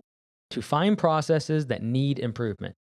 During these recons, they will go over the project timeline, the budgeted hours, the efficiency score, always with the goal of looking for improvements. Where could we store materials to make things faster? What rental equipment was not used enough? When did we have to wait for a subcontractor? How could we have saved time? The operations manager is looking to optimize. Could we park the trucks better? Could we maintain the equipment better? Can we improve safety training? How can we reduce midday trips back to the shop? Sales, operations, and admin departments will each have their own communication channels and chats. For growth to continue, handoffs must be flawless. Your time is protected by metrics. Mid-level managers are there to guard your time. You're not popping out to job sites. You are not a crew member. You do still support your team, show up at huddles, weekly meetings, one-on-ones, but you're not the core source of crew leadership anymore. It's good middle management that makes this possible. It's also about the numbers. Metrics you can look at in place of physical oversight. The challenges of the GM Plus stage are less about what you do and more about what you do not do. You're no longer hovering. You're trusting your systems, standards, and people a lot. Struggles and doubts in operations as a GM Plus. You built this business, bled for it, trained early crews yourself. You used to know every truck, every property, every customer. Now you're out of the field. An operations manager handles your crews. The crews report to him. Your manager takes care of the morning dispatch. They also conduct all the applicant interviews. At this point, you don't recognize the new hires. It feels like your company is slipping away. Disconnection is now your biggest enemy. You're not involved in daily operations. You're not the one handling every callback, delay, or bad review. You still feel the physical stress from them. This is tough. The issues you see come from factors you no longer control. You're on the sidelines. You watch new hires you don't know mess up the business you built. Culture is shifting. You can't stop it. You see the warning signs everywhere. Late crews, trucks you're paying for are sitting idle at gas stations. Equipment is going missing. Job photos don't get uploaded the way they're supposed to. There's a lot of customer complaints, and no one is willing to own up to the problems. Your operations manager responds with vague assurances. They're handling things. But it doesn't feel like problems are being handled. Not when you see the same issues come up day after day. You start to wonder, does anyone care about this business as much as I do? And you know the answer. Of course not. Why would they? Tribal training. Training is tribal, not systematized. Onboarding is not well structured. The team follows it sporadically. Some SOPs that should be there aren't. No one seems to know how to load a truck. There's no standard for quality control. There's no structure for safety. There are no checklists for equipment management. There is no standardized method of accountability. You used to handle things with your experience and knowledge. Now you're hiring an operations manager to do that for you. The problem? They're winging it. And they never stop complaining. Flat tires, broken equipment, drama within the crews, they feel overwhelmed. Often in many of the same ways you felt overwhelmed when you were in their shoes. No one is using scalable, standardized solutions. When tasks finally get done, it's your operations manager muscling through the chaos. You're micromanaging, but from a distance. You don't want to babysit your ops manager. You paid them a good salary so they can remove you from this side of the business. But there are problems, and you can't ignore them. You don't have data, you don't have dashboards, you don't have physical visibility. You're combing through job notes, checking WhatsApp chats at night when you should be unwinding with family, looking for subtext in Slack messages. What is actually getting done? That's what you're trying to find out. All this worry and micromanagement makes it feel like you're back in the field. The worst part is that you're not effective at all. You're still several steps removed. You have all this stress, all this anxiety, and it's getting you nowhere. Key man risk is now a company-wide threat. As tough as things are, You know they could be much, much worse. What would happen if your operations manager quit tomorrow? You know the answer to that question, and it keeps you up at night. It's not that you would lose the person. Your operations manager hired every crew member. They trained them. Not always well, but they did. They know the quirks of all your job sites and equipment. Above all, they are the person your technicians trust. They play a key role in maintaining your business's morale. Without them, you're dead. Even if you did step in, it wouldn't be the same. No one looks to you anymore. You're like a substitute teacher entering a room of strangers whenever you meet with your team. Now you see how fragile your operations are. You need metrics. Perfection is not the standard. It hasn't been since the day you started hiring new people and stepping off the truck. What you need now is clarity. You should understand what's going on. Weekly efficiency summaries, callback and yellow slip counts, quality scores from customer surveys, job completion timelines, and work backlog. Knowing these numbers will tell you all you need to know. Is there enough work on the schedule? Is the work getting done efficiently? Are the customers happy? That's it. With the right data, knowing these numbers will tell you all you need to know. 1. Is there enough work on the schedule? 2. Is the work getting done efficiently? 3. Are customers happy? That's it. With the right data, there's no more need for micromanagement. Without it, guessing is all you have. Not only can that exhaust you, but it can also destroy your business from the inside out. The truth is, letting go of control is the toughest part of the GM Plus transition. You're no longer in daily operation. You're betting it all, your livelihood, your legacy, and your brand on another person's skill to lead, train, and safeguard your reputation. Cracks can form without notice when you don't know how to look for them. They can appear as missing equipment, messy work, or a slow leak in efficiency and team spirit. Here's the problem. The longer it takes for you to address these issues, the worse they become. The worse they get, the more you'll want to jump in and fix them yourself. But when you do that, it undoes all the hard work that you put into delegating. This is a make or break point for many business owners. Can you build systems, create dashboards, and develop strong training tools? These things will make you less needed. Until that happens, you're always going to be the emergency brake. P.S. No one is happy when a driver pulls the emergency brake going 70 miles per hour. Your team, the passengers, will abandon the car. Hey everyone, it's Mike here. One of the things that I see businesses that cross 1.5 million doing so often at times is spending tens of thousands of dollars on marketing and advertising. And what tears my heart out is the fact that we can just advertise and market better to our existing customers that are already inside of our database. One of the things I love most about Homeworks is the ability to do mass text messages and mass emails. The text messages though, really awesome because the open rate is like 98% compared to email at 30 to 40%.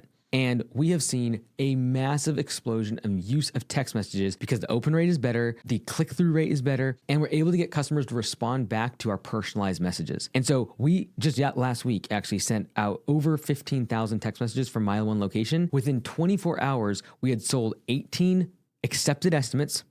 We had over $8,000 worth of scheduled work, and that was just within 24 hours. Over the next 7 days, the next week, we were able to close more jobs and almost $20,000 of one-time projects. So if you're tired of spending money on Google and on Facebook and just pouring money towards agencies, instead of that, spend money on just marketing to your existing customers. And from Homeworks, you can just click a button and text everyone, click a button and email everyone, and immediately get upsells and cross-sells to other services to your existing customers that already know, like, and trust you. And you have their credit card on file already. So go check it out. Go to home.works, schedule a call with the team, and see how mass texts and mass emails can alleviate you from the black hole of death when it comes to ads on Google and Facebook. Instructions for operations as a GM Plus. Your role now is not to manage crews, but to manage the people who are managing the crews. It's a significant distinction. You no longer go to any job sites. You create systems and train leaders to manage them well for you. Here's how you can make it work. At this point, you, as the general manager, will train the operations manager on leadership. Teach them to lead people, train people, hold team meetings. In other words, keep yourself out of operations. Cut the complexity of your service. The more simplified the mix of your services you provide, the easier it will be to manage. You can't put up with low margin services anymore, especially when they come with big headaches. The 80/20 rule suggests that a small portion of your services lead to the majority of your problems. The simplest solution? Drop them. If a service keeps causing callbacks, crew confusion, scheduling chaos, or low margins, let it go. Your business doesn't need to focus on every service it is capable of providing. It should focus on the options that make the most sense for operations or profit. You can use adding new services as a way to combat the off-season, but you don't want to add them as a way of increasing leads and revenue, especially not during your busiest times of the year. Let me tell you a story. I grew my first location to $1.5 million. I was serving as the GM. We were doing everything: putting greens, artificial turf, walls, patios, grading, excavation, tree chipping, the whole 9 yards. It was outdoors, we did it. One day we installed a putting green. It did not look good. We lacked the skill to build it in the proper way. We had finished the job, but it looked horrible. Like a high schooler's side project. Not professional. The customer complained. I met the property owner. They were not happy. I assured them that we would return. We would stretch the turf.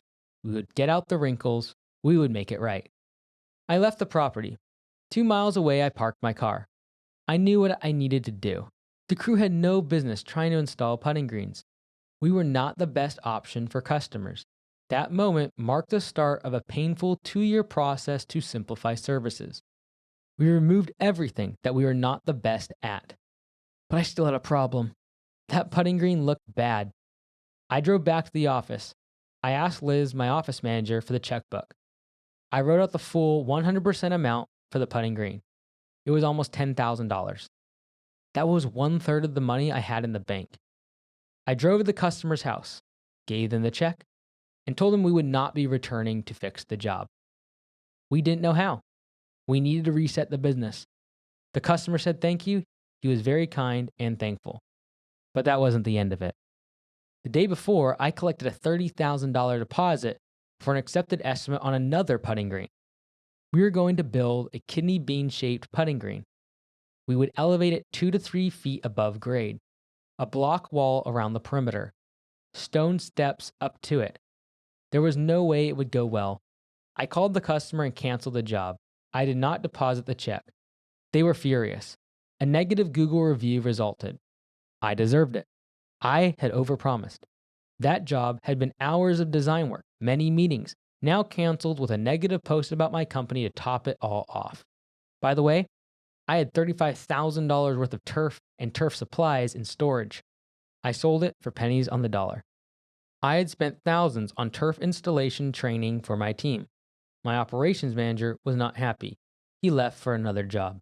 Simplifying services and processes is not easy. It is painful. Over the next 2 years, we had to cut back. We sold off dump trucks, tree chippers, track loaders, and skid steers. It was no accident that my profits soared the year after we simplified everything and started P4P. I made more profit in that year than I did in the first 5 years since opening the business. Scan this QR code. It is a webinar.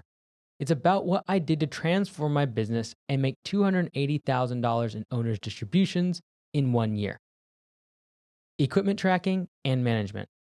Be careful with tracking and managing equipment here. You can't afford to pump $3,000 into repairs for a $1,000 piece of equipment. You need to know when things go missing. When do people neglect equipment maintenance? If you're not tracking these metrics, you could be leaking an enormous amount of money. Your operations manager should be monitoring this. It starts to make sense to buy new trucks and equipment at this stage. The bigger you get, the more expensive delays become. A large crew going stagnant for a week costs a lot. A truck going down wrecks the schedule. Use Section 179 and accelerated depreciation to ensure you don't pay a lot of taxes. Talk to your accountant at Home Service CPA about buying new trucks. Equipment utilization metrics are more important than ever. I've seen lots of businesses at this size get piles and piles of equipment they don't use.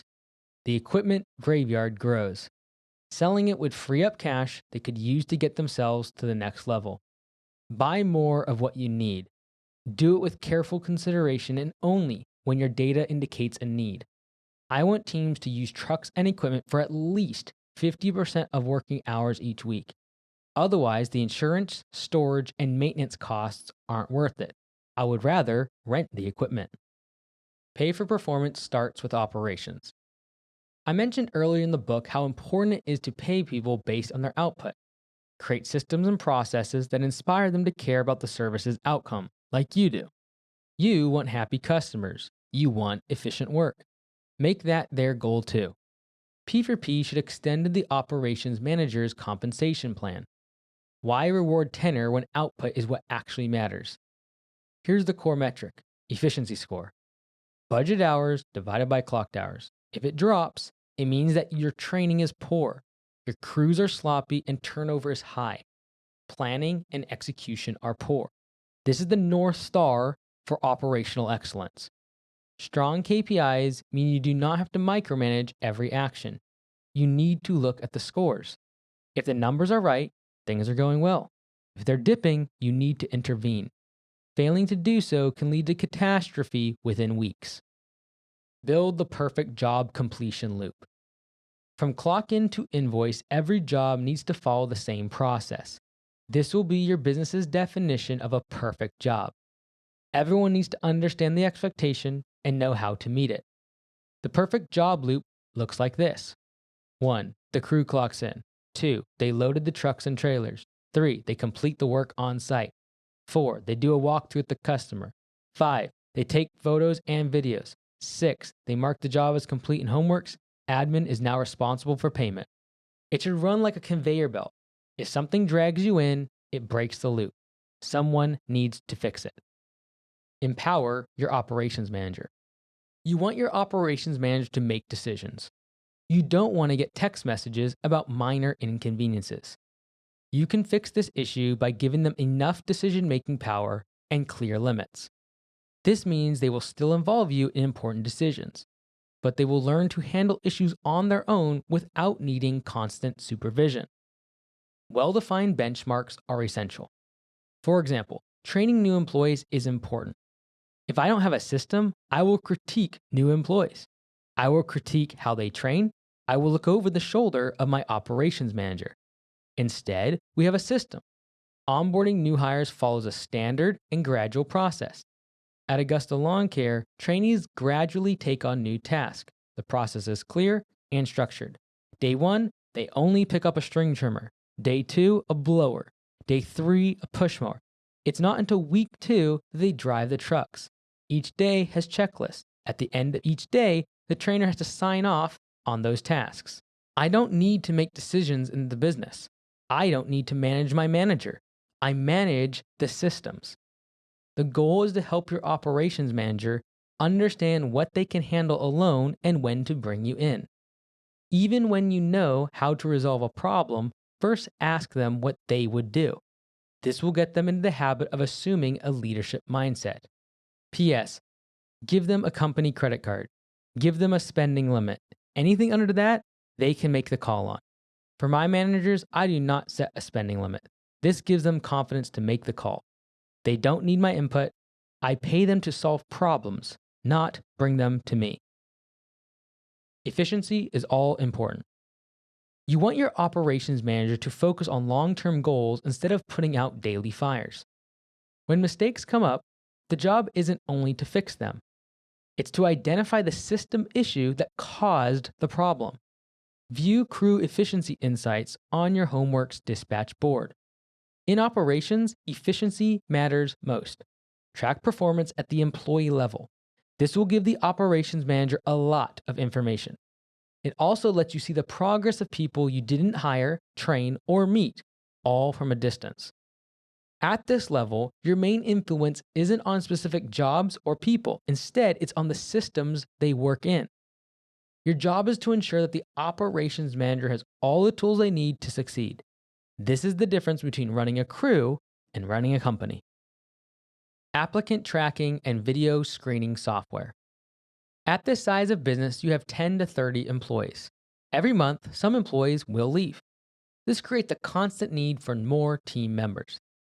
The GM or operations manager often spends their time calling applicants. They set up interviews and deal with no-shows. To avoid this, use an ATS, applicant tracking software. All our owners at Augusta Lawn Care use it for free. It's called Spark Hire, and it usually costs $499 per month. This helps us filter out unqualified applicants without wasting the time of a manager. After an applicant submits their application, they get an automated message. That message contains a link. They click the link and answer the questions with their smartphone's video camera. Most applicants never take the time to answer the questions. They apply to 50 jobs at the same time on a hiring platform such as Indeed. They are working to meet unemployment requirements. But the serious applicants take 5 to 10 minutes to complete the interview questions. This weeds down the number of applicants. The ones that would ghost you for an interview won't submit a video. Score and rank them. In the past, you might have had 50 applications to look through. Now, only 12 applicants sent in their video interviews. You know that 5 of them are useless. 3 of them look super solid. You set up an in-person interview with those 3. You don't spend 2 days lining up interviews for people who would waste your time. What admin looks like as a GM Plus. After you pass the $1.5 million revenue marker, it's not practical for one office manager to handle all the admin tasks. Once you hit $3 million, start splitting administrative tasks by responsibility. This is where roles like accounts receivable begin to develop. For businesses with multiple locations, having a command center for admin is best. It helps manage all admin tasks efficiently. We will discuss more about setting up a command center later in the book. An office manager might be handling payroll and basic bank deposits. They have an assistant or 2 who answer the phone, respond to emails, and so on. Redundancies help ensure that urgent tasks get done. This includes payroll and invoicing. Having all that lean on one person is too high risk at $3 million in revenue. Admin work is more important now than ever. They are the first point of contact for the customer. They might be making estimates over the phone or setting up meetings with an estimator. They introduce leads to your business. They gather contact info from the instant quote form on the website. They send invoices and ensure they collect payments. They will often talk with the operations manager during the day. Customers call the admin team for callbacks, for work change orders, for complaints. Homeworks can double the output of an admin person. It's easy to freak out about software costs. It's key to note that $500 a month in subscriptions can keep you from needing another admin. That's $5,000 per month in salary saved, plus rent, utilities, and office equipment. Complicated miscellaneous tasks. The irregular tasks are where you get pulled back into admin. Tasks like tax payments and license renewals happen once a year. This adds to the complexity of admin work as a business develops. These occur on an infrequent basis throughout the year. It's tough to set up training and systems for events that happen every 12 to 24 months. This is the only admin area the general manager sometimes works on because the tasks are still one-off. There won't always be an SOP in place for tax and insurance audits. They are occasional but important tasks. When something happens less than once a month, it's harder to delegate. That is okay. The bigger you get, the more often they will come up. Soon, even one-offs will find a rhythm that make delegation worthwhile. Admin is customer-facing. Mistakes can really hurt your business. The key is to be thoughtful in your KPIs, mindful of your software and AI integrations. The aim is to allow the owner to skip reviewing every invoice or customer message. Don't get sucked into the complex of feeling useful. This will drag you into client disputes and communication. Set up dashboards and metrics to track admin from afar. Doubts and struggles of admin as a GM Plus. Overhead is getting expensive. You begin to wonder, should I outsource this overseas? Can I automate using AI? Why am I paying so much for office space, computers, people? These concerns are at their worst during the off-season. Salaries don't change based on how busy you are. When you're paying over 10% of revenue on admin overhead, your margins are fragile. You also wonder, should I open multiple locations, develop a centralized command center hub, or create multiple offices, each with its own admin? It is hard to find a good office and shop space close to my service area. Spot checking. Admin is actually one of the easiest components of a business to manage. There are many KPIs that you can review. Most admin tasks are on a computer. It's not like the crew that goes out into the field remotely. You can create scripts for communications. You can track average hold time and speed to answer phone calls. You can track missed calls and voicemail replies. Yet, you still feel the need to provide oversight. You worry that if your admin worker walked out, it would be a major blow to your entire business. They'd take institutional knowledge with them: passwords, job notes, communication protocol. There's a good chance you are correct. You're tired of getting dragged back in. Despite all this admin, you still get called in to handle the odd menial task: insurance reviews, license renewals, random audits, things that don't happen often enough to have their own SOPs. And while these little tasks aren't consuming much of your time, they still feel like gaps in your business's systems. Anyway, for the money you're spending on admin, shouldn't someone else be handling this? Why am I going to deposit checks at the bank? Isn't that task below me? Isn't there something else I should be doing? The admin bloat. Now you have one office manager, but they have one or two assistants. You're still answering questions, even with the extra overhead. The handoff between admin and operations keeps failing. More admin staff, more miscommunication. In the trifecta, sales, operations, admin gets payment for the work. Admin greases the gears. When they aren't communicating well, it feels like they're grinding the gears. You still jump on the phone when the business misses calls. You still see constant evidence of sloppy work. You pay for more, but it always feels like you're getting less. Why are you doing the job of the office assistant? You don't trust the reports. You should now be leading from a dashboard. You're always logging into QuickBooks to check numbers. Then you look at the timestamps and communication channels. When did the manager email that to you? Did they text it to you, or was that in WhatsApp? You don't trust the data. This means you're back to monitoring everything, even if you're not in the office. You begin to doubt the profitability of your business. You wonder why overdue invoices are climbing. You worry about missed calls. Emails aren't getting addressed.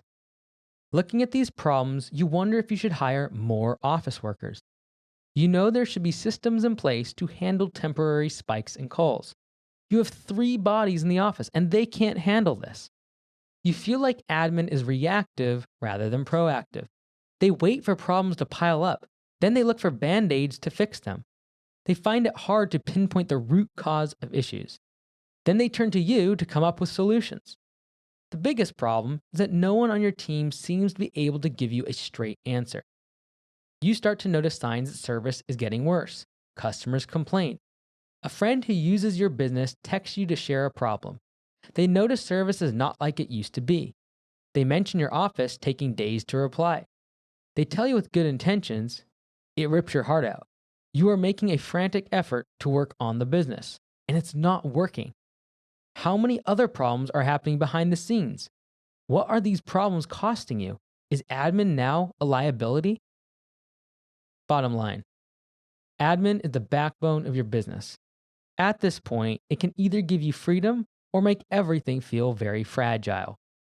The difference is all in how you standardize, systematize, automate, track performance. Instructions for admin as a GM+. The admin function at this stage of your business is its own department. This is true no matter your scaling choice. It applies if you're a large branch. It applies if you're a hub and spoke model with multiple locations. You need a precision-based admin system. Without that, everything else will fall apart. Choose your structure. There are 2 core models that I've described already. Single site scaling means having one big location with many admin team members there. Or the hub and spoke model, smaller locations handled by a centralized admin command center. Both work, but they are distinct. Compensation must drive retention. If you keep losing admin staff, you'll lose momentum. It's not efficient to spend months training someone on admin systems. then more on communication standards. It's also very costly when they quit. Retention-based pay can include tenure bonuses. The longer someone stays, the more they earn. Role stacking pay. Retention-based pay can include tenure bonuses. The longer someone stays, the more they earn. Role-based pay. In other words, when they take on more tasks, they gain more income. Use compensation to boost speed, efficiency, and continuity. It's hard to train admins towards efficiency. Incentivizing longevity is very important. Use compensation to boost speed, efficiency, and continuity. It takes time to train admins toward efficiency. Incentivizing longevity is very important. Generalist first, specialist later. The size of your business will determine if you need a generalist or a specialist. Until you exceed $1 million in revenue, the answer is likely that you need a generalist, someone that can do everything in the office. One person handles everything. This includes invoices, payroll, emails, phones, and ordering replacement parts for the truck. At this point, the admin should have time to manage everything. Being organized and efficient will allow this to happen. Once you hit $3 million in revenue, the workload is too much for one person to manage. You need accounts payable and receivable. You need scheduling and dispatch help. You need customer communication specialists. You need someone to manage both inbound and outbound calls. You might also have HR or payroll roles. The bigger you are, the more specialized you need to be. Generalists can create useful redundancies, but specialists bring better quality controls. They reduce key man risk. Admin costs can creep naturally. Your admin costs can creep as your business grows. You might go from 10 field workers and 1 admin to 30 field workers and 10 admins. Do you see the problem? Your ratio of revenue generating staff to overhead employees is out of balance. The ideal admin load should stay under 15% of your total revenue, as I've noted before.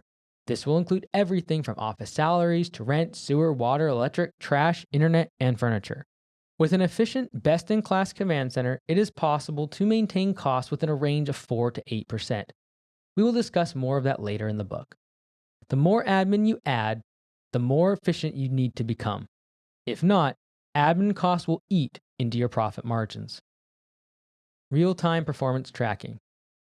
Admin is often the hidden bottleneck.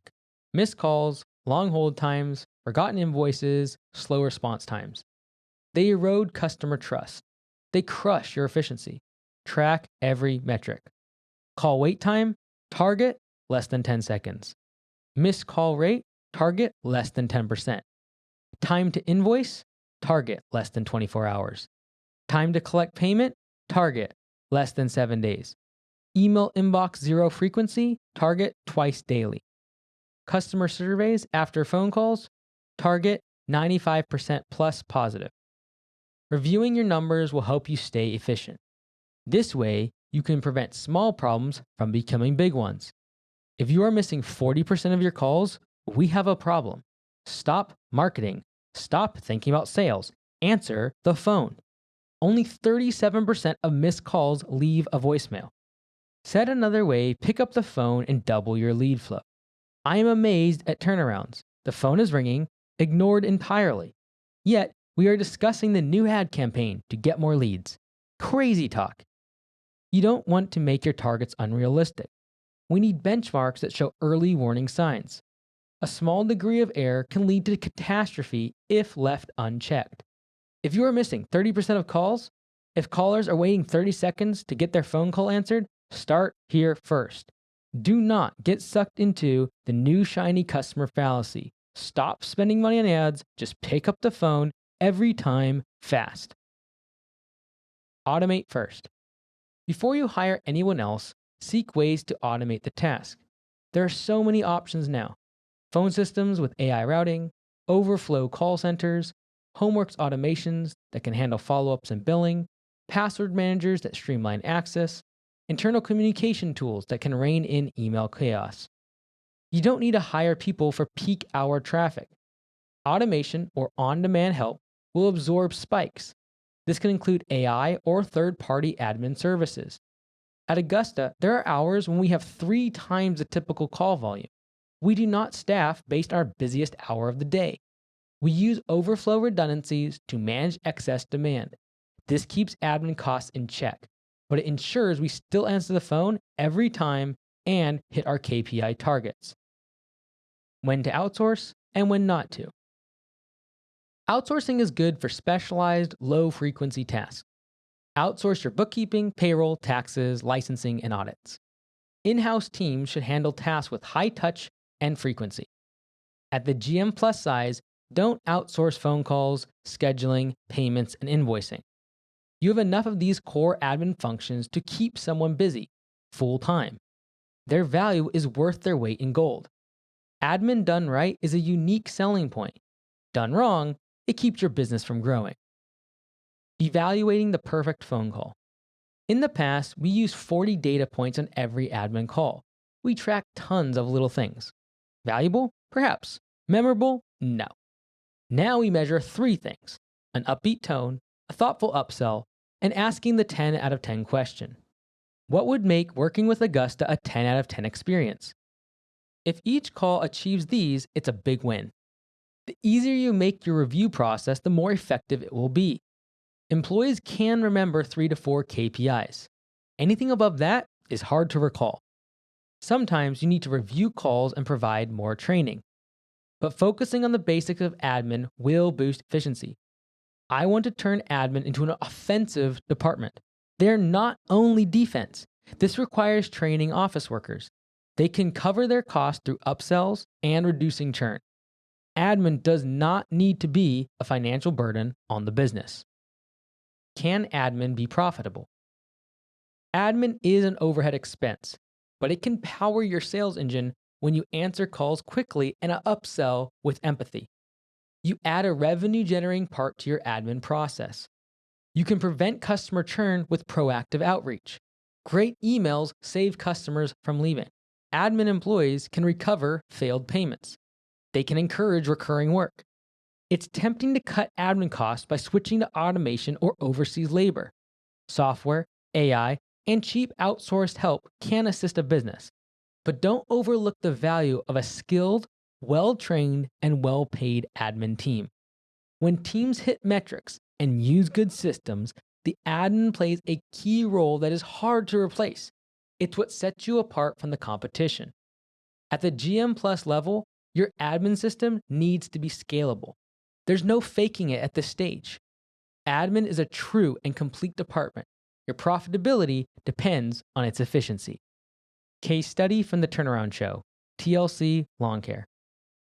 On my Turnaround Show, I visited a lawn care company called TLC Lawn Care in Washington State. Trent, the owner, had grown revenue fast.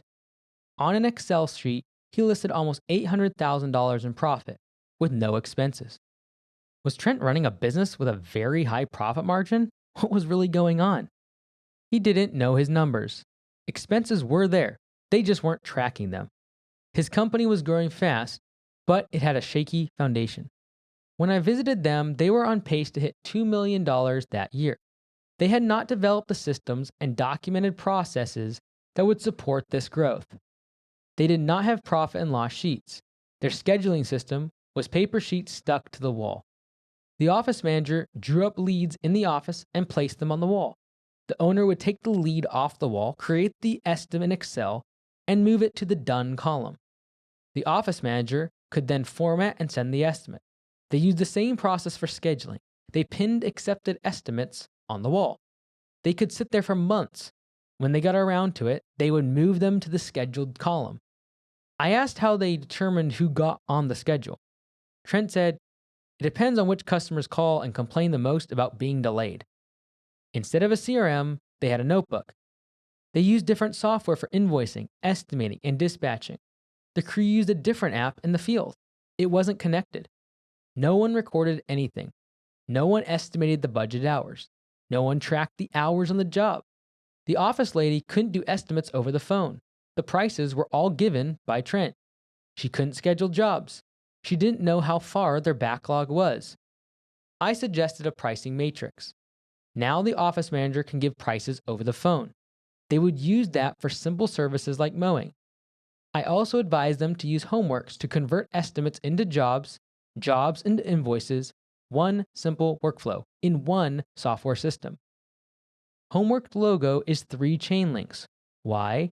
Homeworks connects sales, operations, and admin. It allows you to grow without breaking. I also suggested pay for performance. This model would encourage the crews to think like owners. What happened? Trent got organized. Last time we talked, he was adding budgeted hours to his business. Every job, every task, every meeting. They all had budgeted hours. Now he knew how far they were booked out. Scheduling was easier. Trent tracked his team's efficiency scores using budgeted hours. Scoreboards were now shown to the team. TLC had an awesome product. They did a great job. They worked hard. Sales were strong.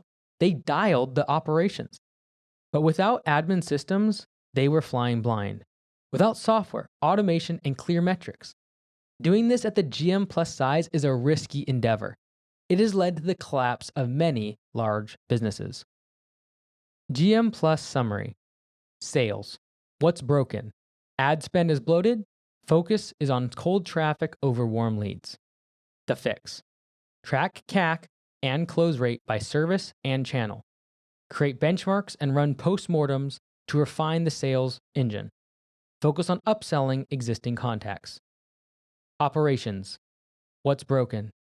Middle managers firefight instead of systematize. The fix? Train ops manager to enforce SOPs, monitor crew KPIs weekly, and refine systems instead of reacting. Admin. What's broken? Still personality dependent. One admin holds tribal knowledge. The fix? Build SOP playbooks, shared Google Drives, and password managers. Cross-train backups so no one person is a single point of failure. GM Plus checklist. Goal. Scale up to $3 million. Become manager of managers. Promote leaders into managers. Develop leadership bench. Cross-train admin staff. Eliminate key man risk. Create manager scorecards, labor efficiency, gross margin, churn, NPS, net promoter score. Establish quarterly profit share or incentive plan for managers. Use lead tracking for online ads. Create a monthly template for email and text blasts. Upsell all contacts in Homeworks database. Standardize trucks, tools, uniforms, and equipment.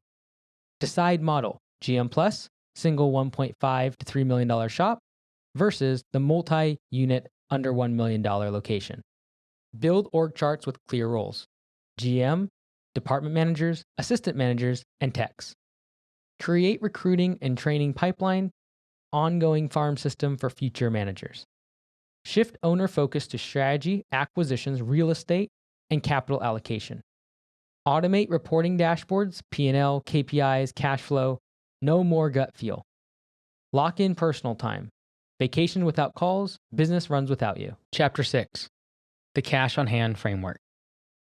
Cash is oxygen. I see many people grow their home service business too fast. A fast-growing, profitable business can still go bankrupt. They speed through the 4 leadership hats. They go from no employees to 10 employees in 1 year. In doing so, they saddle themselves down with loads of debt. They have very little cash in the bank. They have cash flow problems. In other words, money coming in is too slow, and money going out is too fast. Growth sucks cash. Growing too fast is dangerous if you're low on cash. So the question becomes, should I continue growing? Or should I focus on profits and stacking cash aside? For this reason, I created the Cash on Hand framework. Frameworks give me clarity when making decisions. A home service business needs 1 month of revenue as cash reserves, minimum. Anything under that, we are increasing risk. I know some people will say 3 months of expenses. Many small business owners aren't aware of their expenses. They don't get monitored. They don't know their numbers, but they do know their monthly revenue. So, in the spirit of getting max utility, I use revenue as the benchmark. 1 month of revenue in cash, in the bank. That's the goal. The same is true for the solo operator, the working GM, the full-time GM, and the GM Plus business model. The framework scales. As your revenue grows, you'll need more cash on hand in the bank. Each business owner has a unique risk tolerance. Every business owner has unique goals. Some want their business to grow big, while others prefer smaller sizes. But the likelihood of you hitting your goal hinges on staying in the game. I see many people quit because of the stress that low cash causes. Quitting guarantees you won't hit your goals. Quitting is the only fatal mistake in business. So we should avoid the temptation to quit as much as we can. Having enough cash on hand makes it easier to avoid the temptation to quit. It keeps our heads in the game. If you have more than 1 month of revenue in the bank, I say go for it. Keep growing and expanding. This means hiring more workers and getting more trucks. Invest in marketing, branding, and advertising campaigns. This unlocks the next leadership hat. Using the cash on hand framework, we can define profit mode and growth mode. Let's also look at how much cash you need to grow your business.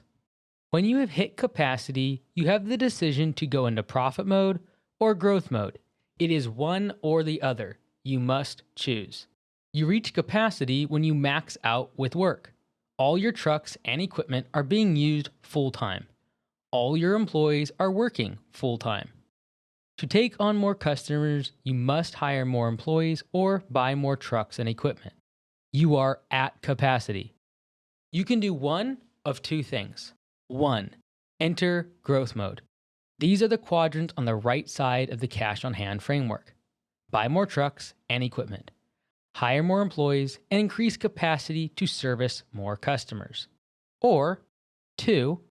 Enter profit mode. Do not buy more trucks and equipment. Do not hire more employees. Raise prices on new and existing customers. This is the quadrant in the top left of the cash on hand framework. Do you have financial stress? Don't have 1 month of cash in the bank? You are in the bottom part of the framework. Grow customers to capacity and raise prices. Enter profit mode. Stack cash. After that, speed up growth by marketing and investing in employees and equipment. Too hard to grow customers? Sell off unused trucks. Lay off part-time employees. Cut until you are at capacity. Then raise prices. Enter profit mode. A home service business should maintain a reserve of at least 1 month of revenue in the bank. To find the ideal number, average the revenue from the last 3 months. If the last 3 months' revenue was $95,000, $115,000, and $90,000, you averaged $100,000 per month. I want at least that much cash in the bank. So let's say now that you have more than 1 month of revenue in the bank. This is what I would describe as distributable cash. This cash can be distributed to the owner. We will talk more about distributable cash later on. I averaged $100,000 in monthly revenue. If there's $140,000 in the bank at the end of the quarter, I see $40,000 as distributable cash. We will talk a lot more about this system when we discuss GM compensation. If you have big seasonal changes in revenue, don't distribute cash during your slow season. To improve your off-season and avoid cash flow issues, read my book, The Off-Season: Why Home Services is a Terrible Business. You can also get free training on the off-season at mikeandys.com/workshop. The worst case scenario is you have low cash on hand and low growth, the bottom left-hand quadrant of the cash on hand framework. In that case, you have no money in the bank. Growth in customer count and revenue is a result of having demand for your services. I need that demand so I can raise prices and become profitable. Without new customers and strong demand, raising prices becomes tough. It is harder to solve the profit problem. But let's say that you have lots of money in the bank, but no growth. In that case, businesses can use cash to produce growth. They can grow by advertising, hiring, and buying equipment. They would enter growth mode. You can also decide to remain in a high cash on hand, low growth position. That would be the top left corner of the cash on hand framework. This is a low risk approach, or to put another way, it's profit mode. You focus more on stacking cash than on growing your business. Keep it simple. This is the goal of every home service business. 1. Create a world-class customer experience. 2. Raise prices. 3. Current customers stick around. 4. New customers keep buying. For the people saying that this is crony capitalism or greed, stay poor. If you want to be rich, follow this recipe. Focus on serving. Most businesses never deliver a world-class experience, so they never raise prices. Customers churn. New customers do not keep buying. This keeps businesses small and broke. Let's fix that. To grow your business, the best position in the cash on hand framework is the upper right corner of the diagram, built to scale. Cash is not a constraint on growth. It's here that you have over 1 month of revenue in the bank and are still growing. This place feels more comfortable, and it shows that things are working as they should. Your marketing engine is functioning well. Customers are coming in and filling capacity, even when you don't spend money on ads. Organic leads from your website, word of mouth, and your trucks create enough work to offset churn. Jobs are profitable enough to pad your bank account. Stress is lower, having over 1 month of revenue in the bank. You have a strong demand for your services. You can raise prices, switch to profit mode, and boost cash reserves during an emergency. Why do many home service business owners have low cash on hand? Why do business owners not have enough cash to continue growing their company? As a business owner, your job is to get the work, do the work, and get paid for the work. Businesses often overlook the third factor. They have lots of unpaid invoices piling up.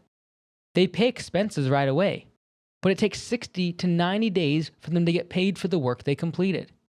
This leads to a horrible cash crunch. If cash is oxygen, they are suffocating. It is a constant treadmill of chasing the money you have already earned. Why? They have bad systems in place to get paid. On the turnaround show, I visited Good Hands Roofing. The company had $278,000 in overdue invoices. They produced $1.6 million a year in revenue the year before.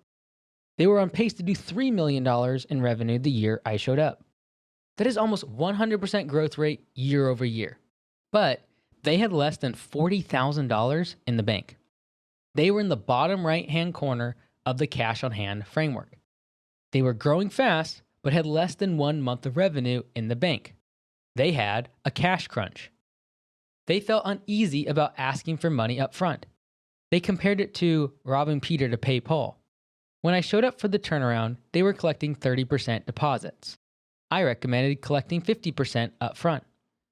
They sent the final invoice once they finished the project. The customers would take weeks or months to make the final payment. I suggested that they collect all the money during the final walkthrough. We will collect payment right after we finish the service. I suggested a fee structure to encourage customers to pay on time. Every state is different, so check your local laws. But if a customer doesn't pay me on time, I am going to charge them penalties. I am not a bank. In your Homeworks settings, you can adjust what your overdue fees are going to be. They are added automatically if customers don't pay by the due date. Why are systems like this important? They put you in the top half of the cash on hand framework. You stop suffocating from a lack of cash. Customers pay on time.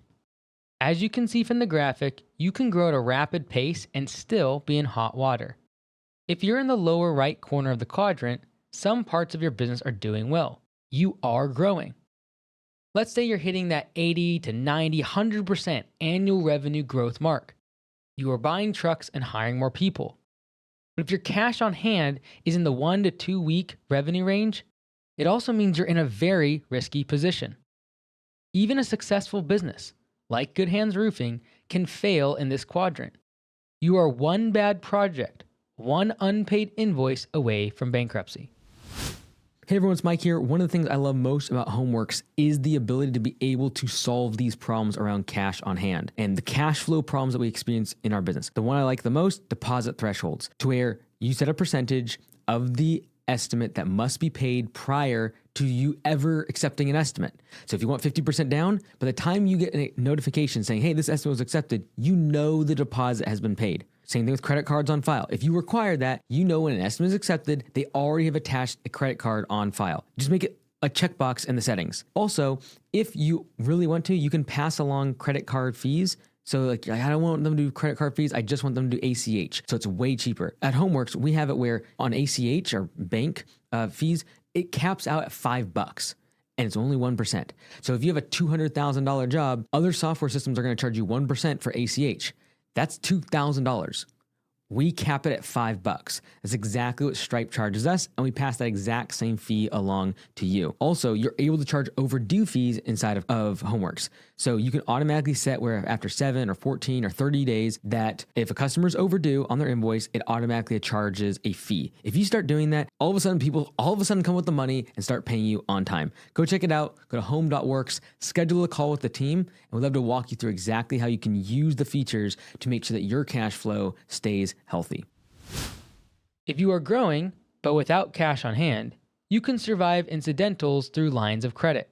It will bridge the gap. See the chart below. Example 1 is what Good Hands Roofing was doing. They collected 30% down on projects. Their profit margin was 20%.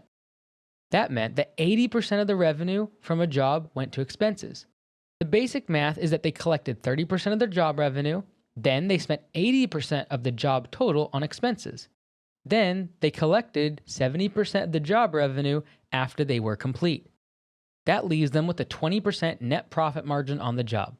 The problem is that they waited 60 days to get paid the final invoice. After completing the job, they had a negative 50% profit on it. They had paid all the expenses on the job, but had not yet received 70% of the revenue. This caused the cash crunch they were in. For a $100,000 roof install, you'd make $20,000 in profit. Awesome. But you would need to cover a $50,000 loss for 60 days during the project. The big problem? The faster they grew the business, the more jobs they took on, the more crews they had, the more customers they served. That 50% compounded with each project. They needed large lines of credit to tie them over until they got paid. They would need bigger and bigger lines of credit as they grew. I never want to have a negative cash position on a project. I want to collect as much up front, before I buy materials, supplies, and the labor for my crew. I want installment payments on large jobs to make sure I never go negative on a job. See this exemplified in example 2. In this example, the same project never hits negative cash flow. We collect 50% up front. We collect 30% halfway through the job. We collect the final 20% upon completion. Same end result, 20% profit. But now I am using the customer's cash to buy materials and pay my employees, not mine. I am not a bank giving out interest-free loans. Bad customers will balk at these payment terms. Good customers will understand. Good customers will be happy to pay up front and midway through. Credit cards and lines of credit are expensive solutions. They incur interest rates ranging from 10 to 30%. Collecting deposits up front helps. Also, storing credit cards on file is important. Finally, having overdue penalties will prevent this. It boggles my mind that people don't accept credit cards. They are afraid to pay 3% in card processing fees. At the same time, they are happy to pay Bank of America 15% interest on a credit line to solve their cash flow problem. Accepting the 3% card processing fee is simpler and costs less. You can get your money in 1 to 2 business days instead of waiting 60 to 90 days after sending the invoice. At Homeworks, there is no excuse. You can even have a bank account on file for customers. That option only costs 0.8% in fees.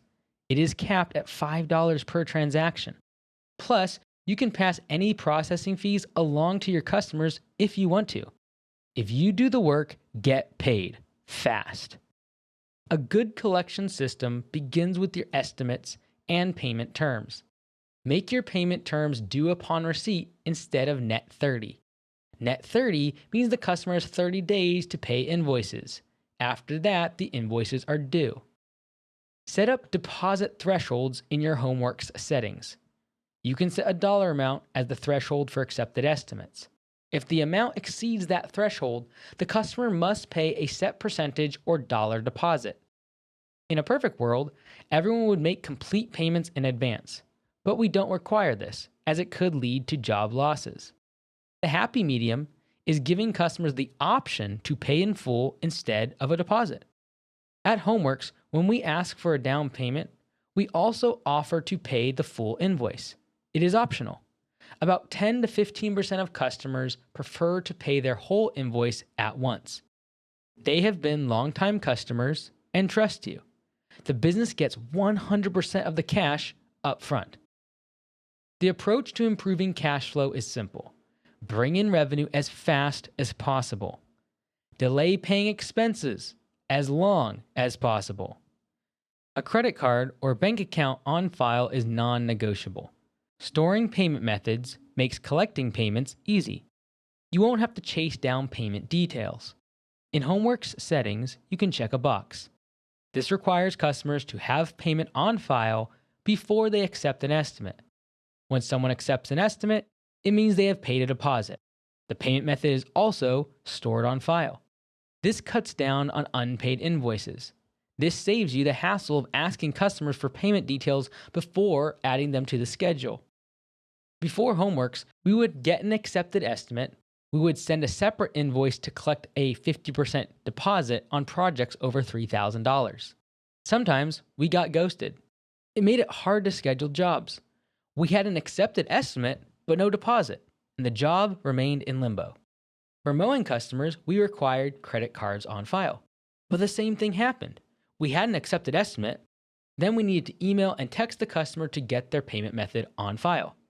If they failed to put a card on file, we would be waiting before we would put them on the route. We risked not getting paid if we put them on the schedule. We got ghosted.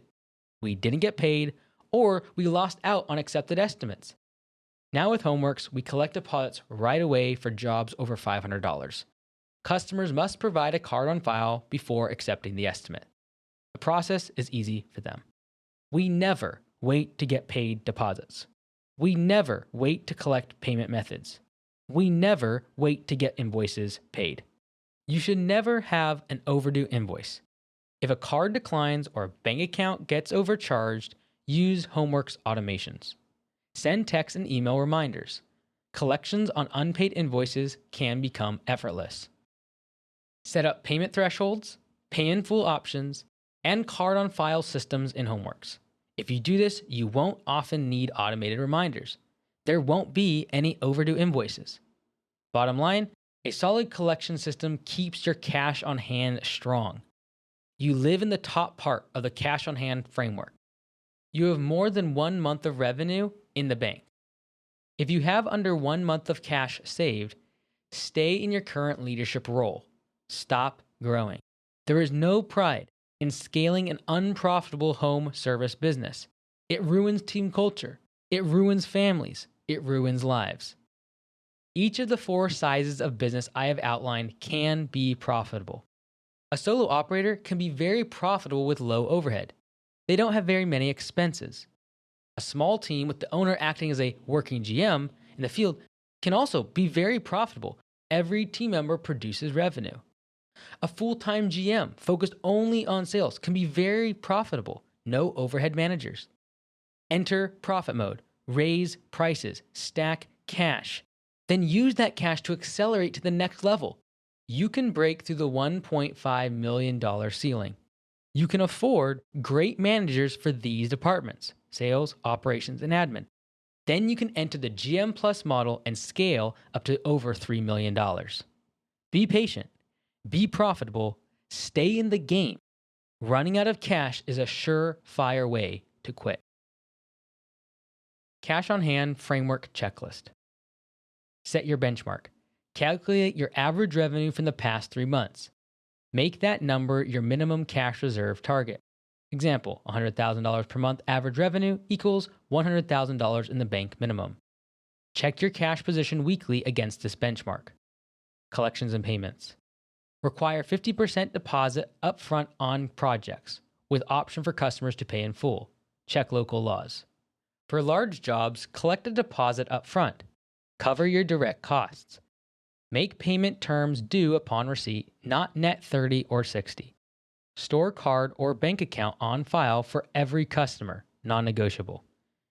Enable overdue penalties in your CRM. Homeworks auto-applies late fees. Automate reminders, text and email for any declined or unpaid invoices. Capacity and growth decisions. Identify if you're at capacity, all trucks, equipment, and crews fully utilized. If under 1 month of cash, stop growth.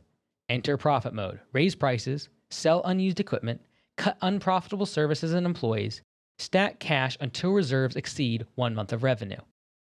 If over 1 month of cash, consider entering profit mode. Hire new employees, buy more trucks and equipment, increase marketing and advertising spend. Expense management.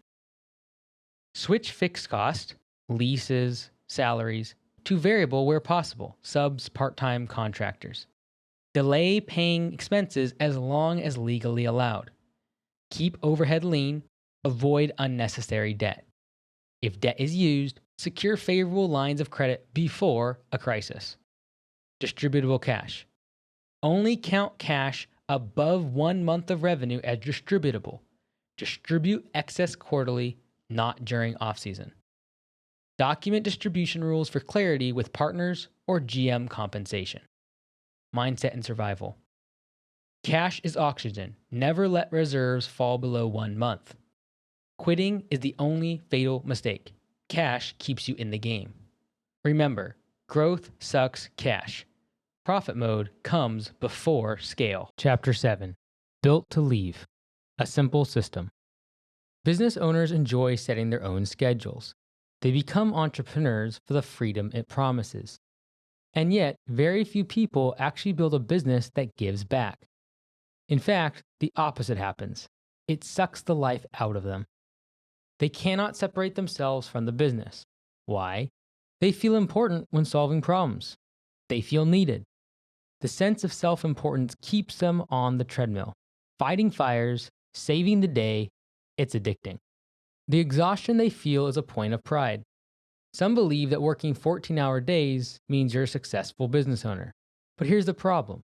The more your business needs you as the founder, the less stable it becomes. A healthy business isn't tied to any one person. Filling all the efficiency gaps in your business alone? That chaos fuels your entire company. Not only is it not sustainable, a healthy business isn't tied to any one person. Filling all the efficiency gaps in your business alone? That chaos fuels your entire company. Not only is it not sustainable or scalable, but it can also lead to burnout in the long run. This chapter fixes that. You don't need to work more hours to run a healthy and successful business.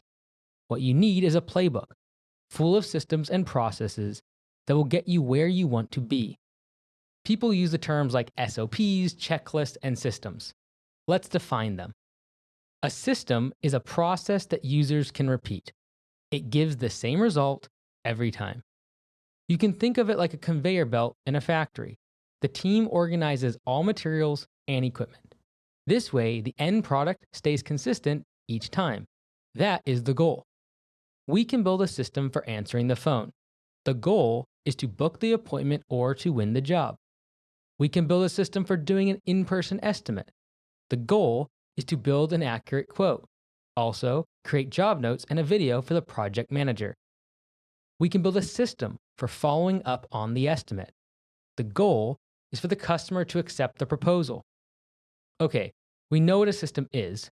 We know we need systems, but how do we build systems? The 4 laws of system building.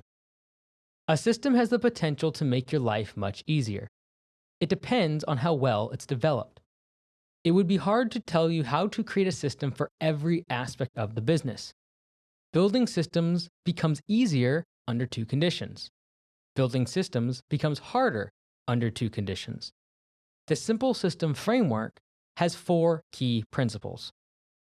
It is easier to create systems for simple processes. Simple means basic, clear, and minimal. Number 1, it is easier to create systems for simple processes. Simple means basic, clear, and minimal. Number 2, it is easier to create systems for standardized processes. Standardized means doing it the same way each time with little change. Number 3, it is harder to create systems for complex processes. Complex is the opposite of simple. Number 4, it is harder to create systems for custom processes. Custom is the opposite of standardized. Make your process repeatable. Cut guesswork and poor decisions. Custom equals chaos. Customers ask for custom requests all the time. Your instinct might be to say yes to keep them happy and the revenue coming in. The scalability of complex and custom is next to impossible. If you want to grow, get used to saying no to special requests for unique, one-time tasks.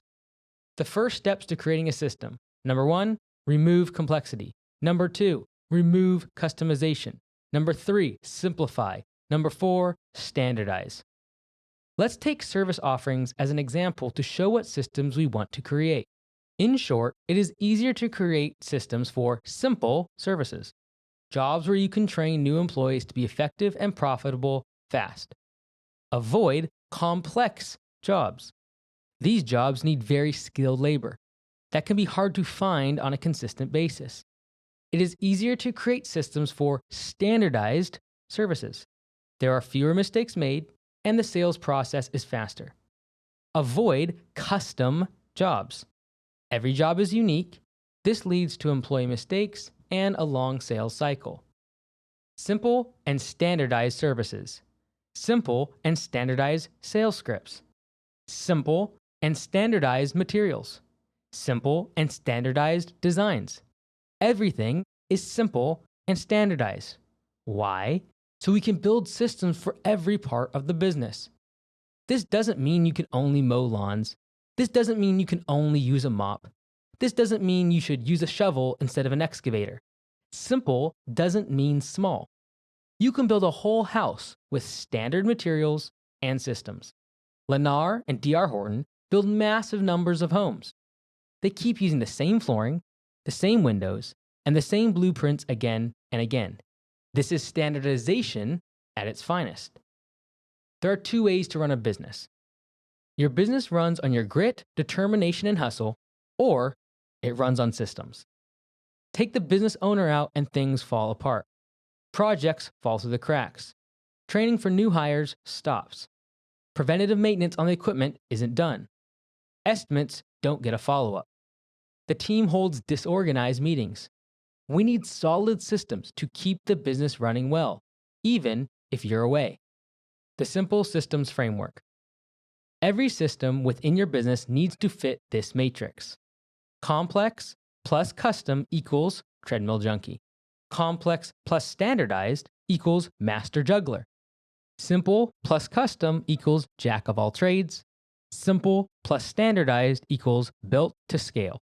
Let's unpack them. The treadmill junkie. In this case, you do custom work and accept the need for complex processes. Customization and complexity demand your attendance. It requires solving every problem by yourself. You are the only person qualified to manage the job. You will impress the client and you will take pride in your work, but you will burn out. You have your fingerprints on every job. Hey everyone, it's Mike here. One of the things I love most about systems is the ability to be able to save time on admin. And so we've talked a lot about creating a simple system and using this framework. The best thing that I love about Homeworks is you can just automate so much of this stuff. And the software does it every single time the same way. I don't have to pay anyone to do it. One of the things that costs so much time on admin is invoicing and billing. That is creating the invoices and then actually charging all the cards, charging all the ACH, sending all the invoices to customers via email and text. Like, all of that inside of Homeworks gets completely automated. You can set a daily, weekly, monthly billing, daily, weekly, monthly invoicing, and automatically everything gets sent to customers. You set it up one time, you set it, and you forget it. This saves you hours, if not days, as your business grows on these simple tasks like invoicing and billing. And if you're doing the copy and paste millionaire method, where you're doing multiple locations and you're having a virtual assistant, you spend way less time of theirs working on your account. So if they're charging you by the minute, you want to reduce that amount of time as much as possible. This will save you far more in admin savings than what your cost of the subscription is. So go check out home.works, book a call with the team, and see how you're able to create simple systems like auto invoice and auto billing in your business today. Master juggler. Jobs are complex, but at least standardized. In other words, this is not easy to teach to an entry-level employee. Laborers need both certification and experience to do the job, but you have productized your service offerings. You don't offer everything to everyone. You make sure you stay in your lane. You are a top-tier project manager. You take pride in your craftsmanship and perfectionism. There are big installations and construction projects. Planning and organization are crucial. It's hard to scale, but it's not impossible if you're thoughtful. Jack of all trades. The work is simple, but it is always open to customization or special requests. Call this the handyman business model. Many times, this includes solo operators. You hang doors and fix faucets and paint sheds. If someone's willing to pay, you're willing to do it. Landscaping, pressure washing, roofing, you name it. If it doesn't require a licensed electrician or plumber, you've got it handled. Simple, yes, but every job is different from the last. In this model, you stay stuck forever as a technician. You set your own hours, but you lack a legitimate business. Built to scale. Everything is simple. They standardize everything. Everything is repeatable. They do the jobs the same way every time. They simplified them to make it easy to train new employees. Nothing is complex or custom. You say no to jobs outside your service area, expertise, and training manual. Every task in this framework runs like an assembly line. Your goal should be to move all your systems into the built to scale category. Remove complexity. Remove customization. Focus on simplifying every process. Focus on standardizing every process. This business owner can scale to multiple locations. The built to leave mindset. But the copy and paste millionaire takes it to another level. They reach built to scale status, but they continue to simplify and standardize. They reach the upper echelons of systematization. This business owner is a rare breed. Systems are not always designed to simplify your life today. They're built with the future in mind. Systems are the recipe for building a business that runs without you. The purpose? To develop a business that will operate well in your absence. These systems let you take vacations. They allow you to rush to your kid's school when the nurse calls about an accident. Here's how you know you've arrived at built to leave status. You can take a 2-week vacation and not worry about anything breaking. You're not checking communication threads. The team completes the jobs. You have a GM who oversees everything. Estimates come in, payroll runs, and customers are happy. I call that built to leave. These systems give business owners freedom. They also create a sellable asset. Built to leave is for the absentee owner. It is for the copy and paste millionaire. A business can be difficult to sell without good systems. If you don't have a self-supporting setup, you're only selling a job. No one wants to buy that. Even if you don't plan to sell, make sure your business can thrive without you. Why? Well, for one thing, life happens. Sickness, family, and life events can pull you away from the business. I don't want this to harm the business for good. It will if you have no systems and if the business relies on your 80-hour work weeks. You might not plan to leave the driver's seat for good, but you still need freedom and flexibility. Systems will get you there. If your business dies the moment you leave, it was never healthy to begin with. The framework in the real world. Let's dive deep into home services and look at examples. We will use this simple system framework to see how it relates to estimating, scheduling, and project management. You can use these models to find out where you fit in the simple systems framework. Example 1. Estimates. At the treadmill junkie stage, you make 3D designs for customers. You charge nothing. The team completes all the drawings before the client approves the estimate. You need complicated software to show the intricate details of the job. You have to meet customers several times to get them to decide. You arrive loaded with product catalogs and choices. The master juggler will have a project book with 2 to 3 designs and options. They will arrive on the property for an on-site consultation and have pictures of jobs they have completed in the past. By the time they leave the property, they will know what the pricing is. These are large, complex jobs, but they only offer a few options. They limit customization. The jack of all trades will do drive-by estimates for any job at all. Nothing is too difficult, so the estimate only takes a few minutes. If it requires elbow grease, they've got you covered. They can do any simple service. Every job is different. They will give a verbal price or make one up. Every job varies, so it's hard to give exact prices. The built-to-scale operator will leverage over the phone pricing. You do not need to visit the property. They can delegate the phone calls to someone remote. The built-to-leave business offers instant quote forms on its website. No one needs to answer the phone. Their website is selling 24/7, 365.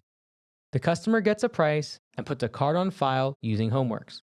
The copy and paste Millionaire uses instant quote forms. Example 2. Project management. For treadmill junkies, project management means being present on the job. They tackle problems head on. That's how they ensure everything operates without issues. They are on the job all day long. Only they can handle the custom and complex work. The master juggler will check in daily and use clear project timelines. They move from one project to another. They transport materials and equipment. They have a pulse on everything. Their phone never stops ringing. They are always busy. The jack of all trades does morning walkthroughs with each crew in person. He needs to show them the job in person since everything is so custom and one-off. The built-to-scale operator gives a detailed video estimate and job notes. No walkthrough needed. The built-to-leave business owner focuses on recurring revenue. He doesn't need to show his crew complex projects. The majority of revenue is from simple, standardized maintenance jobs. They print money every month. Even if he leaves town, jobs get done. Money comes in. The copy and paste Millionaire focuses on recurring revenue. Tools to build simple systems. So how can you make these systems efficient? Standardizing and documenting everything in a business can be tough, but it allows any team member to follow your workflow with ease. It is one that will take time, but you can use digital technology to speed things up. Here are some actionable steps to create systems and a business that is built to leave. Use ChatGPT, Gemini, or another AI tool to create your SOPs, sales scripts, and interview processes. Use the voice feature to share a 5-minute rant. Then let the AI tidy it up for you. Standardize your products. Create a product book in Canva. Laminate each page so it is weatherproof. Highlight your past projects to show customers your options. As a side benefit, this shows proof of your workmanship and speeds up the sales process. No more decision fatigue. Simplify your services. Remove the jobs that need your presence on site. The ones your admin keeps calling you about for clarification. 20% of your services create 80% of your headaches. Cut them. Build recurring revenue and maintenance type work. Use estimate videos and job notes. Avoid walking crews around job sites each morning. Automate your admin through CRM tools. Use text, email, estimate, and invoice templates. Each one of these steps will pull you closer and closer to the built-to-leave model. Your next steps. Want your business to earn money while you step back? Here are some things you can do this week to get closer to that goal. Step 1. List every major system in your business. This will include estimates, hiring and interviewing, sales, scheduling, email management, phone answering, employee training, and running payroll. Step 2. Plot each system on the simple system framework. Which business owner persona do these systems represent? Jack of all trades, master juggler, treadmill junkie, or built to scale? Better yet, can you create a built to leave system? It would allow you to leave the business and be absentee. Step 3. Pick one system and simplify and standardize it this week. Use the quadrant to guide your improvements. Always work toward the built to leave corner. Finally, say no more often. Don't add more services. Stop customizing everything. Stop seeing yourself as in the service business. Think of yourself as being in the systems business instead. Build things so they can run without you. Chapter 8. Building a $1 million business is a terrible idea. Someone has lied to you. The $1 million business? It's not the finish line. It's a trap. Sure, it sounds sexy, rolls off the tongue. 7-figure business owner. Makes your Instagram bio stand out. Chasing a 7-figure dream can wear you out. It might even make you go broke. I know because I chased it, and I was wrong. Let's rewind. I've spent the past 19 years in home services. I've reviewed the financials of thousands of businesses during that time. I've seen many home service business owners struggle to reach the promised land. If you watch the 100+ turnaround episodes on my YouTube channel, you will notice a trend. Many of the businesses that are struggling are right above $1 million in annual revenue. They reached the 7-figure benchmark, but they had debt, low profits, and no cash. They had high costs, pricey offices, and too many trucks. Here's what I learned. The $1 million benchmark is a poor target. Why? We'll get into that in the pages below. We'll also examine what to aim for instead. The Instagram illusion. Here's what the $1 million figure has going for it. It's a great round number. It sounds impressive. It looks clean. It's a clear aspiration. Most small business owners, no matter the industry, see it as the holy grail. Only 9% of businesses hit $1 million in annual revenue. For comparison, 13% of Americans will get divorced twice in their lifetime. In other words, someone that is madly in love has a better chance of getting divorced, falling in love, and then divorcing again than an entrepreneur has to start a business and grow it to $1 million. You run into problems when you chase revenue over profit, vanity metrics over freedom and scalability. Building $1 million business is a terrible goal. I used to have this goal. I thought all my problems would go away if I hit that elusive revenue number. I realized the goal should be to create something sellable, a high profit margin business. Consistent revenue keeps flowing in. Someone else can handle the business. You can hand it off to your children when you decide to retire. The problem? For many industries, once you get to about $750,000 in annual revenue, there is a profit desert until you hit $1.5 million. When you reach around $750,000, you face more overhead. Complexity increases, management balloons, margins compress. Why? It's not necessarily the revenue number. It's the number of employees that it takes to build $1 million business. You need other management staff. You need a salesperson. You need an office worker. You need more shop space. You have more insurance expenses. It is not that a $1 million business cannot be profitable. It's just that it's big enough to need more overhead, staff, and facilities. But it is just small enough to not be able to afford great talent for those roles. Almost 50% of the businesses we visit on the Turnaround Show make between $900,000 and $1.3 million in revenue. They are in a tricky phase of growth. They have so many customers. They need an office person. They have so many leads during the busy season. They need a full-time salesperson. They have so many trucks and so much equipment. They need a mechanic. Everything needs storage, so they find costly office and shop space. All this overhead is crushing their profits. The alternative is that the owner juggles the roles of an office worker, a salesperson, and a mechanic. They have 10+ technicians. They work 60+ hours every week, trying to keep everything juggled. Don't get me wrong, a 7-figure business is great, but hitting that number is not magic. Nothing changes. I remember the day I showed up to Attaboy Landscaping in Johnson City, Tennessee. The day I showed up, they crossed $1 million in sales for the year. That was the first time they had achieved that. There was no celebration. There was no party. In fact, the business was very close to going under. There was no cash. Broken trucks and unused gear filled the shop. The office had 4 overhead employees. There were 2 office managers, 1 operations manager, and the owner. But the business at $1 million could not afford all this overhead. There was a safe way to grow a $1 million business. Sustainable growth, making healthy profits. Take profits and reinvest into the business. It takes 10 to 20 years to grow to 7 figures. If you are like me, you don't want to take 10 to 20 years to grow a business. If you want to grow faster, these are 3 steps. Stage 1. Get to working GM ASAP. Starting out, things are pretty simple. Don't focus on margins. Don't obsess over your profits. Instead, develop as much revenue as you can. At this stage, your goal is volume. You need enough work to justify hiring a team. At this stage, you lack a business. You have a job. You are a solo operator.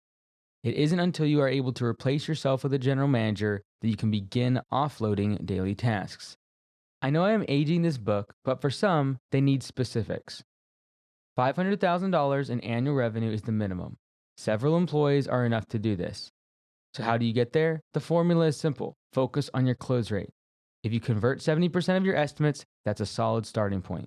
We could raise prices to boost profits, but we're chasing growth instead, aiming for a close rate of 70%. You also want to focus on recurring revenue if possible. You want your numbers to stay predictable and consistent each month. One-time jobs are great. They're profitable. They tend to have better margins, but they're volatile. Recurring work is generally shielded from recessions, and it makes managing your finances much easier. Sell work that stacks. Offer services that can be upsold, cross-sold, and followed up on. This is a survival stage. Not everything needs to be perfect. It's about building momentum. Get the sales motor running. Hey everyone, it's Mike here. One of the things that as I was growing a $1 million business was really difficult was the ability to be able to get my team on the mobile app, because I was living up in Blaine, Washington, and we were up against the Canadian border. And sometimes the cell service would drop in and out for our team. And so when we created the Field Force mobile app from Homeworks, we made sure that even if your cell phone goes offline, you can still clock in and out of the job, add job notes, add pictures, add video, and then once you get back to service, it syncs up with the cloud. But this means that my crew doesn't get completely handicapped if they go into a bad area of service. If you live in a hilly area, or like me, I was up against the Canadian border, and sometimes their phone carrier would change over to Canadian network, and they literally couldn't see their job notes. They couldn't clock in and out. They could not get directions, and it was really, really painful. So go check out home.works. The Field Force mobile app that we've created works offline and is super powerful. Track your time, add job notes, add dispatcher notes, add pictures and video, everything inside the app, even if you lose internet connection. Step 2. Optimize for profit. Between $500,000 and $750,000 in annual revenue, you begin to see profit. At this point, you'll have a team of up to 8 employees max during peak season. You'll have traction. Now it's time to get paid. Most people have a natural desire to scale up, continue on their journey to $1 million, buying more trucks, hiring more people, and leasing a bigger shop. That will increase revenue. If you slow growth at this size of business, you can focus on profits. Stack cash. That is what will keep you from running out of cash on the next big jump to 1.5 million when you need more overhead. Here's the recipe. 1. Raise your prices. 2. Cut the fat. Bad customers, headache services. 3. Pause hiring. Ensure that you use all your vehicles and equipment every day. Let's say you're at capacity mowing 200 lawns a week at $90 an hour. To do any more properties, you would need to buy a new truck, add new team members. What should you do when you get your 201st lawn? If your goal is to maximize profit, you should not hire more employees or buy more trucks. Instead, raise your prices to $110 an hour for new and existing customers. Some customers will leave. If you produce a high-quality service, most will stay. When you hit your capacity again, charge $130 an hour. Some customers will leave. Most will not.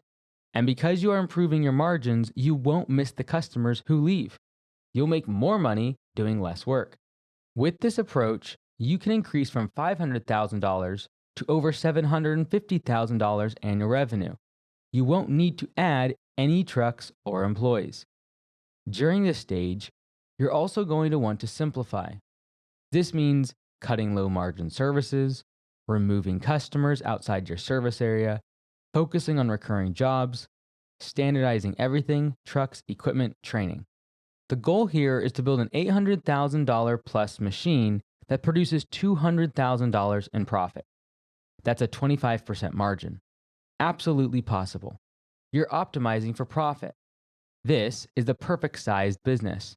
We call this the Augusta model at Augusta Lawn Care. Big enough to get the owner out of the field. The small size of the crew requires only one manager, less than 8 technicians. Step 3. Scale. The space between $750,000 and $1.5 million is both vast and difficult. I call it the wilderness. We want to have plenty of cash if we are going to grow into this size. At this stage, one person cannot manage the field workers. We need an operations manager to lead the crew. The office requires full-time help. We also need full-time help doing sales and estimates. The trucks and equipment need more space. The admin team needs an office building. This adds the overhead of the business. This crushes profit margins. The drop in revenue during the off-season leads to negative cash flow for the business. They lose money for 3 to 4 months every year. This is something I see during many episodes on my turnaround show. Recently, I visited Luke of J&L Landscaping, operating out of Ohio. Luke has almost 30 years of experience in the landscaping market. He turned his small business into a big company making $1.7 million a year. Despite his success, problems were piling up. He had more credit card debt than he had money in the bank. He had constant employee turnover. Before my visit, employees had lost a mower. He worked long hours. He dealt with customer complaints. He felt burnt out. He wanted to quit, plain and straightforward. Luke had 12 people working in the field. He also had an office manager, an operations manager, and a shop mechanic, all overhead roles. Well, he did. The week I showed up, he fired the office lady and the mechanic. They had been spreading poisonous rumors to the team. At the time I visited, he had only 2 employees who had been with him for more than a year.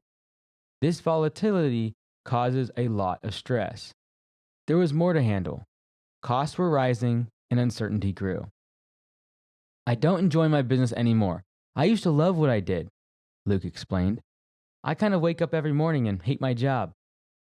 After 25 years, Luke couldn't leave his business for even one day. Everything fell apart if he did. Something was very wrong. Looking at Luke's situation, I told him he had to fix his leadership style. He was harsh. He interrupted others in conversation. He was dismissive. The communication breakdowns were obvious. I suggested he hold an open forum for his team to air their grievances and listen. Luke talked with his team without his operations manager, Brian. He replied each time they shared feedback. He couldn't help himself. A few weeks later, Brian left. After 23 years of struggle, I doubted whether Luke would learn the leadership and communication skills needed to grow. I suggested he reduce his team to 6 to 8 employees. This way, he could manage them himself. No office manager, no operations manager, no mechanic. Why scale down? Because it would be more manageable. He would not need an office manager or an operations manager. He would not even need a mechanic. He could run the business without burning himself out. He could focus on the work instead of always putting out fires. His team was too big for his skill set. What struck me most was Luke's constant explanation of why he worked hard. His family. He had spent 23 years building his business. Yet, he still wasn't spending time with them. He has a family of 10 kids. One was a newborn. But he usually arrived home from work between 8 and 9 p.m. Something was wrong. His wife was doubting. She grew tired of not having him home. Luke said he had trouble connecting with his employees. He noted that they were usually broke and made regular requests for advances to cover basic expenses. He also referred to a recent random drug test that only 2 employees passed. They keep bringing their problems to work. I used to love this business, but now it feels like a parasite. Owning a big business can be thrilling, but it may not suit everyone's balanced life. Luke was a father to 10 children, working 15-hour days. Yes, his business was generating a lot of revenue, but to what end? Final word. The $1 million dream for many people turns out to be a 7-figure nightmare. If you want freedom, if you want a profitable, sellable business, you grow your business with the copy and paste millionaire model. The goal isn't to maximize revenue. It's to generate as much profit as you can. The goal is for the business to run without you. Building beyond $1 million can help, but that revenue isn't the ultimate goal. Often, it's the worst route available to you. The goal needs to be clear. What size of business do you need to build that serves your goals? You don't want to serve the business, you want it to serve you. The copy and paste millionaire model provides clarity. It shows you the fastest and safest way to grow a home service business past $3 million in annual revenue. But do it without losing your sanity. Do it without losing your health. Do it without missing every evening and weekend with your family. Chapter 9. The Copy and Paste Millionaire Blueprint. You could stop before this chapter. Build one location. Remain the operator and wear the working GM hat. Keep overhead low. Stay in profit mode. Keep raising prices as you hit capacity. Over the course of 10 to 20 years, buy your own shop and pay it off.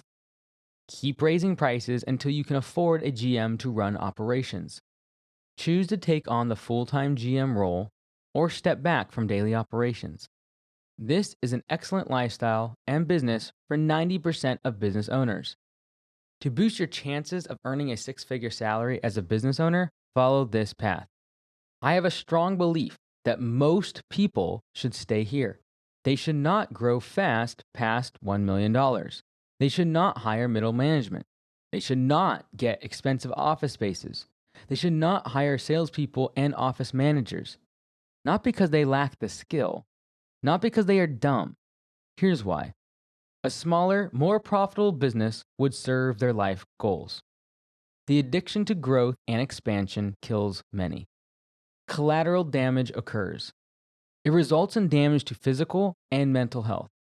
People discard relationships and marriages, pursuing the goal of more revenue. They believe a new crew, a different service, or another customer will solve everything. But the copy and paste millionaire is trying to build an empire. They were a small group, just a single-digit percentage that exceed $1 million in annual revenue. They know it will mean more headaches, financial struggles, and a heavy workload to reach $3 million. They know that hiring management and taking on more overhead is a huge risk. Managing managers requires a different skill set than managing technicians. They know their margins will shrink because of higher rent, higher insurance, and higher payroll. They still decide to press forward. They do not want to take 20 years to get out of daily operations. They do not want to create dead-end jobs for their technicians. They want to create career paths for their team. They want to scale up and build a business that they can sell and that has enterprise value. This is the copy and paste millionaire method. The Augusta business model is the blueprint we use at Augusta Lawn Care.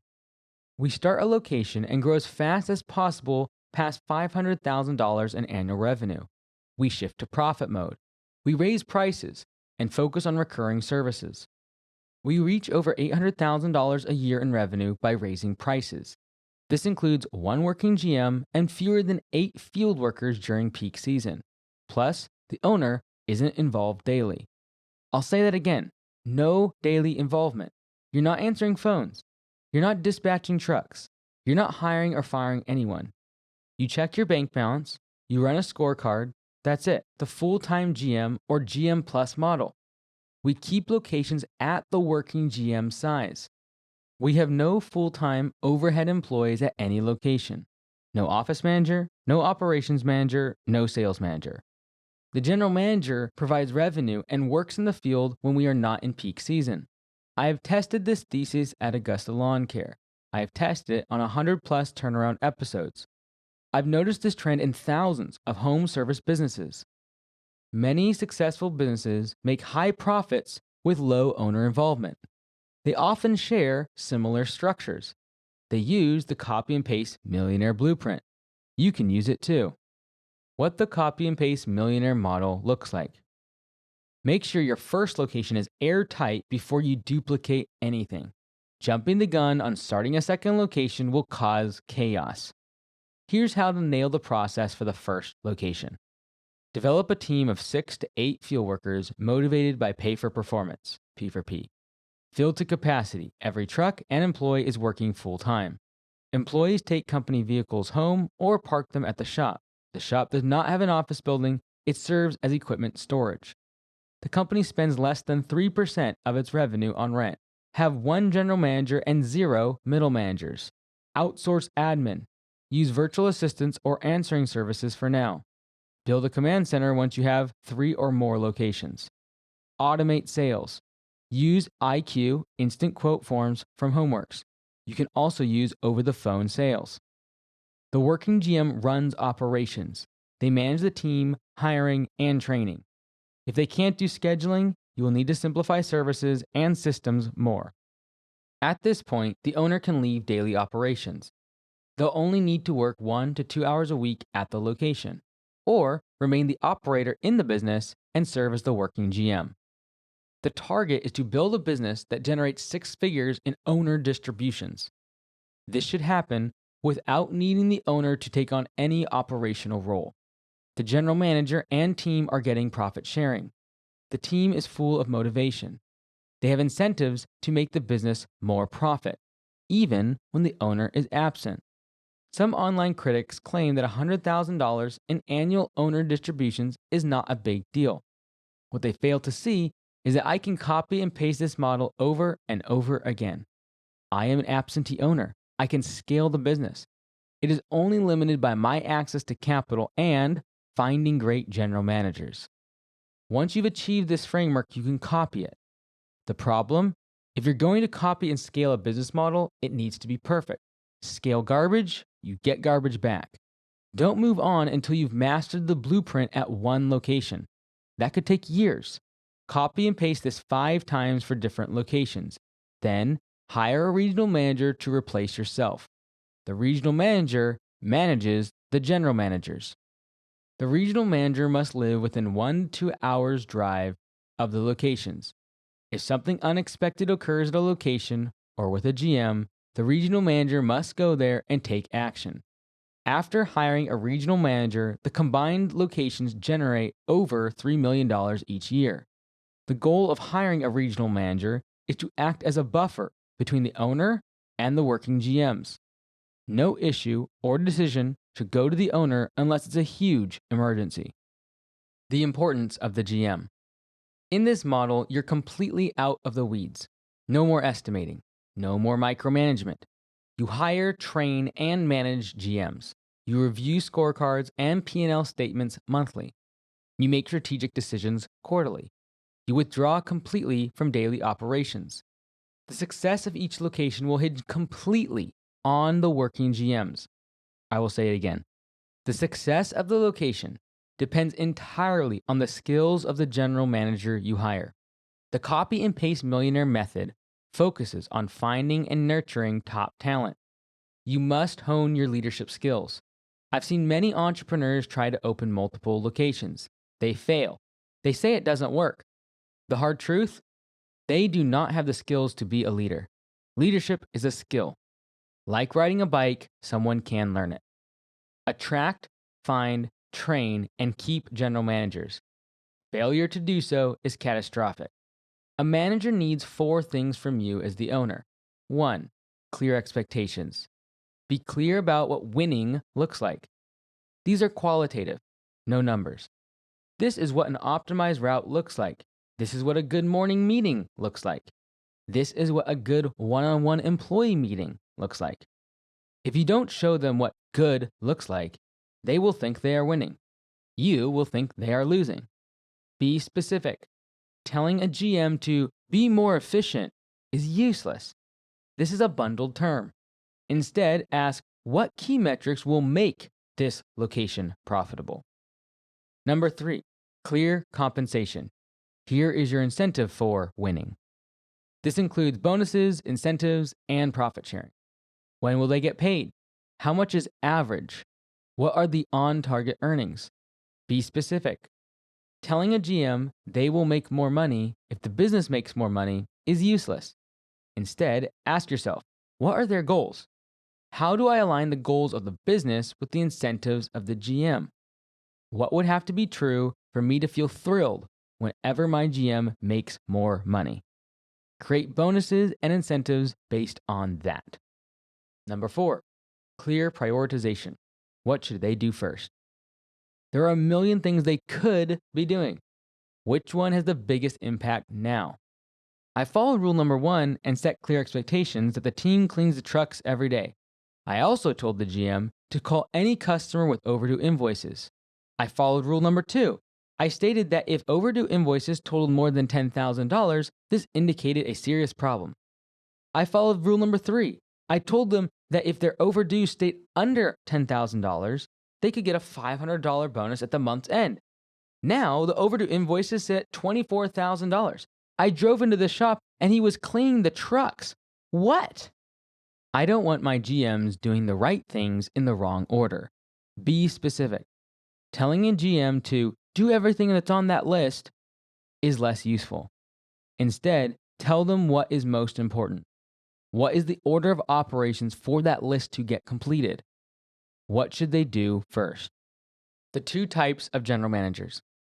There are 2 types of general managers. Which one you should choose will depend on the stage you are in. If you are in growth mode, you'll want a sales-focused GM. This is great for businesses with annual revenue under $500,000 or those growing over 50% each year. They focus on leads, estimates, upsells, door hangers, sales, and boosting revenue. There are key performance indicators to track a sales-focused GM.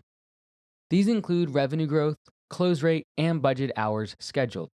I expect the GM to complete 30 budget hours of work each week, minus 1 budget hour for each in-person estimate or applicant interview. Sales-focused GMs often fill their schedules with estimates and spend less time in the field. They should have a background in outbound sales. Outbound sales means they have to cold call, they have to hunt, they have to go out and find leads. Inbound sales would be a sales associate at a retail store. Customers come to them. They are not responsible for going out and finding new customers. That is why I want someone with outbound experience. We prefer skills in home services, but it's not a must. This general manager thrives in the chaos of growth, but they rarely excel in profit mode. When a business stops growing its revenue and customers, the GM might feel stuck. They love the chase. They love growth. To them, profit mode is boring. A sales-focused GM is ideal for growth mode. The alternative is an operations-focused GM. This is the role you'll want once your business is in profit mode. You're currently earning between $500,000 and $1 million each year. Your next goal is to boost your profit. This requires operational excellence. The focus is on team training, dispatch, and maintenance. We are tracking key performance indicators. These include labor efficiency, budget hour accuracy, and customer churn. The operations-focused GM plans to finish 30 budget hours of fieldwork each week, same as the sales-focused GM. We lowered the weekly expectation by 1 budget hour for each in-person estimate or employee interview they do. Remember, the profit of a working GM location hinges on the general manager producing revenue. I want them doing fieldwork. They can stay back for estimates or team interviews. With a GM focused on operations, the location is in profit mode. Companies spend less money on marketing, fewer leads come in, they spend more of their time producing revenue in the field, especially during the slow season. An operations-focused GM is ideal for profit mode. What is the background of a GM strong in operations? You should aim to fill this position with an internal hire who has earned respect in the field. The best operational GMs often start as technicians. They stay in that role for over 6 months before becoming managers. The operational GM brings stability to your business. They will do well with rhythm and routine. They like to find 1% optimizations. They won't want to hang door hangers, cold call customers, or work 80-hour weeks. They don't care about being the biggest operation in town. They care about their team, efficiency, and profits. How to find the right GM. For growth mode, as you might have guessed from the description, you're looking for someone outside your technicians. Most employees hired for labor do not wake up one morning with the desire to work in sales. Different skill sets, different personalities. Usually, that person is not currently a technician. That means picking someone who has a proven track record in sales. We're not talking about phone reps or door knockers. They did outbound sales, yes, but this person also needs to be a leader, a general manager, someone with work experience. They will expect a high base pay. They might also want bonuses linked to revenue goals. The best salespeople already have great jobs. You will be competing with many others for the sales-focused GM. When you're in profit mode, you can pick a trusted employee from your team. Choose someone whom your team respects. They should have worked in your business for at least 6 months. They should be ambitious. They should show initiative. Someone who reads business or self-development books, listens to podcasts, and focuses on processes. They enjoy finding inefficiencies. They make great money as a technician on pay for performance, P for P. They teach new technicians about P for P. Try to find a crew leader who already acts like a manager, but hasn't had the title yet. If you show up at a project and there is a crew, who takes charge? Who talks to the customer? Who organizes the materials? Who maintains the equipment? That person could be your next working GM. Paying your general manager. How you pay your general manager depends on your goals. For growth mode, create revenue-based bonuses. You can use these when you're starting from zero or growing revenue by more than 50% year over year. Right now, you want strong top-line growth, even if it means lower margins. For example, you might in this context be looking at a base pay of $70,000 a year. You add bonus incentives of $500 a month if revenue is over $20,000, $1,000 bonus for a month of $40,000 in revenue, $1,500 bonus for a month of $60,000 in revenue, $2,000 bonus for a month of $80,000 in revenue. You could do a commission percentage if you don't like the tiered revenue model. You can add other growth benchmarks, not just revenue. These could be the number of customers or the amount of recurring revenue. Bottom line, the more growth, the bigger the bonus. Why? A revenue-based incentive keeps your GM motivated to grow at your desired rate. Caution, this could lead to negative cash flow. Be prepared to fund this rapid growth rate. Lots of growth means more marketing, more trucks, more employees. It also means more leads, which means less time that your working GM is producing labor revenue. Profitability hinges on that key factor. Once the location leaves growth mode and enters profit mode, you can switch from revenue-based incentives to profit sharing. Lock in their pay when the company incentivizes them based on revenue and growth. They should not receive a pay cut when they enter profit mode. For profit mode, you'll optimize pay for quarterly profit sharing. You can swap to monthly profit sharing if you have an entire year where every quarter is profitable. Profit sharing works well for businesses earning $500,000 or more each year. It's best for those with steady profits and revenue growth below 50% year over year. In this model, the GM will receive between 5% and 40% of the net profit. This is determined by the profit and loss statement. This is the bottom line on QuickBooks reports. Their profit share percentage should start low and grow over time. This is how I retain a great GM. Profit sharing is ideal for businesses that have low debt and healthy margins. They are in profit mode. Let's take it one step further. We talked about using revenue incentives. We talked about profit sharing. This is how we compensate GMs. But there is a better way. It is the copy and paste Millionaire method. It is a system that is built to leave. Distributable cash model. If you want to be completely out of operations, this is the approach for you.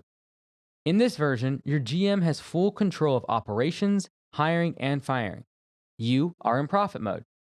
Profit sharing can be tricky.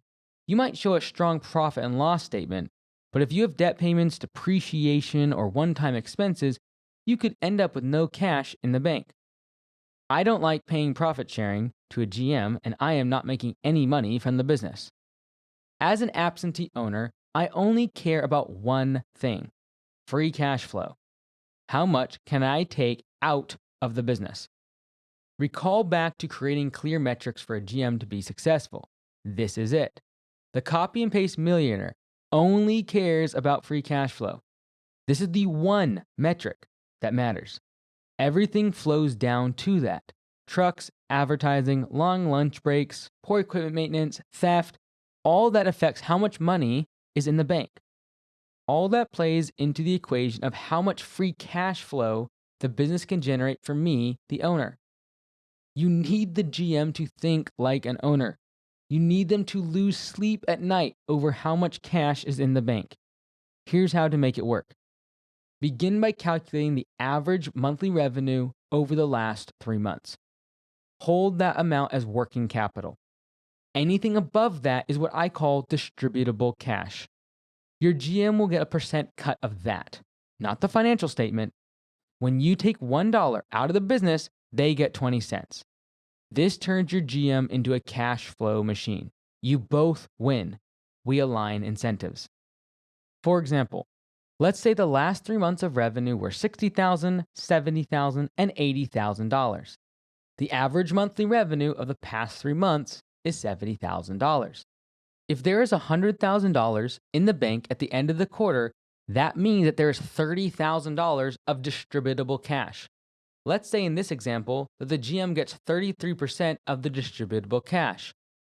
At the end of the quarter, the distributable cash is $30,000. $20,000 goes to the owners, and 33% or $10,000 goes to the GM for his bonus. When a location shows steady profits for a few years, it's easier to attract general managers. Why? You should have a good idea of what their total compensation will be. When a location grows fast, profits can be unstable, and growth isn't guaranteed. But when a location has been in profit mode for several years, we have a track record. A large percentage of the revenue is from recurring jobs. I am confident that revenue will continue. We create on-target earnings. This shows the expected total compensation for a GM. We use this during the interview process and throughout the year to benchmark success. We use this when trying to find a working GM, to replace the owner, or an existing GM. Remember, if you are in daily operations, you need to take a salary as a W-2 employee. That is not distributions. Let's say that last year the business did $900,000 in revenue. The owner was able to take $180,000 in distributions. We are in profit mode. We haven't purchased new trucks or increased employee count for 3 years. I am finding a new general manager. I am offering 25% of distributable cash as a bonus. Their base pay is $70,000 per year. In this example, the on-target earnings would be as follows. Base pay equals $70,000, bonus equals $45,000. This assumes that we repeat last year's profit numbers. I could show what changes the business could make and how they would impact their pay. For example, they can increase prices. We are in profit mode. If they can raise prices by 10% and keep all the customers, revenue would go up to $990,000 the next year. Profits would increase by $90,000. Distributable cash would go from $180,000 to $270,000. That would increase their bonus from $45,000 to $67,500. $67,500 is 25% of the $270,000 in distributable cash. Attached is a chart that we use at Augusta Lawn Care. We use this simple spreadsheet as a way to show GMs what their on-target earnings are. We base it on last year's performance. We also show them the ways to boost their pay. If they boost profits, grow revenue, or improve other metrics, their earnings can increase. How to measure a GM's performance. Here's the scary part about giving your business to someone else. Things can go wrong quickly. Bad GM in a good location, it will fall apart in 2 months. The opposite is true. A bad location with a great GM, it can be super profitable. You don't want to wait for an annual tax return sheet to find out that you're in trouble. Here's how a copy and paste millionaire tracks location performance. They use a weekly, monthly, and quarterly meeting cadence. To show this, here are 2 monthly income statements from one of my locations in Augusta. Notice that revenue skyrockets, but labor costs don't. Labor efficiency went up big time. There was only one change between these 2 months. We swapped out the GM. The previous GM was a good person, but they lacked the push and drive to be great. They were on cruise control, buddies with the crew, not a strong leader. I was out of town during this time. I was in North Carolina starting another location. The regional manager in Washington made the switch and selected a new GM. The results speak for themselves. The profit of the location, the revenue of the location, the morale of the team completely flipped. Again, the success of a location hinges on the GM. Become the person that great GMs want to work with. Weekly scorecard. The weekly scorecard focuses on operations, doing the work. We need to know if the work is on schedule, what projects are upcoming. The GM must fill out a weekly scorecard. It will include the number of estimates accepted divided by the number 1, also known as the close rate, budget hours for jobs divided by the actual hours they took, also known as the efficiency score, monthly revenue and year-to-date pace, crew count and employee churn, GM time, 30 budget hours of expected fieldwork minus 1 per estimate or interview. If your GM has a close ratio of under 30%, it's a red flag. If the location's efficiency score is under 50%, it's a red flag. If year-to-date revenue is down 10%, it's a red flag. If employees are leaving every week, it's a red flag. If your GM is producing less than 10 budget hours of fieldwork with only 5 estimates, it's a red flag. You should never wait for more than a week to know exactly what the health of the location is. Catch early warning signs and act now. Course correct to prevent a train wreck in a couple months.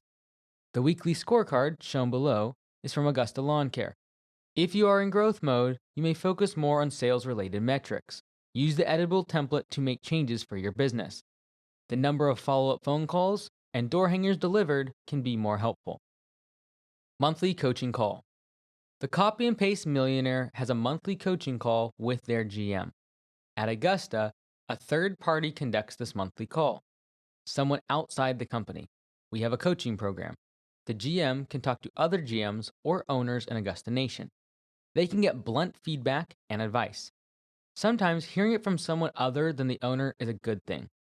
You don't want to have to be the bad guy. Critiques are well received. Focus on close rates, consider profit levers, improve leadership skills. We track the monthly revenue compared to last year. We count the number of Google reviews. We check what percentage of the month's revenue came from recurring services. We track what percentage of revenue goes to wages. Here are the monthly metrics we have at Augusta. This is part of our coaching program and software platform. Use this as a guide for what numbers to review with your GM every month. Quarterly P&L review. Sit down with the GM to review profit and loss statements, distributable cash calculations, GM bonus and incentive payout, quarterly targets versus actual numbers, recon on large jobs. The quarterly review focuses on finances. This topic arises naturally. Companies usually calculate profit sharing and bonuses every quarter. Use financial statements that match your bank account. Use homeservicecpa.com to get these done for you. Reconcile every month by the 15th. You have clean reports. You get an executive summary for the quarterly review with your GM. The weekly scorecard, monthly coaching call, and quarterly review are key. They lay the groundwork for clear communication with the GM. This meeting rhythm gives your GM clarity and focus. This meeting rhythm gives you confidence as the owner. The location is profitable and running well. You don't need to micromanage. The systems scale. The systems are built to leave. Hey everyone, it's Mike here. One of the things I love most about Homeworks is the ability to be able to have the command center feature. So we've talked about building out a command center, and one of the biggest parts of that is if you have multiple locations, I want to be able to quickly access all the locations without having to log out and then log back in and then log back out and log back in.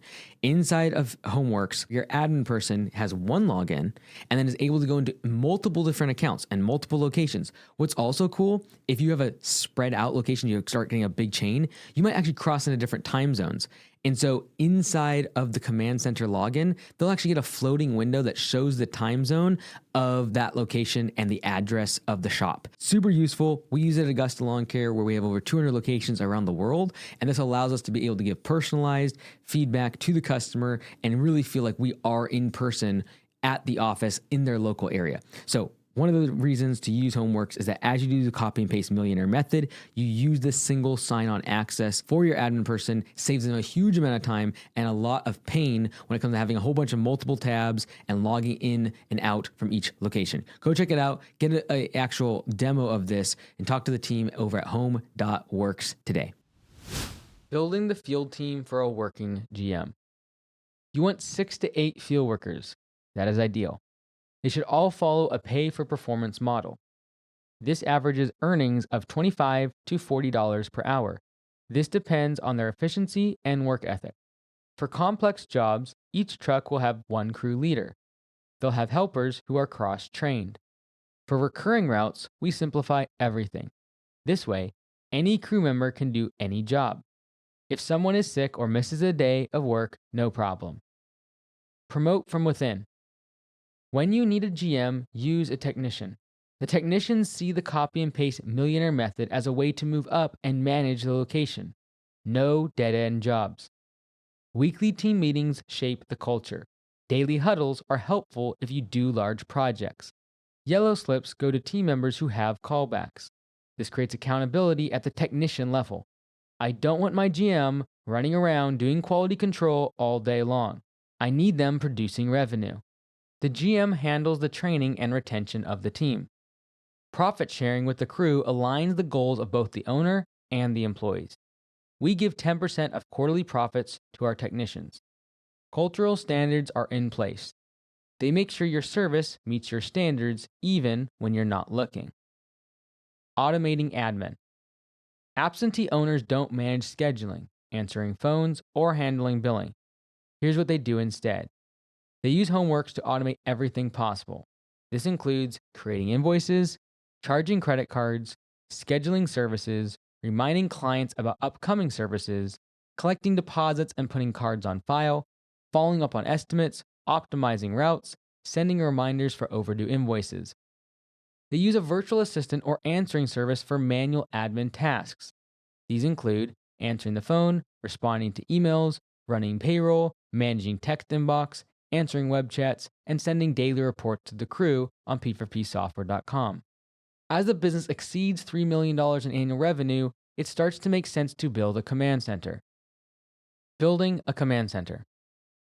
At Augusta Lawn Care, our command center serves over 200 locations. They operate 7 days a week to serve the US, Canada, and Australian locations. The company collects over $1 million in revenue per week. We have 30 to 60 agents serving our owners. This depends on the time of year. We have one command center manager, 2 assistant managers. We keep it lean and a flat org. We reduce and cut back on bloat wherever possible. We provide incentives for agents to take the off-season off. We pay them bonuses and cover healthcare insurance. Then they can return for spring rush. Leads are seasonal, even if our locations do winter services. The phone calls come in earlier in the year. We must reduce overhead. We must keep a tight ship. We cannot let bloated admin costs sink us. Your command center will start with 2 to 3 office workers. You will have to pay their salaries and the office rent, utilities, and computer equipment. This can surpass $20,000 per month fast. This is overhead and a fixed expense. That is why I avoid this until absolutely necessary. I am fine with a virtual service that can do 90% quality. I do not want overhead. But once I hit $3 million in annual revenue and have 4 to 6 locations, I will want my own office. As we grow big enough, the quality increase outweighs the cost. I can customize systems. I don't have to rely on third-party vendors. The office workers you hire will be generalists. You will need to train them on 10 to 20 different tasks and departments. As you scale from $3 million to $5 million in annual revenue, you will start to specialize the roles of the admin team. You will have a phones department, a billing department, a scheduling department, an HR department, among others. Some departments, such as phones, will have a lot of people on them as you grow the business. More specialized departments, such as payroll, will have one person in charge. They will cross-train one other person. This reduces key man risk and the impact of someone leaving. Churn at the admin position when you only have 1 to 2 employees in the office is brutal. It can take 6 to 8 weeks for an office person to become efficient. As a generalist, they have many things they need to learn. If you churn even 1 or 2 admin employees each year, you might as well do the work yourself. This is why many business owners have their spouses do the admin work. At least they know they aren't going anywhere, or at least not for now. But I would challenge this notion. Is this a copy and paste method? Is it smart to have a spouse be the crucial pillar that holds up the business? That is not a system that is built to leave. You can't go on vacation with your spouse without collapse. Be careful to think that you can hire overseas talent for a fraction of the cost. They will cost less, but they can take 3 to 5 times more training. They also demand more management and tracking, more video calls, more virtual education, and more remote meetings. Lots of management means lots of expense. If you get dragged into anything admin related, it's bad news. It's a bad use of time. We track customer satisfaction, and our in-house agents set the standard. AI, overseas, and remote admin don't come close. I hope that changes one day. It would save me hundreds of thousands of dollars. But for now, we continue to hire in-office agents. If the extra cost is too high for you, keep hiring agencies, virtual assistants, or answering services. This can help until you can afford the office.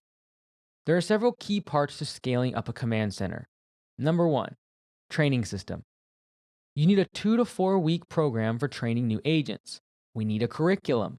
A training manual and checklist are important. Identify low performers during training weeks. Weed them out. Use testing.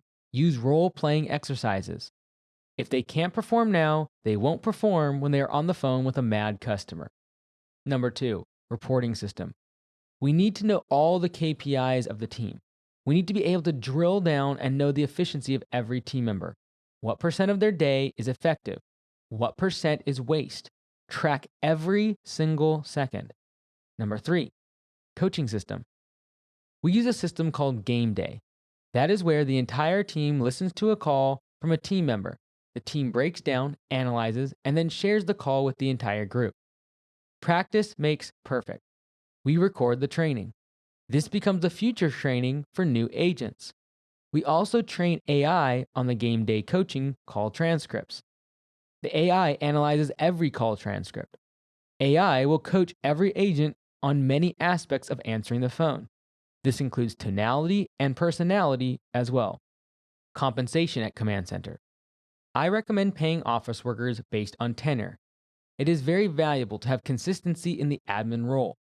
Once team members become specialists, I can make the compensation plan more specific. I can figure out the metric that is most important. For example, over 40% of clock time on the phone is the expectation for our phone agents. If they clock 10 hours and they only had 3 hours of call time, it's a red flag. We expect someone to pick up calls within 8 seconds, 2 rings. Missing more than 5% of calls is unacceptable. This could demand hiring more phone agents. The agent might need coaching.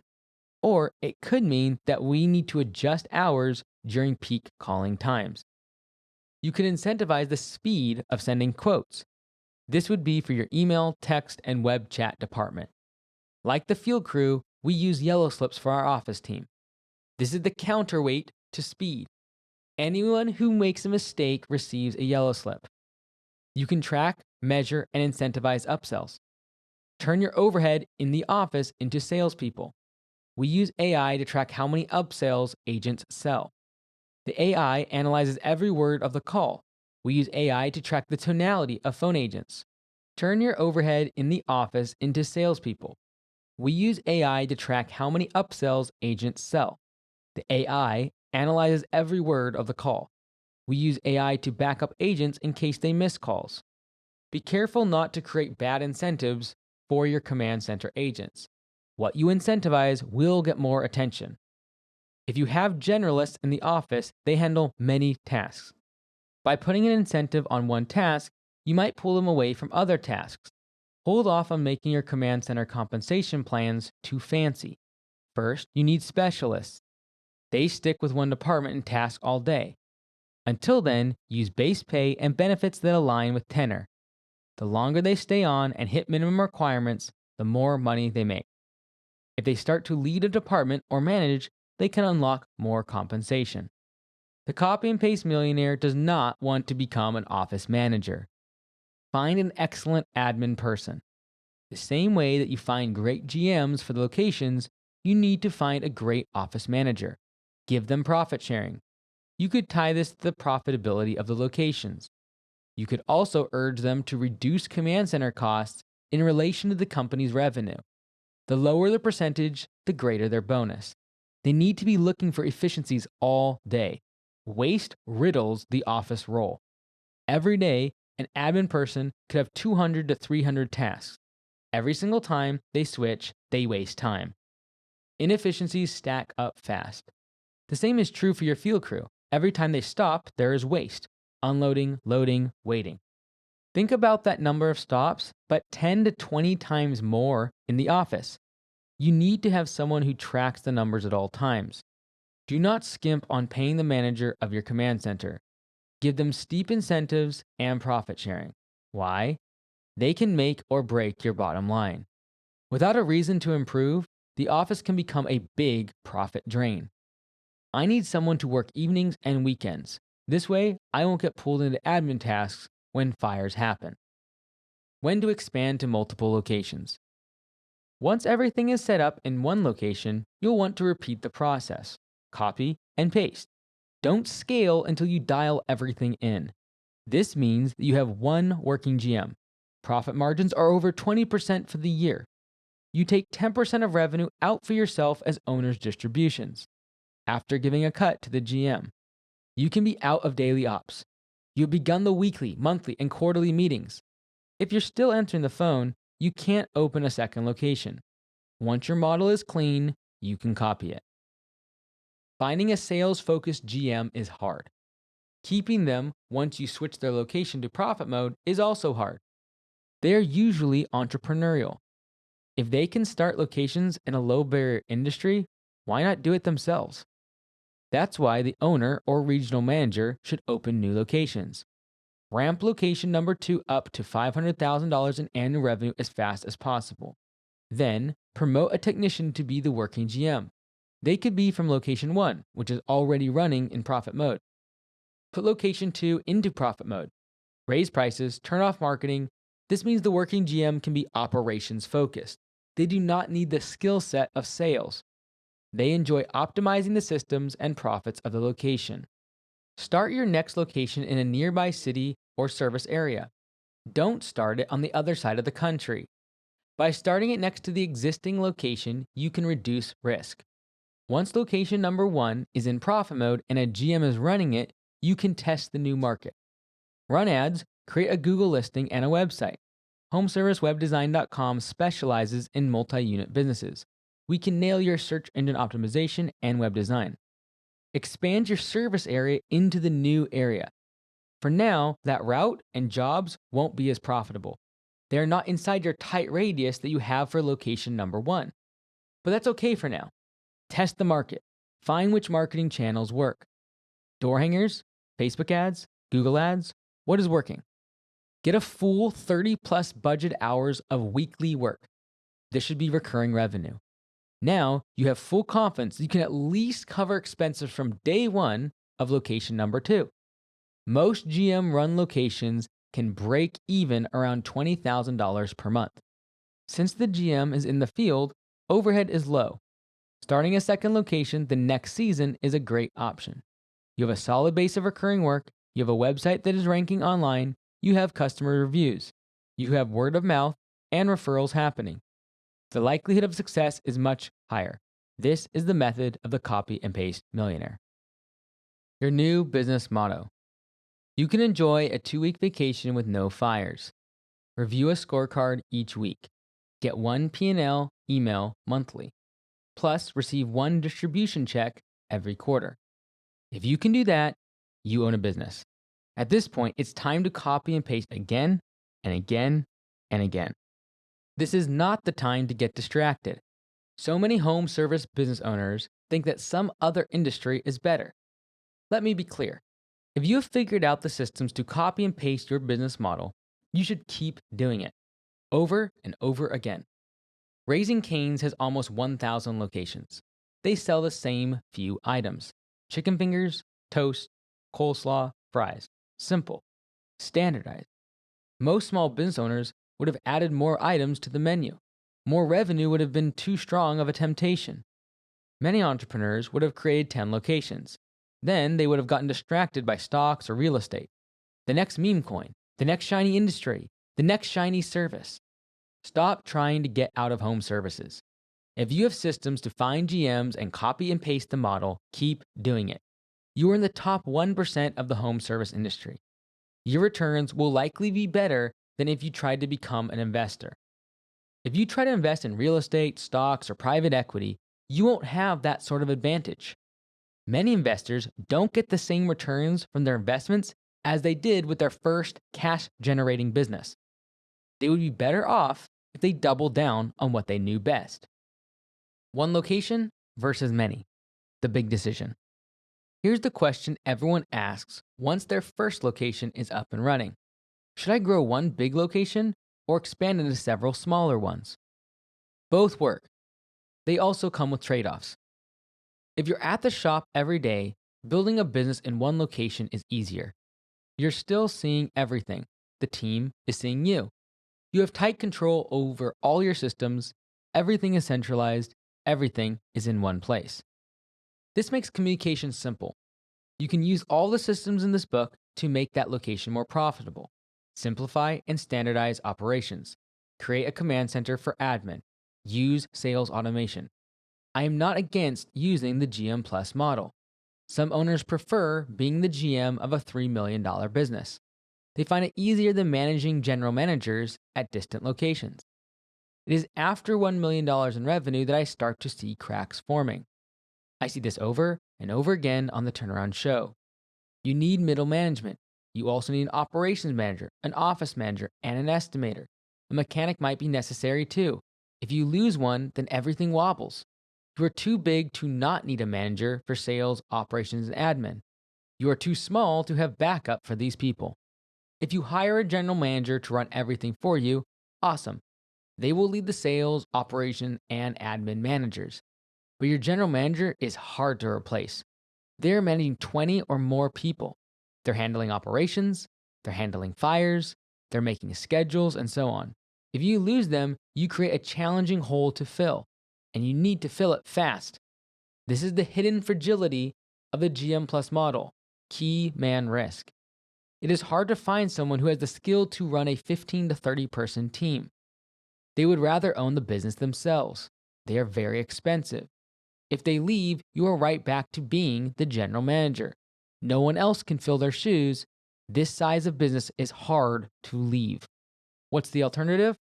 You cap your first location at the working GM size. You lock in 6 to 8 field staff. You automate admin. You run sales through instant quote forms and over-the-phone sales. Then you hire a working GM focused on operations, not sales or admin. Their priority is to run a tight ship. Then do it again somewhere else. New city, new zip code, same rules. Same pricing sheets, same CRM, same scorecard, same compensation model, same equipment, same systems, same expectations. Instead of having a skyscraper, you have many brick houses. Each is self contained, and if one burns down, the others keep going. You diversify risk. You can scale by stacking 5 of them. Hire a regional manager. This way, you can build a company to over $5 million a year. You also skip the drama and risk that come with layers of middle management. Why smaller locations win. Small teams can be profitable. Here's why. Drive time kills efficiency. The infamous windshield time. It crushes profits in home services.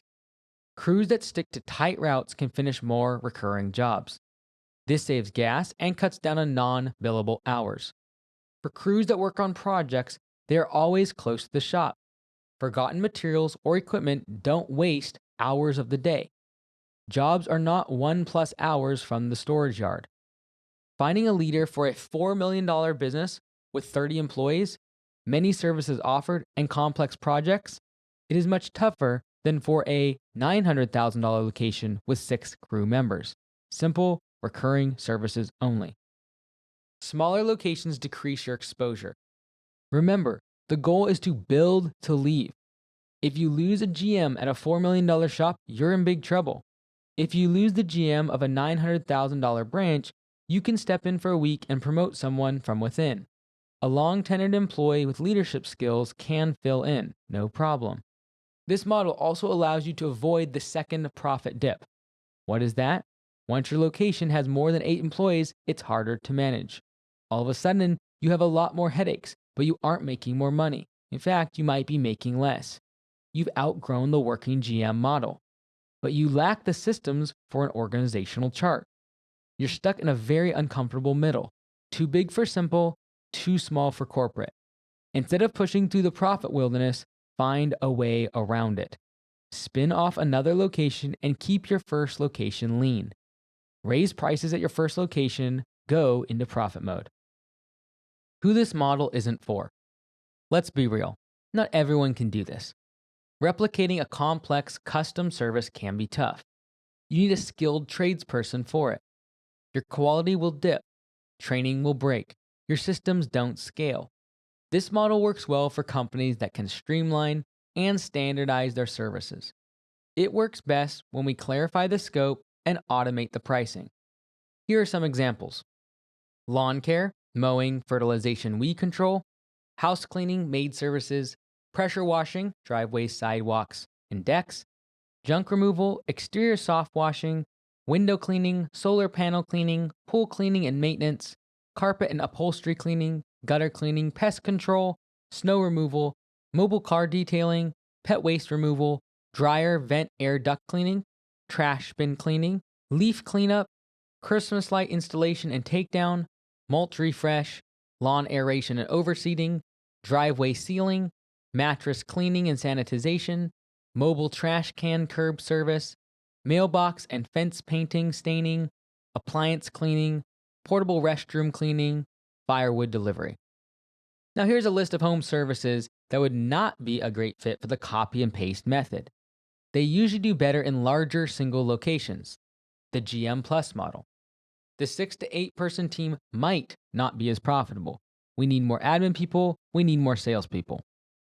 Custom home building, remodeling and renovations, electrical contracting, plumbing contracting, HVAC installation and repair, roofing, masonry and concrete work, flooring installation, drywall and framing, deck and fence construction, specialty landscaping, hardscaping such as water features and outdoor kitchens, tree removal that's dangerous, skill-intensive one-time services, garage door installation and repair, major appliance repairs, solar panel installation with engineering and electrical permitting, septic system installation and repair, excavation and grading, fire and water damage restoration, mold remediation, asbestos and lead abatement. Compliance-heavy, specialized labor. Many of these businesses require certifications and skilled labor, but I do believe that even they can sell recurring jobs. They can sell warranties and inspections. They can simplify, standardize, and have systems. They can become the GM Plus model. I outline more of this in a free workshop I made on my website, mycandies.com/workshop. The copy and paste millionaire is for owners who can develop GMs. If you can't, then you're not ready. This isn't the blueprint for a big business, it's the blueprint for freedom. Built to sell, built to scale, built to leave. Here's your final fork in the road. You have a profitable business. Each location earns $900,000 a year. It has over a 20% profit margin. The owner doesn't need to get involved in operations. There is a solid team of GMs. Now what? You could sell it for 3 to 5 times the annual profit and retire. Or you could keep it and scale. Copy and paste until you got 3 million plus, then hire a regional manager to oversee the GMs. Then do that again. Create a chain of 20 to 30 locations. Increase cash flow. Increase the valuation multiple. The answer depends on your goals. If you need cash now, you can sell. If you want wealth later, you can stack many locations. The best part is that you're not locked in. You can build 3 to 4 units, sell 1, and keep 2. You can run 5, keep 3, and sell 2. You can stack 20 and walk away from everything with an 8-figure check. None of that happens until you build the first location right. Don't reinvent the wheel. Stop tinkering. Don't chase other industries and business models. The grass is always greener on the other side. Don't get cute. Nail the model right and then copy and paste again and again. Benchmarks to copy and paste. You may want clearer guidelines. When is your business ready to expand to more locations? I will show you the guidelines we have at Augusta Lawn Care. A big variable is the amount of capital you have to invest. These pictures show the key metrics for a location to reach profit mode and prepare for another location. If you have less than $100,000 in cash, expect this to take 5+ years. You can get there faster if you have more money. Notice some highlights. With more cash, I spend more on advertising. I grow faster. I start with employees.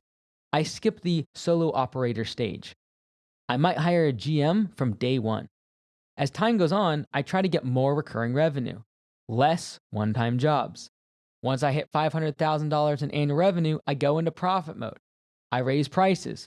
Close ratio goes down. I do not hire more employees. I don't want this to remain a theory. I want to show a real business with real numbers. Here's the full income statement from one of my Augusta Lawn Care locations.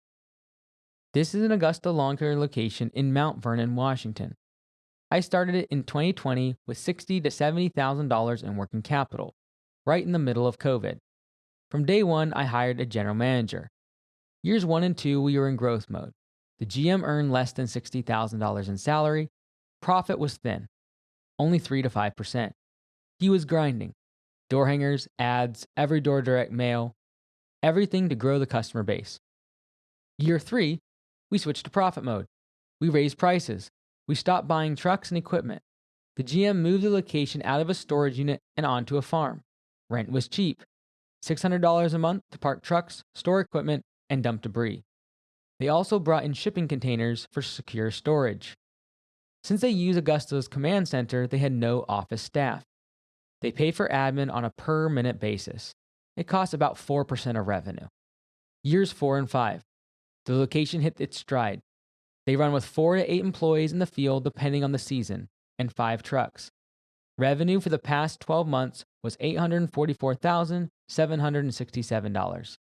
Profit on the income statement show $130,446. That's after paying the GM and regional manager bonuses, which are categorized under wages. The GM made a $70,000 base salary plus more than $73,000 in profit distributions. Since he started the location from day one, he receives 35% of profits. The regional manager gets 15%.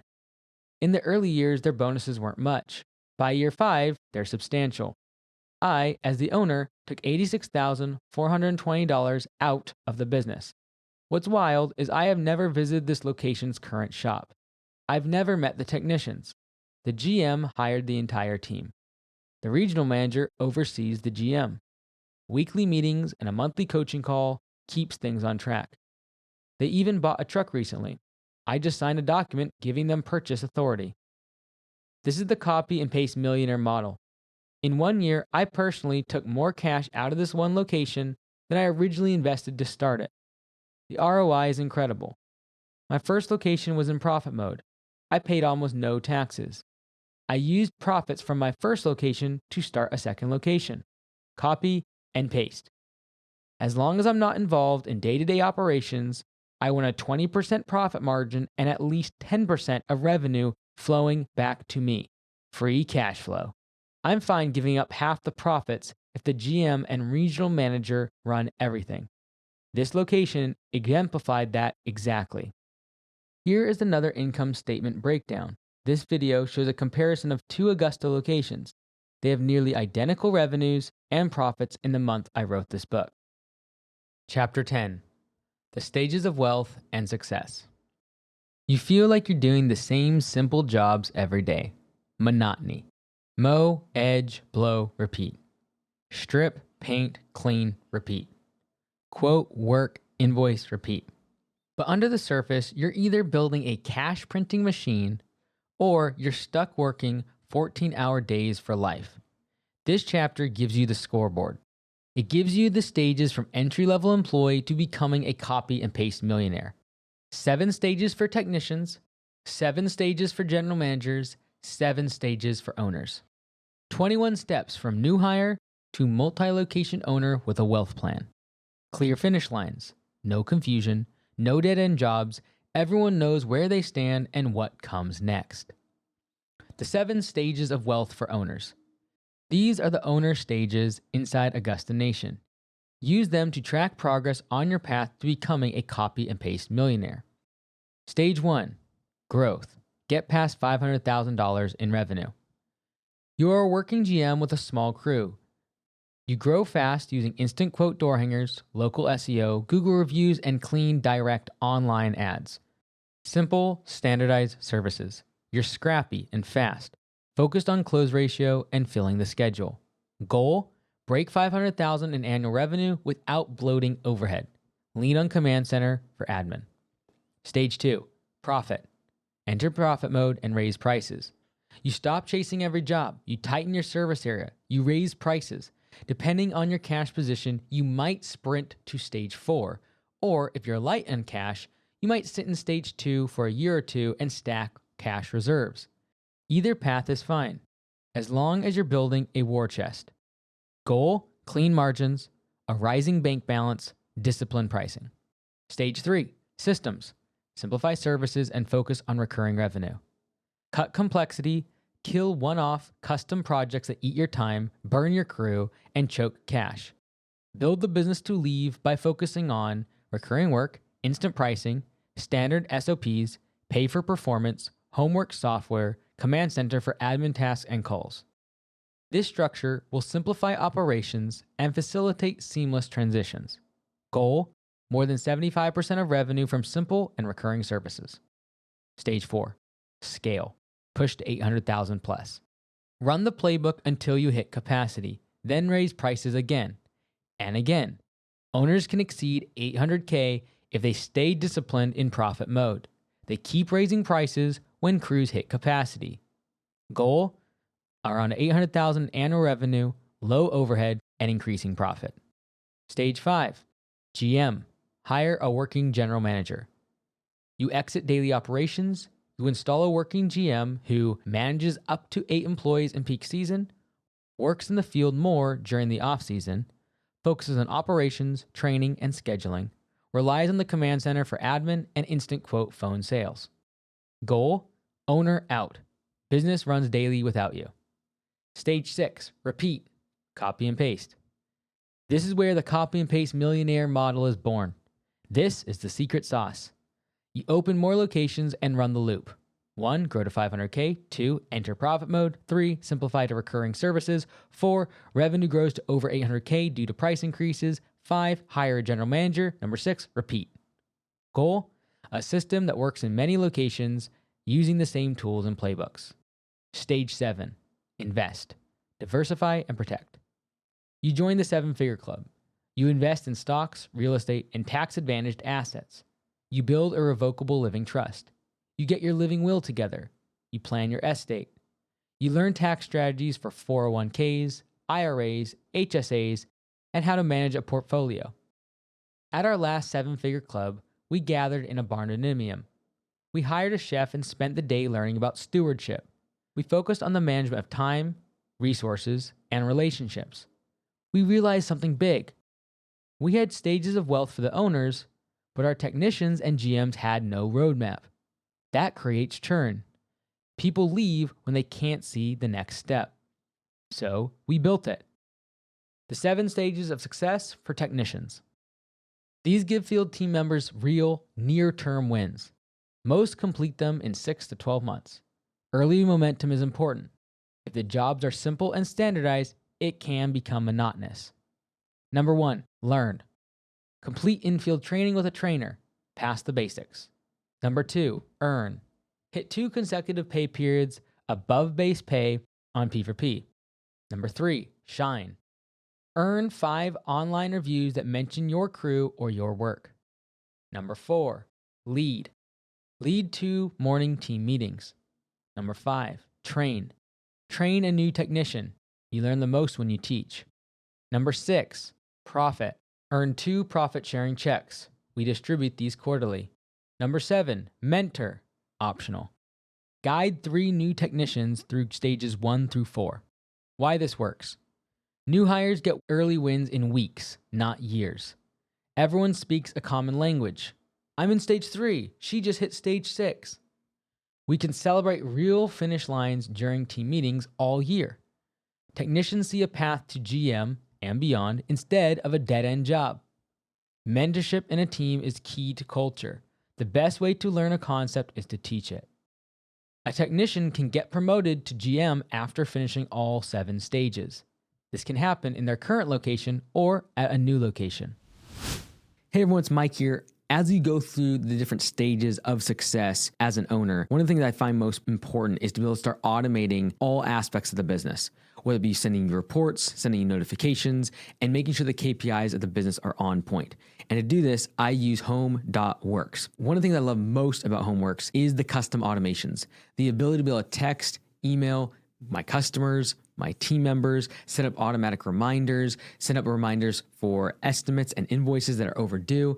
These are all things that are completely customized, and you can connect to Zapier. So if you have other software, if you have a phone system that you want to connect, so for example, I was talking to someone today, every single time a new customer is set up inside of HomeWorks, they have Zapier talk to RingCentral, and RingCentral actually automatically calls the customer and confirms the appointment. These are little things that you can do, like automations inside of HomeWorks, using Zapier and connecting with other software. That's super powerful. You might spend a couple hours building an automation, a couple hours building the templates and the text messages, or connecting it to Zapier and your other software. But doing that one time allows you to copy and paste and save hours, if not days, of admin time, of sales time, and increases your close rate across the board. So go check it out today. Go to home.works. And if you're a Zapier power user and you love building out automations, you can also go to Zapier, look up HomeWorks, and you'll actually see all the different triggers and actions that you can perform inside of their platform.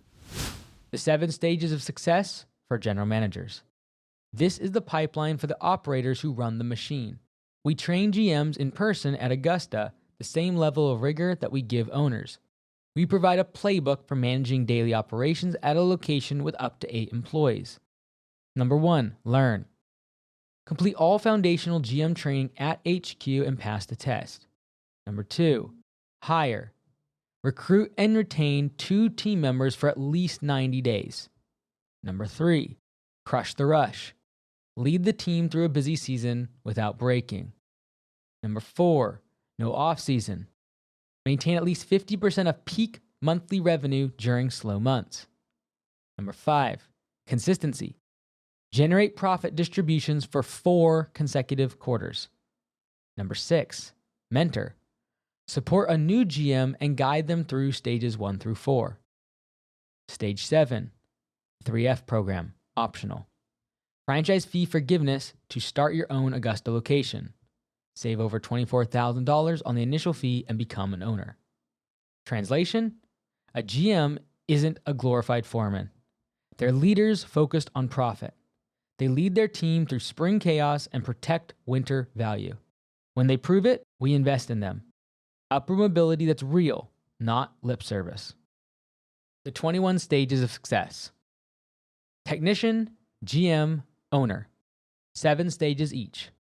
We print these. We put them on the wall. We track each member of the team. We celebrate every step forward. Stickers, shoutouts, bonuses, and jumbo checks. This creates a talent magnet. New hires get excited. A stage 6 tech can train a stage 3 tech. A stage 5 GM can coach a stage 2 GM. An owner at stage 6 or stage 7 can guide rising technicians into ownership. Everyone is on the same game board. That includes the owner. No one can say, there's no path here. The path is on the wall. Once you hit stage 6 and 7. If you're reading this, you might have copied and pasted stage 6 for owners, or be diversifying stage 7. Now is when wealth strategy really clicks. This is why we launched the 7-Figure Club. This is an annual event focused on stewardship, trust, estate planning, tax strategy, portfolio building, and creating a legacy. This event is for Augusta lawn care owners. To see if joining Augusta Nation is right for you, visit AugustaLawnCareServices.com/franchise and book a call. Use the systems to become a copy and paste millionaire. After 5 years as an owner, you receive credit for your initial franchise fee. This applies to your next location. Copy and paste. We also launched a copy and paste millionaire workshop. It's a 2-day in-person event at our new headquarters building. It is for home service business owners of all industries. Build a $3 million+ empire. Learn how to find and hire GMs for multiple locations, scale the hub and spoke model, build a management team for sales, operations, and admin, build a command center admin team, install instant quotes and recurring revenue, and how to have grand opening launches for new locations. You can get more info at mikeandys.com/HQ and reserve your seat. If you come and you feel it isn't worth the ticket price, I'll refund you before you leave. You will see the command center in action. You will hear from my general managers and regional manager. We will work with you to customize your copy and paste millionaire roadmap. In stage 7 of wealth, we also look to create an exit strategy. How do you keep the legacy going? At the workshop, we will also discuss family succession the smart way. Plan for third-party sales, looking into seller financing, focusing on maximizing valuation. We'll also talk about ESOPs, employee stock ownership plans, to help you sell your business to your team. Trust structures to transfer assets tax efficiently. If this book gets 1,000 Amazon reviews, I will write another book. It will be named Copy and Paste Millionaire Wealth Strategy. Then I will give you the full wealth playbook. It will teach you how to turn active income from your home service business into passive assets. You can build tax advantage wealth to pass on to the next generation. When you leave the Amazon review, I will give you access to online training. Screenshot your Amazon review and email it to book@mikeandys.com. Then you will get access to the training. What this changes. The Copy and Paste Millionaire is more than just copying and pasting money. It's about copying and pasting opportunities. Your team can't resent your income when they can follow the same steps and earn their own. Your GMs can't stagnate when they have a clear ladder to ownership. You can't drift when someone defines and dates your next stage. Our mission at Augusta Lawn Care is simple. Raise the level of professionalism in this industry. We do it by giving everyone, techs, GMs, owners, a path and the pressure to keep climbing. Constant improvement is not only a value on our wall, it's what we live by. Being a business owner is lonely, but you don't need more hype. You need the next stage. You need something to strive for. Constant improvement is the goal. Chapter 11. P.S. Important warning. This will not be easy. I almost changed the title of this book. The words copy and paste give the illusion that this is easy. This is not true. If you plan to exceed $1 million in revenue, be aware that you're entering tough territory. Most entrepreneurs, over 90%, will never explore this area. They will stay in 6-figure territory. Opening more locations brings many challenges. You will have to learn how to manage leaders, your working GMs. You have to create systems. With multiple locations, you can't be in all of them at once. This forces you to build systems. Systems for sales, systems for operations, systems for admin, systems that allow you to leave. You must standardize your products and services. This forces you to simplify. This forces you to create recurring revenue. This increases the chance that you can sell the business. This increases the chances you will be able to take a vacation. This increases the chances that you will be profitable. You can replicate this over and over again. I created the copy and paste millionaire method. I found that the 4 to 8 person business model is effective for making money. It is the sweet spot. I hate to see the pressure on business owners to build a 7-figure business. I hate the notion that $1 million business is the starting point for success.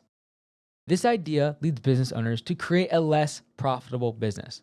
It pushes them to go into debt. Some never survive. Some quit.